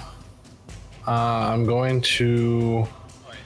I don't know how to actually put this in, so I'll ask you first. You tell me, and then I'm going to do my bonus action while that's being figured out. But I'm going to use my green flame blade cantrip with my +1 torrent.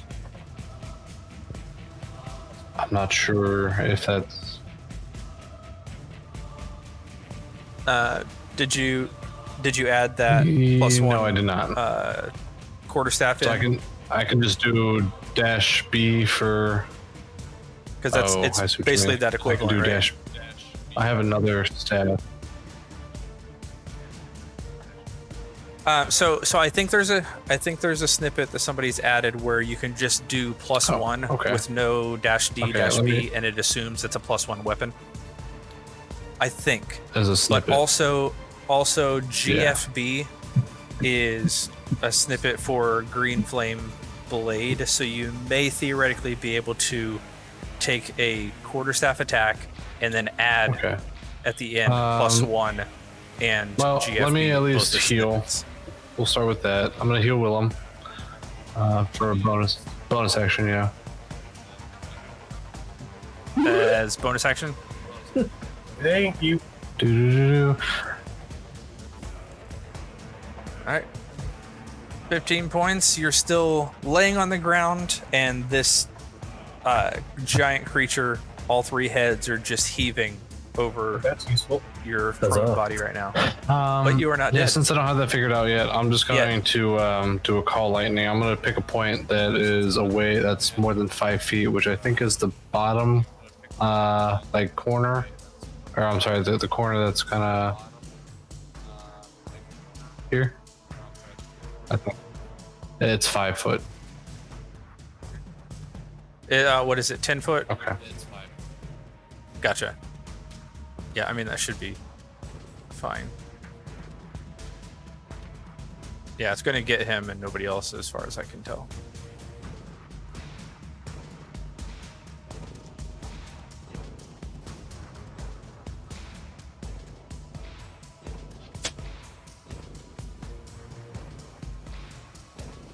Nice.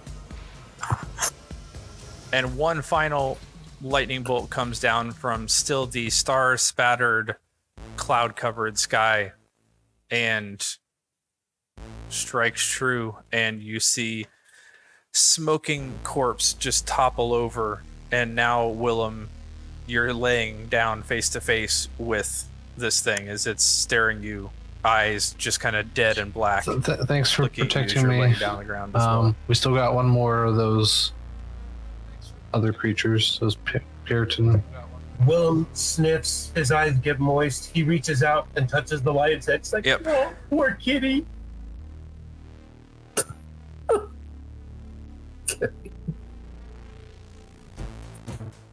That's Stockholm. It's a residual effect, strikes out and bites your hand. Yeah. Speaking of said other creature, it is going to try to take advantage of the prone person in the room. Mm-hmm. You know, carrion and all that.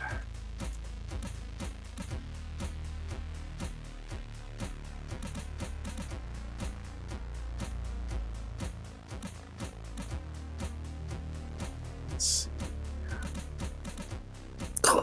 Dead again. And does kind of peck at you with its horns. 18 hits, 16 points of piercing, and Willem, as you're petting the poor fallen creature, suddenly the life goes out from you again. And let's see, it's already past Willem, so I will assume it does not attack Anna. It's probably going to try to do its talon attack on Nona. Well, if it gets that close to me, since I held my action, can I kill it? Do it. You can attempt to. It does strike you for And 4 that's points of 2, right? piercing damage. Yep. And I'm going to recklessly attack it. Yeah. All right. Hang on. Attack of opportunity. Is that technically an attack of opportunity? Wasn't she holding her action? That's how you have to type it in. It's not her initiative. That's the only way that you can inject your own attack.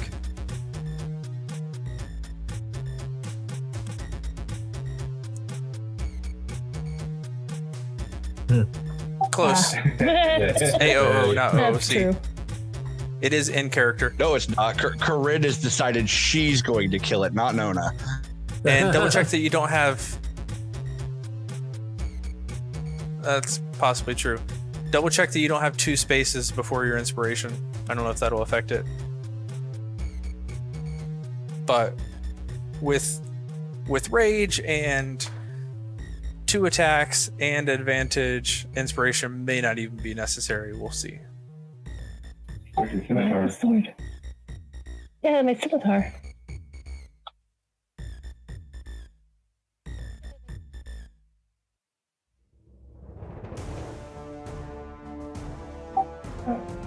You still need. Did you do I? Yeah. I don't know why that would matter, but it's the only thing Also I can press figure C out. first. There you go.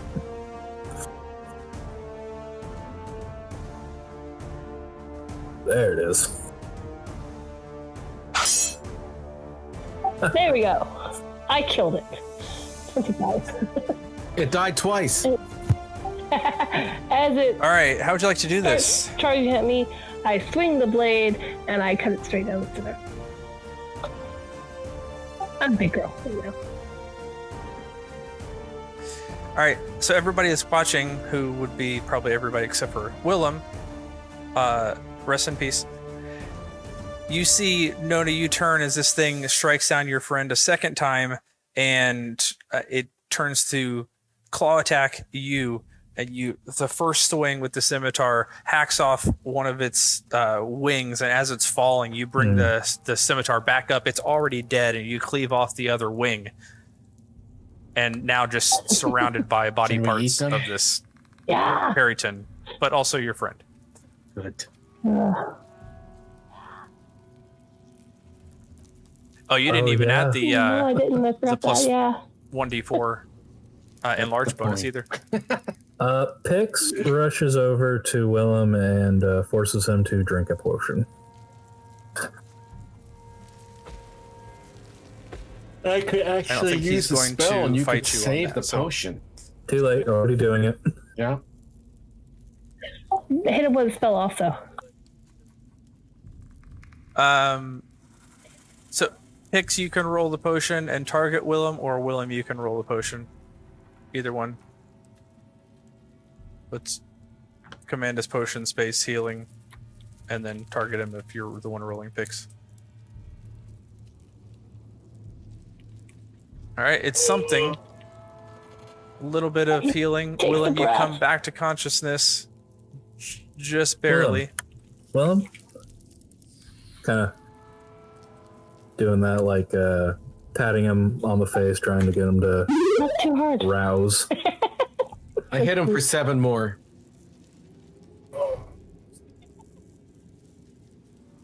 Yeah, exactly. That's a cat paw. Throw a magic mushroom at him, It's a cat and tail.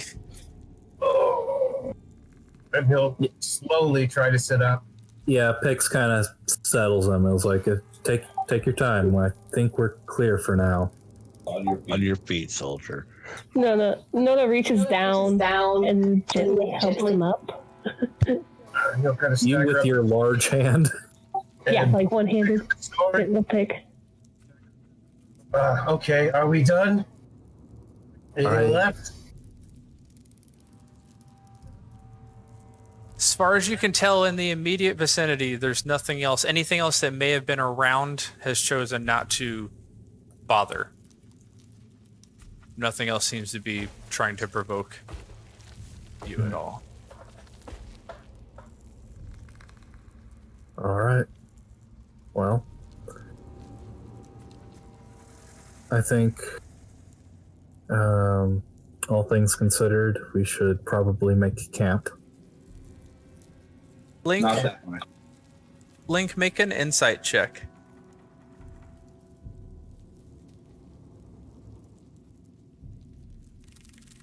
Okay. Yeah, Link is not feeling very insightful. Maybe he should ask his sword more things.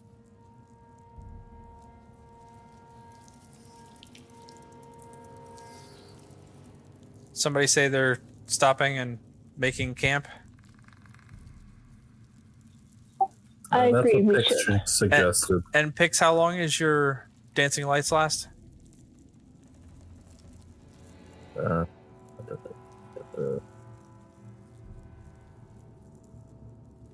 Up to a minute.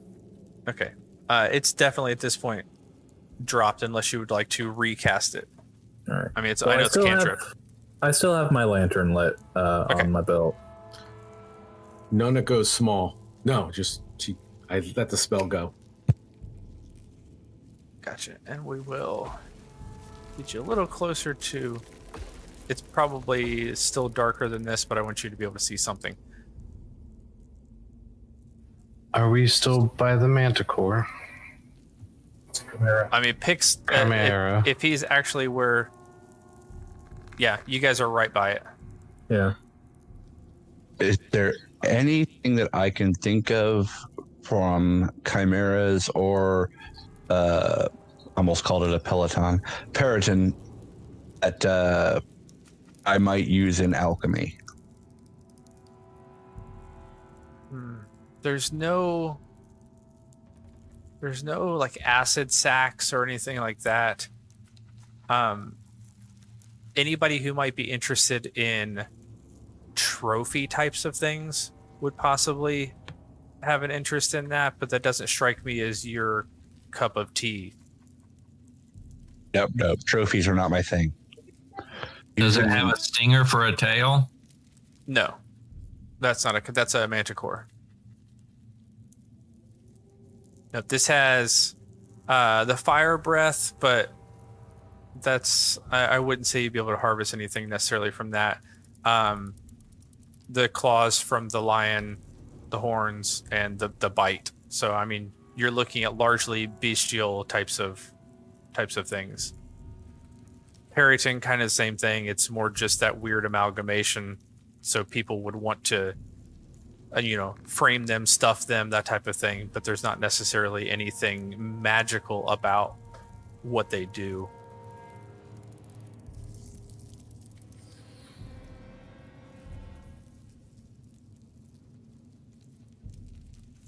Well,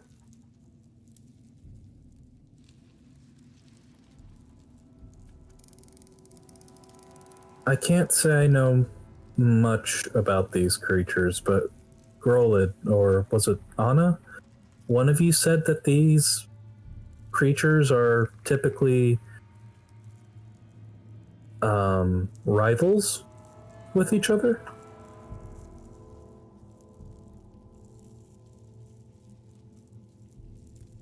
I think that was Grolid that mentioned that. I actually believe it was Willem. Sorry, it's... Willem recognized the Perytons. Yeah.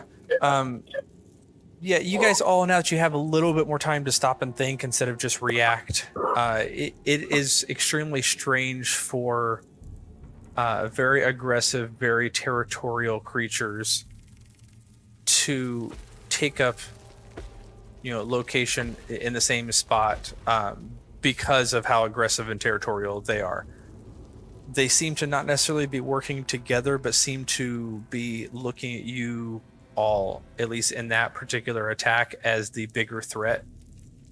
And the fact that they were all out and moving about seemed problematic. So yeah, in some ways, just in terms of the way natural beasts work, this entire encounter was not right.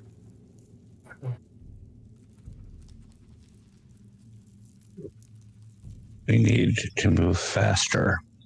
Yes, certainly.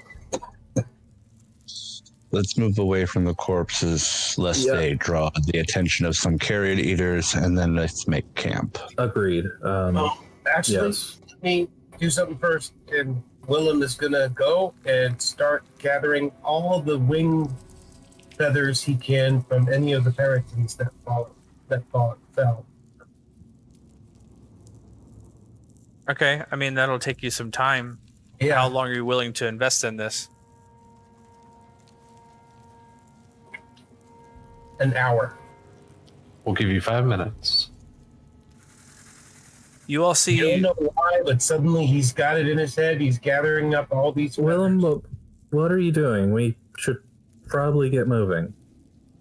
Yeah, I know. I'll go as fast as I can, but I think I need these. Why? It's a religious thing. Can we help so it goes faster? Wait, you're religious? That experience of dying would give Macon. I wasn't, but I am now. I'll help. Are you a follower of the feather god? Maybe he wants to make a peregrine pillow. And he just kind of looks at Anna and rolls his eyes. Doesn't answer. Can you smoke the feathers? Can we eat them? Can we eat the birds? That's all I want. Grolid will begin gathering up feathers as well. And Okay. before we... Go ahead. Pix is going to keep a lookout while the others are gathering feathers. All right, Pix, make a perception check. Willem and Grolid make survival checks to see how well and how quickly you can harvest stuff. And only 3 of the bodies are accessible. One of them's up on top of the cliff. Okay. A 14 for Grolid. 21. 21 perception. At least for the time being, it seems like whatever else was out here, you scared away. Particularly, you imagine taking down the big beastie in the area. maybe gave some of the other, because you know there are other Perytons and other stirges Oh, yeah. around, but Uh-huh. that seemed to have made them realize you might not be worth the effort. Mm-hmm. Okay. You're specifically only looking for wing feathers? Yes, specifically only like wing feathers, Got it. pinions, that sort of thing. I would think say- I know now. I would say you could take an hour probably collectively and pluck a lot of the feathers from 2 of them, like each of you working on it, unless you're just being haphazard. But I imagine based on what I think you're doing, you're being pretty intentional about it. Yes.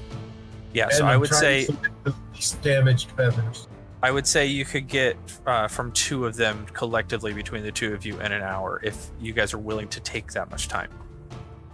Willem is. Whatever everyone else does is up to them, but he suddenly seems very focused.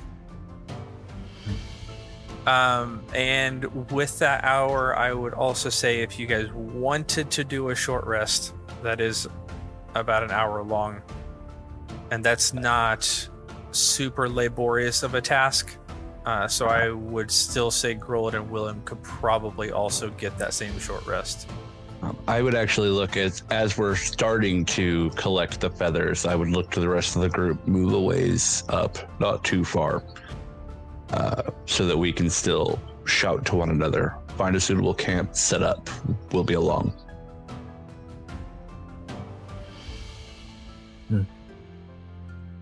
Ryan would go ahead and do what he said. Move on up.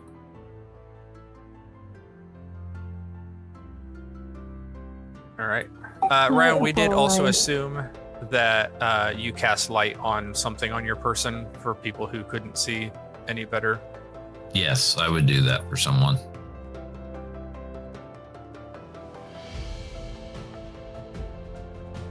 All right. And so some of you move up a little further, kind of around the bend into the straightaway a little bit. Still definitely within eyesight, but not in the immediate battle path. Okay. Is anyone in severe pain? I'm okay. I think the only one who took any significant injury was you and Nona and Willem. I'm fine. It wasn't that bad. A little toasty, a little warm. She says that she's holding one of the wings that she picked up near her foot and is plucking out the wing feathers.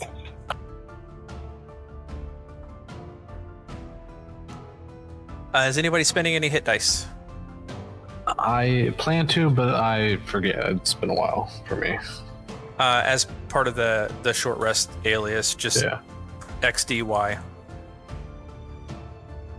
But the reason I'm asking is if you are and Whiskey is interested, his Song of Rest would add an extra D6. I'm interested to play.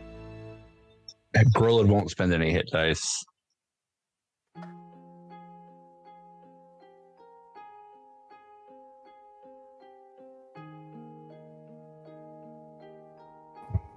What's the command for the hit dice again?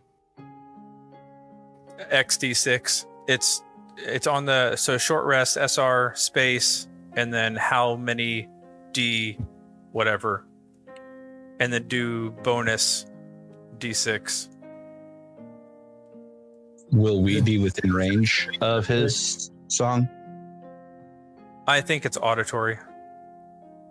I'll move within range. It doesn't matter. I Is don't it know just that D6 or is it based on your class hit dice? the D6 is only from Whiskey's Song of Rest.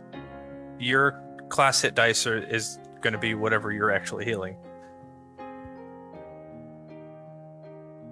Okay, so how do we do that?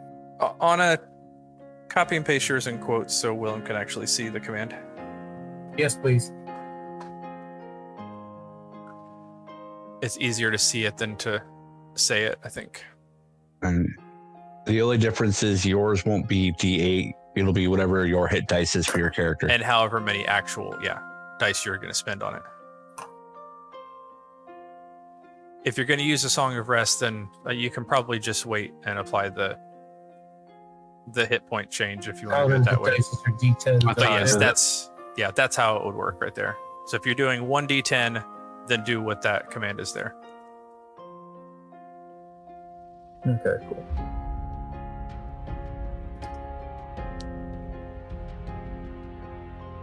All right, are you staying longer, or is the 2 sufficient? Yeah, it's fine.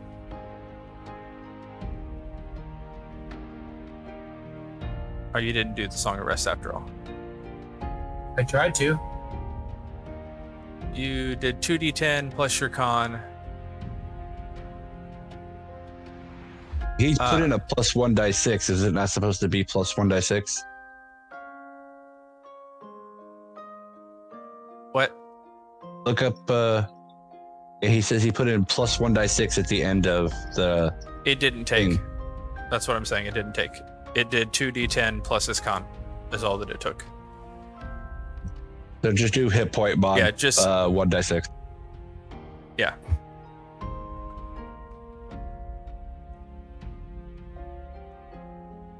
Anybody else doing anything that's just kind of basic activity during your short rest? Nope. Just kind of keeping an eye out for any people that might be lurking close by watching us. Aside from Pix? Yeah, aside from our group. Pix is kind of keeping watch this entire time. That's what he said he was doing. I know. You don't see people for sure. Yeah. I think we're okay. I think we scared off anything that might have taken umbrage with us.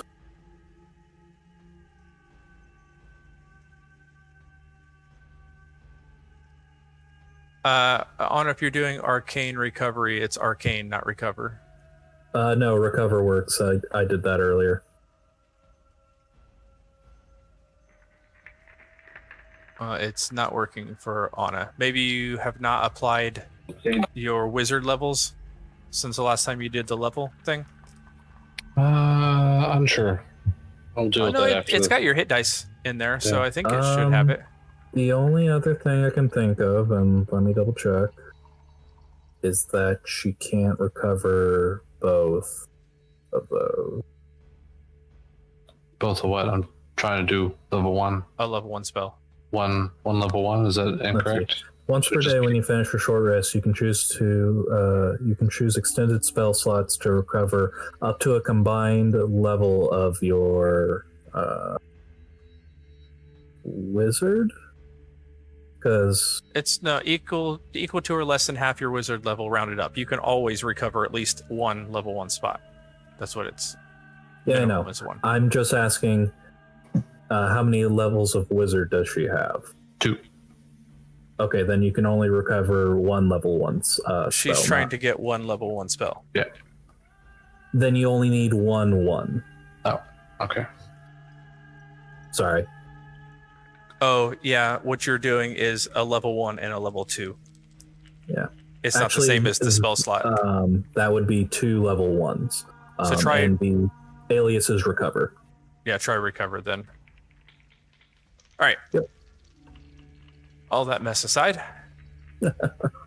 Anna, you notice with your passive perception, even in the dark, it takes a little bit of time. But the hilt of Link's sword has this dark, almost smoky effect coming off of it. Link, that doesn't look good. What are you talking about?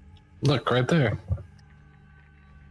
And I will look at my sword and You kind of place ask it what's going on. You kind of place a hand on it because that seems to be the way that the connection works for the most part, and it is freezing to the touch. The rest of the air is cold, and you guys are really glad at this point for your cold weather gear, but you kind of jerk your hand back. It's frigid, but it carries with it this picture of this mental image of things being far worse. That you thought you had kind of faced evil, but there's worse evil about. You're not entirely certain what to make of it beyond that, but it seems like now that it's gotten your attention, you jerk your hand back and you're looking at your hand as you're pondering what it says, then the hilt goes back to just being cold metal hilt because it's out in the weather.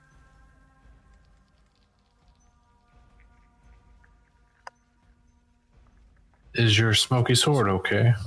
But you've not seen it or felt it do anything to that extent yet. I'm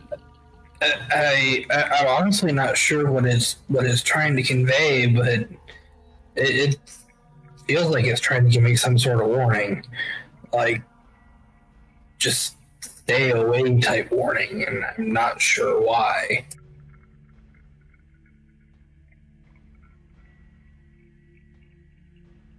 Well, we're obviously approaching some sort of evil. And I think it's something so evil that the Everlight feared it.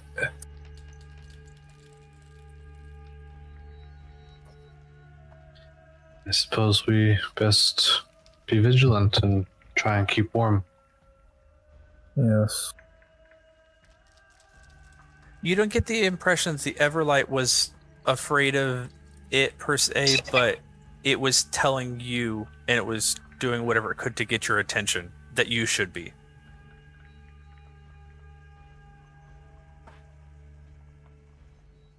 Even as you say that, 'cause you get the impression from somewhere, because you don't really know how, you get the memory that flashes back to you that the Everlight has only been afraid once. And it was when she realized that she had been betrayed by Asmodeus. I did say almost like. Yeah, but I'm also giving you a little bit of lore reveal here, so Appreciate that. roll with it.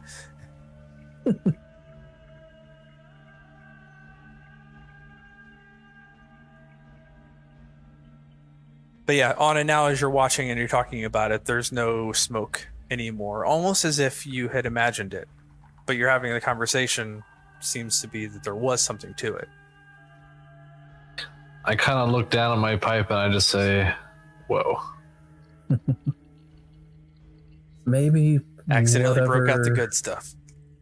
this evil is force these creatures to cooperate. I mean, Or force them to leave their own territory, and hence the tension that might have been here, who knows?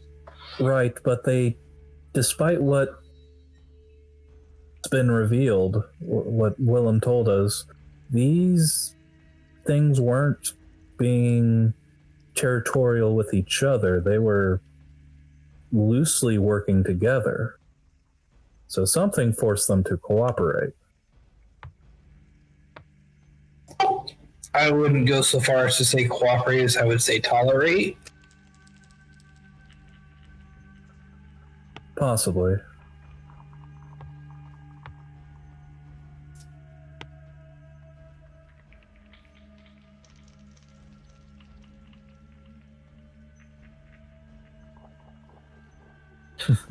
I will pull out my security blanket and say, Anna, would you like to join me? Nona's still holding the bird wing and she's plucking out the feathers.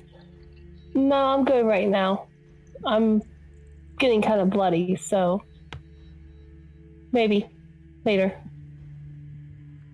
She sits down, starts plucking. Should we build a fire for them and stuff?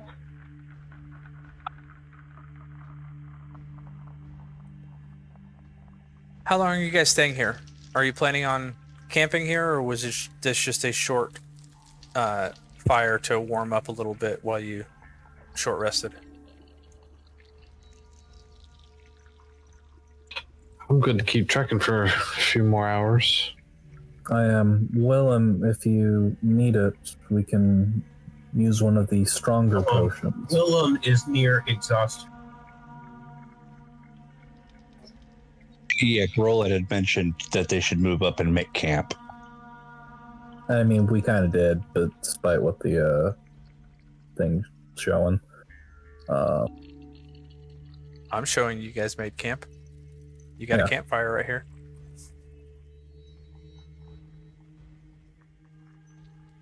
I pulled you guys up about, it was only about 60 feet or so, but we can say you're a little further away, but you moved up to some degree away from the bodies and have at least set up a temporary campfire to warm up. I'm asking, is this where you're bedding down for the night, or are you putting this fire out and moving on and trying to make camp elsewhere?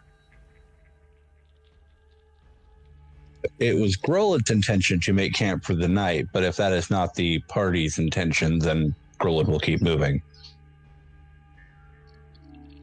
Link is not opposed to the idea. I think this is like good place as any to camp.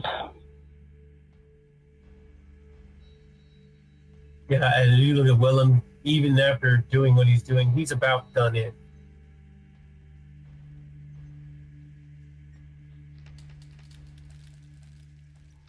All right, then I guess this is where we're bedding down for the night.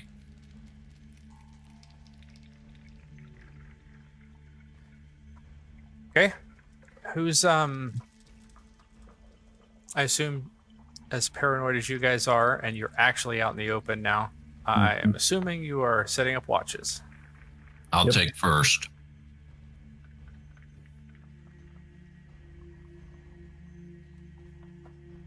I'll second. I'll take third by myself. Willem, rest.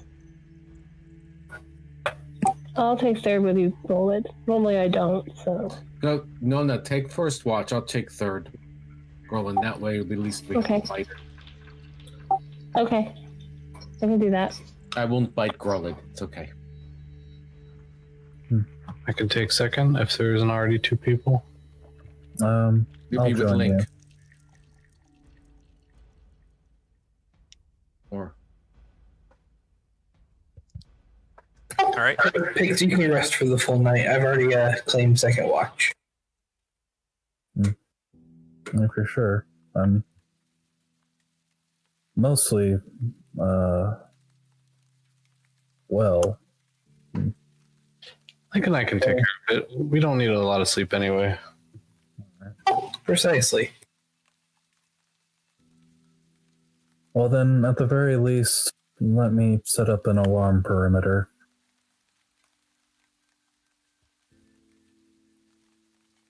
Would you like help with that? I think I have it. Won't take too long. Let's see. I assume you all want the audible alarm?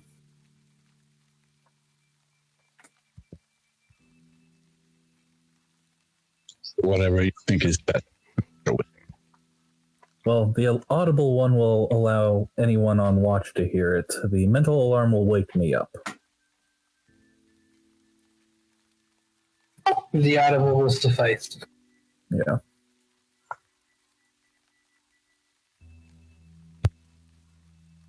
All right. Sounds good.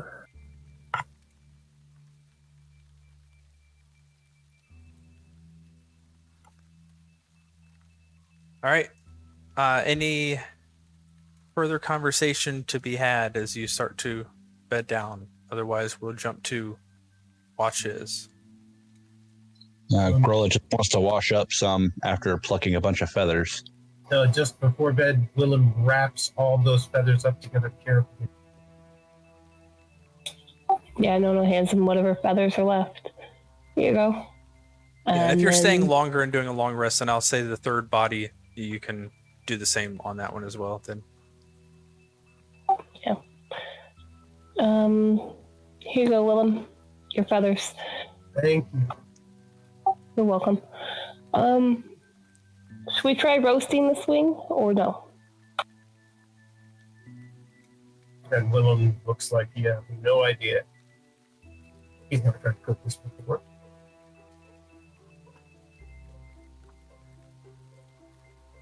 Well, if you want to, you might want to let me try eating it first. I'm at least immune to poisons. That's a good idea. Here you go, Grolin. Roast away. I didn't say I would cook it. I said I would taste test it. Well, I'm just gonna throw it on the fire and let it roast, and we'll flip it over and roast it the other side. Here you go. She tosses it on the fire. I don't cook.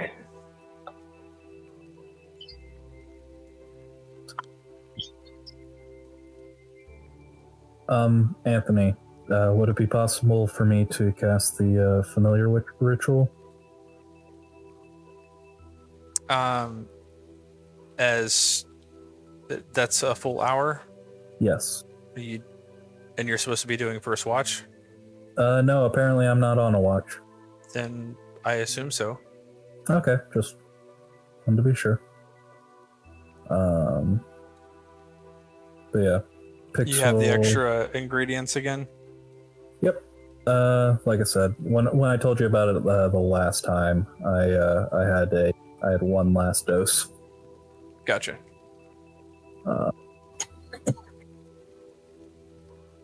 Did something happen to your familiar? Yes, and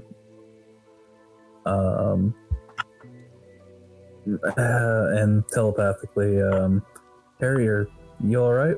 What happened? I'm sorry.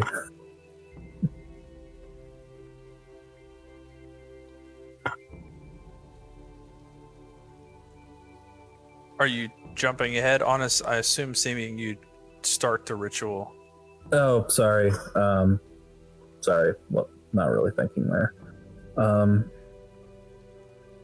Yes, I wanted to leave Harry out one night to see if he'd see anything to put substance to those shadow rumors.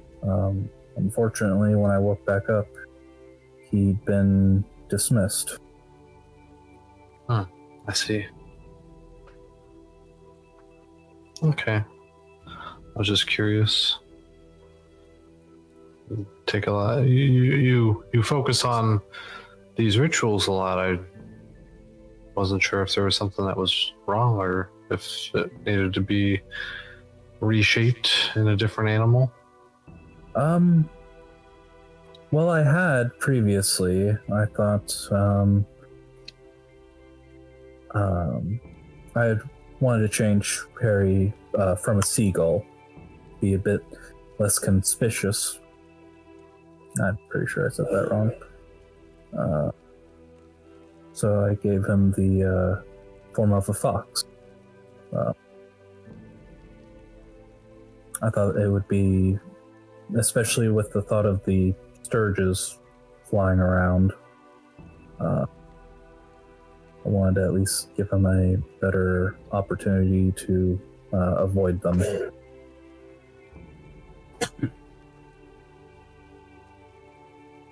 I see. Well, I'm curious on what religion Willem is interested in that focuses on this type of ritual or shrine or sacrifice. It's unclear, but I'm curious. So I'll let you focus on your ritual, but... Oh, all right. I don't think it's for him, though.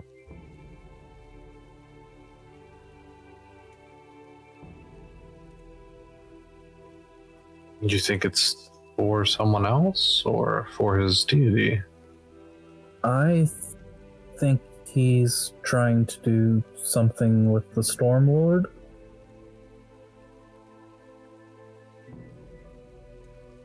Well, that was my thought, at least. Because, like you said, as far as we've been aware, he's not really been much of a religious sort. Well, he might be. He just might keep it closer to his chest and I understand that. Fair. I'm just still curious, that was all. Agreed. I'm gonna saunter over to Willow whenever that conversation finishes. So what's with the feathers? Who's it for? What's it for? And I don't know, Anthony, out of character, I don't know how to pronounce the name. Oh, I gotta look it up for you. It's Asmodeus. Xalic. Oh, Zalakas. Zalakas. Is that how it's pronounced? That's how I've always read it. I've not heard it said before.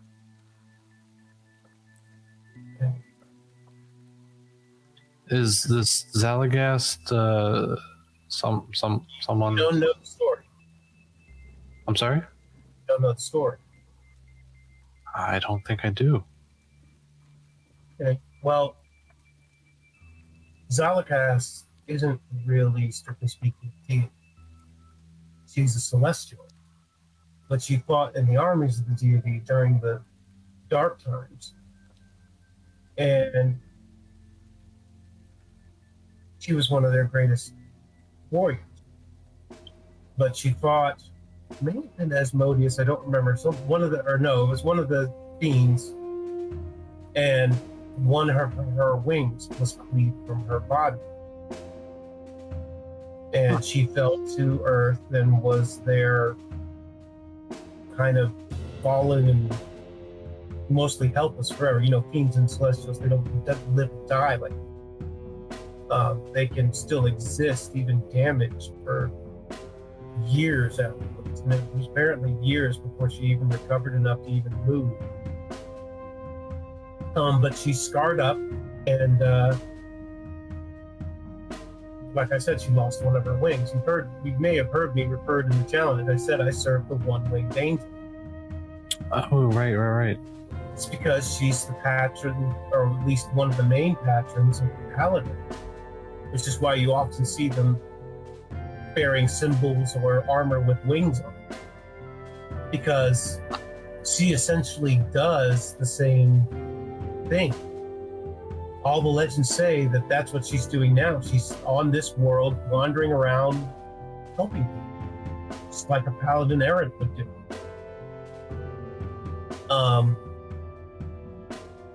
Which I think is very inspiring, and it just occurred to me that if I started running across exotic feathers from exotic creatures, if I started gathering them up, and if I happened to meet her one day, maybe if we had enough of these things, she might be able to somehow use some magic or something and recover her lost wing or make a substitute.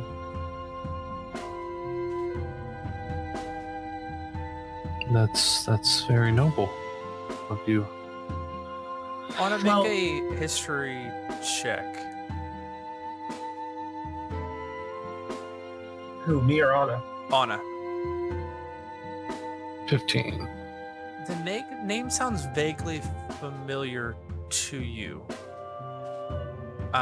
It didn't before, but it's ringing some sort of bell, like you've heard this story before told in a different way, or maybe in a different lifetime. But nothing else is grabbing. Yeah. I mean, this Zalakast seems like an interesting individual, and I'm glad that she's bestowed on you something to I just think it's impressive that a creature like a celestial suffers that, goes through that, and when she comes out of it damaged and scarred, all she still wants to do is help people. So someone should think about helping her sometime down the road. Of course, maybe if I ever meet her, I'll find out she's already got it back and doesn't need it. Who knows? But worth a try. Absolutely, and you know, you can always have Whiskey update some of the songs to be, you know, the two-winged angel. It's less exciting, I guess. But Dueling I think is better. would appreciate having two wings more than one. I Right, would like to fly again one day. So she could use the stone for that. I don't know. I've never heard that she's a cat. I don't know. Interesting. But like I said, I've always thought that maybe I might run into her on my adventures one day or another. Because said she's apparently doing more or less what most of us do. So it would be interesting. I don't really know why the idea struck me right now, but yeah, I mean, the name sounds familiar. I feel like I've heard it before, but I mean, prior to the pits, it's well, I mean, being an elf, I imagine you've heard lots of stories. I mean, yeah, we hear. I feel like the most amount of stories is about the Moonweaver, as you know, the elves tend to appreciate her beauty and illusory aspects all the while. But you know, you hear different ones. The Luxon, nature itself. There's all sorts that. It's. I'm still trying to decide if it's the gods that came first or if it was our imagination that helped shape the gods to who they are now. There's good and evil just as much as there is in each and every person, and it's always interesting to see the facets of these individuals. And Interesting conundrum, isn't it? Did the gods make us, or did we make them? the history books will say one thing, but fate and destiny dictates perhaps another. But that's the free will dilemma, I suppose. But anyway, that's it's just an interesting thought, and I hope she gets her second wing, and I hope if you feel called to do it, that comes about.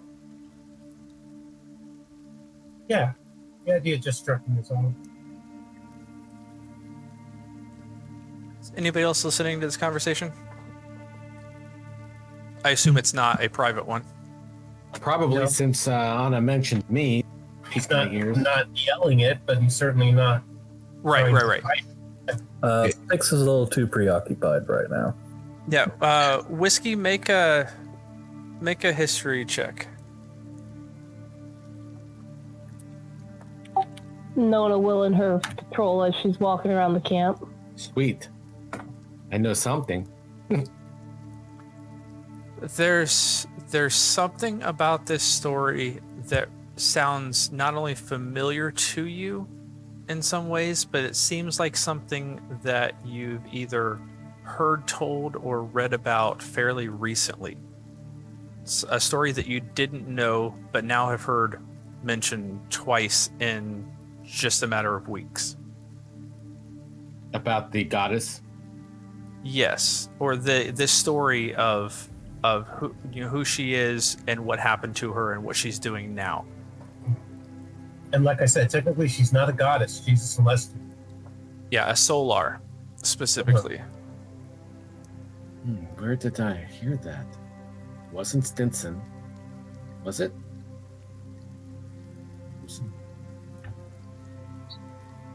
How long has it been since we established our watches at this point? If you guys are all still awake, then watches really haven't started. Well, no, but like, how long has it been since we decided who was going to be on watch? I mean, I assume you guys have taken the time to eat and that type of thing. So, in that case, Gruel would have been, unless they're off to the side. I imagine they're just kind of around the campfire. Yes, because it's warm. Okay. Yeah, in that case, then Gruel would also have heard, and as I recall, there's a book, Whiskey. Oh, that we read. Oh crap! That's it. I have the book in my bag. I can't read it, but yeah. And Grolin takes off his helm and just hands it to Whiskey. Then I'll search in my pack and pull out the book.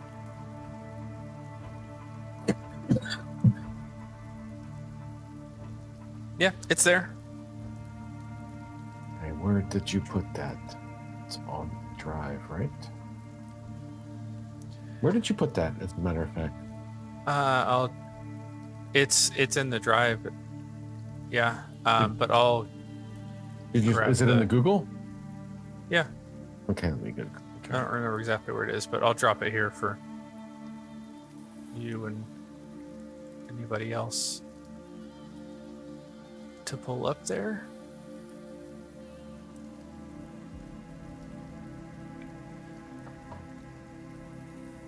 Oh yeah, it's a long one.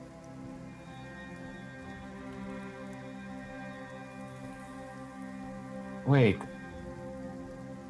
Are you set? That's not her. This is about the star-crossed lovers. Wait, what? Whiskey, you Wildemount. remember there are 3. Last you looked, there were 3 stories. Yeah, the one you gave me is the. Oh, let me never mind. Brothers struggle. No. Dragon. Who is on first watch, by the way? Because you probably still would be keeping an eye on what's going on. I am. No. Okay, why don't you guys go ahead and make your perception checks? Just so we've got it. Ooh, good roll. And at- Total of 20. And at the having mentioned the book and handing the helm over to Whiskey, Grolin will say, "I want that back in the morning. Which morning, though? When I wake up for watch, just leave it in the inside of my tent." We were both taking watches together, and I got a 14. Oh, that's right, we are. When we wake up Yeah. for watch. And at that, Grolin will crawl into his tent and go to sleep. All right. Wait a minute. Who's on watch? First watch? Ryan. Ryan and No. And presumably everybody else but Grolin is still awake at the moment. In the days of Horseal, there is found a particular site, buried within the midst of days long past the snow. Miss Suther, is that Miss Suther? Her tales are told. Ruins Uralith. Long ago, with bravery untold, she struck down her foe. In Duale, we remind ourselves of how the Runir was banished, due in no small part to the albino defender. Tunshir celebrate the harvest rise at Blooming Grove as we soar to heights on wings of angels. Is this what we're talking about? Children's tale?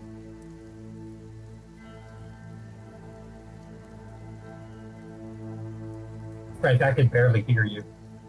I'm sorry. I don't want to stick my face into. What's her name again? Willem? Zalakas? The goddess? She's not a goddess. She's a solar, celestial.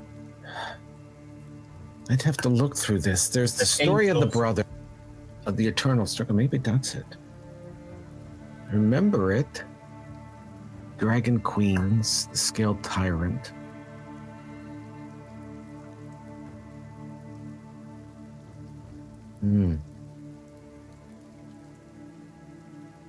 I will have to study this because then we were at the farm. It's the Star-Crossed Lovers. It's somewhere in here. Okay, I will have to research and get it back to you. Whiskey, you know that the first 2, first one was in Zemnian, second one was in Undercommon, the third one was written in an ancient Elvish dialect, but you know that for the most part that would be readable to anybody who can speak Elvish, Right. even without the helm.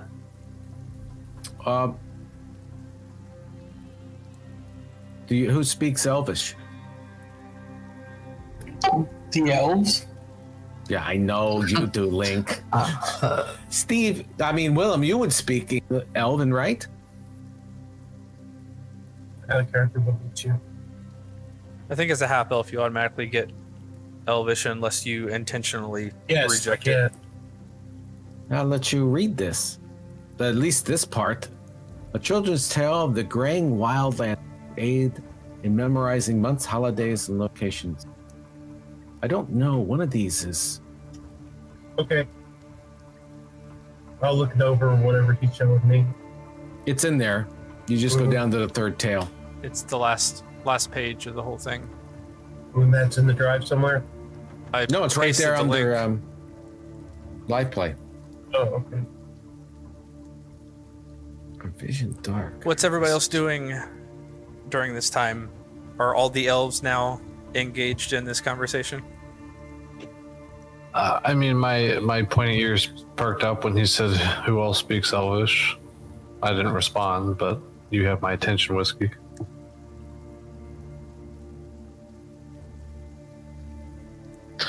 And I'm gonna warm the lungs with a new pipe. Freshly packed pipe. Exactly. It's embracing out in the cold, and that's why I like it. Nona's walking around the camp, just keeping warm, keeps her bear cloak a little more closed, and just walking around, looking. She does have a bracelet. Ryan, as Nona's kind of pacing out and about, and you're keeping watch on what's going on. Let's see, Nona's here. Kind of pacing. She crosses a threshold here and continues. She's kind of moving her way across here. And about that point when she moves there, you see what looked like just this odd bit of shadow wisp off in this direction formulate into this strange shadowy large, almost mastiff sized creature. And you hear a snarl and then a howl as these, and Nona, you realize right in front of you, I'll drop just so we have a visual to leave ourselves up with here. Just want to freaking sleep. The beady red eyes of a massive dog-like creature that seemed to have formed out of nothing but shadow. And we're going to leave right there and pick up Thank you next for week. watching Hound of the Baskervilles. I love cliffhangers. It's a shadow of its old self. All right. Well, Where's the you guys picture of this survived thing? some Shadow flying Master. combat in a nice little ravine and thought you were getting a nice, decent rest, but Nope. This should be fun. stirring up some trouble. That was the Yep. day Willem decided to become a backline fighter. Mm-hmm. All right. Well, But thanks he for was on everybody his for back? joining us. Grohl is going to have to climb out of his tent as well. That'll be fun. Oh, Everybody does definitely hear that Grolith howl. doesn't sleep in his armor. Yeah, I was thinking about that as well. oh no. Thank you, everybody, for joining us. I hope you had fun. We had a lot more visuals tonight than we do sometimes, so hope you enjoyed some of the close-up shots we had. And for the next couple of weeks, I imagine we may have quite a bit more as they continue to explore what great evil the Sword of the Everlight was talking about. So I hope you'll tune in next week and continue to listen. Until then, we'll see you later. Bye. Bye, because we didn't pay attention. Right. Good night.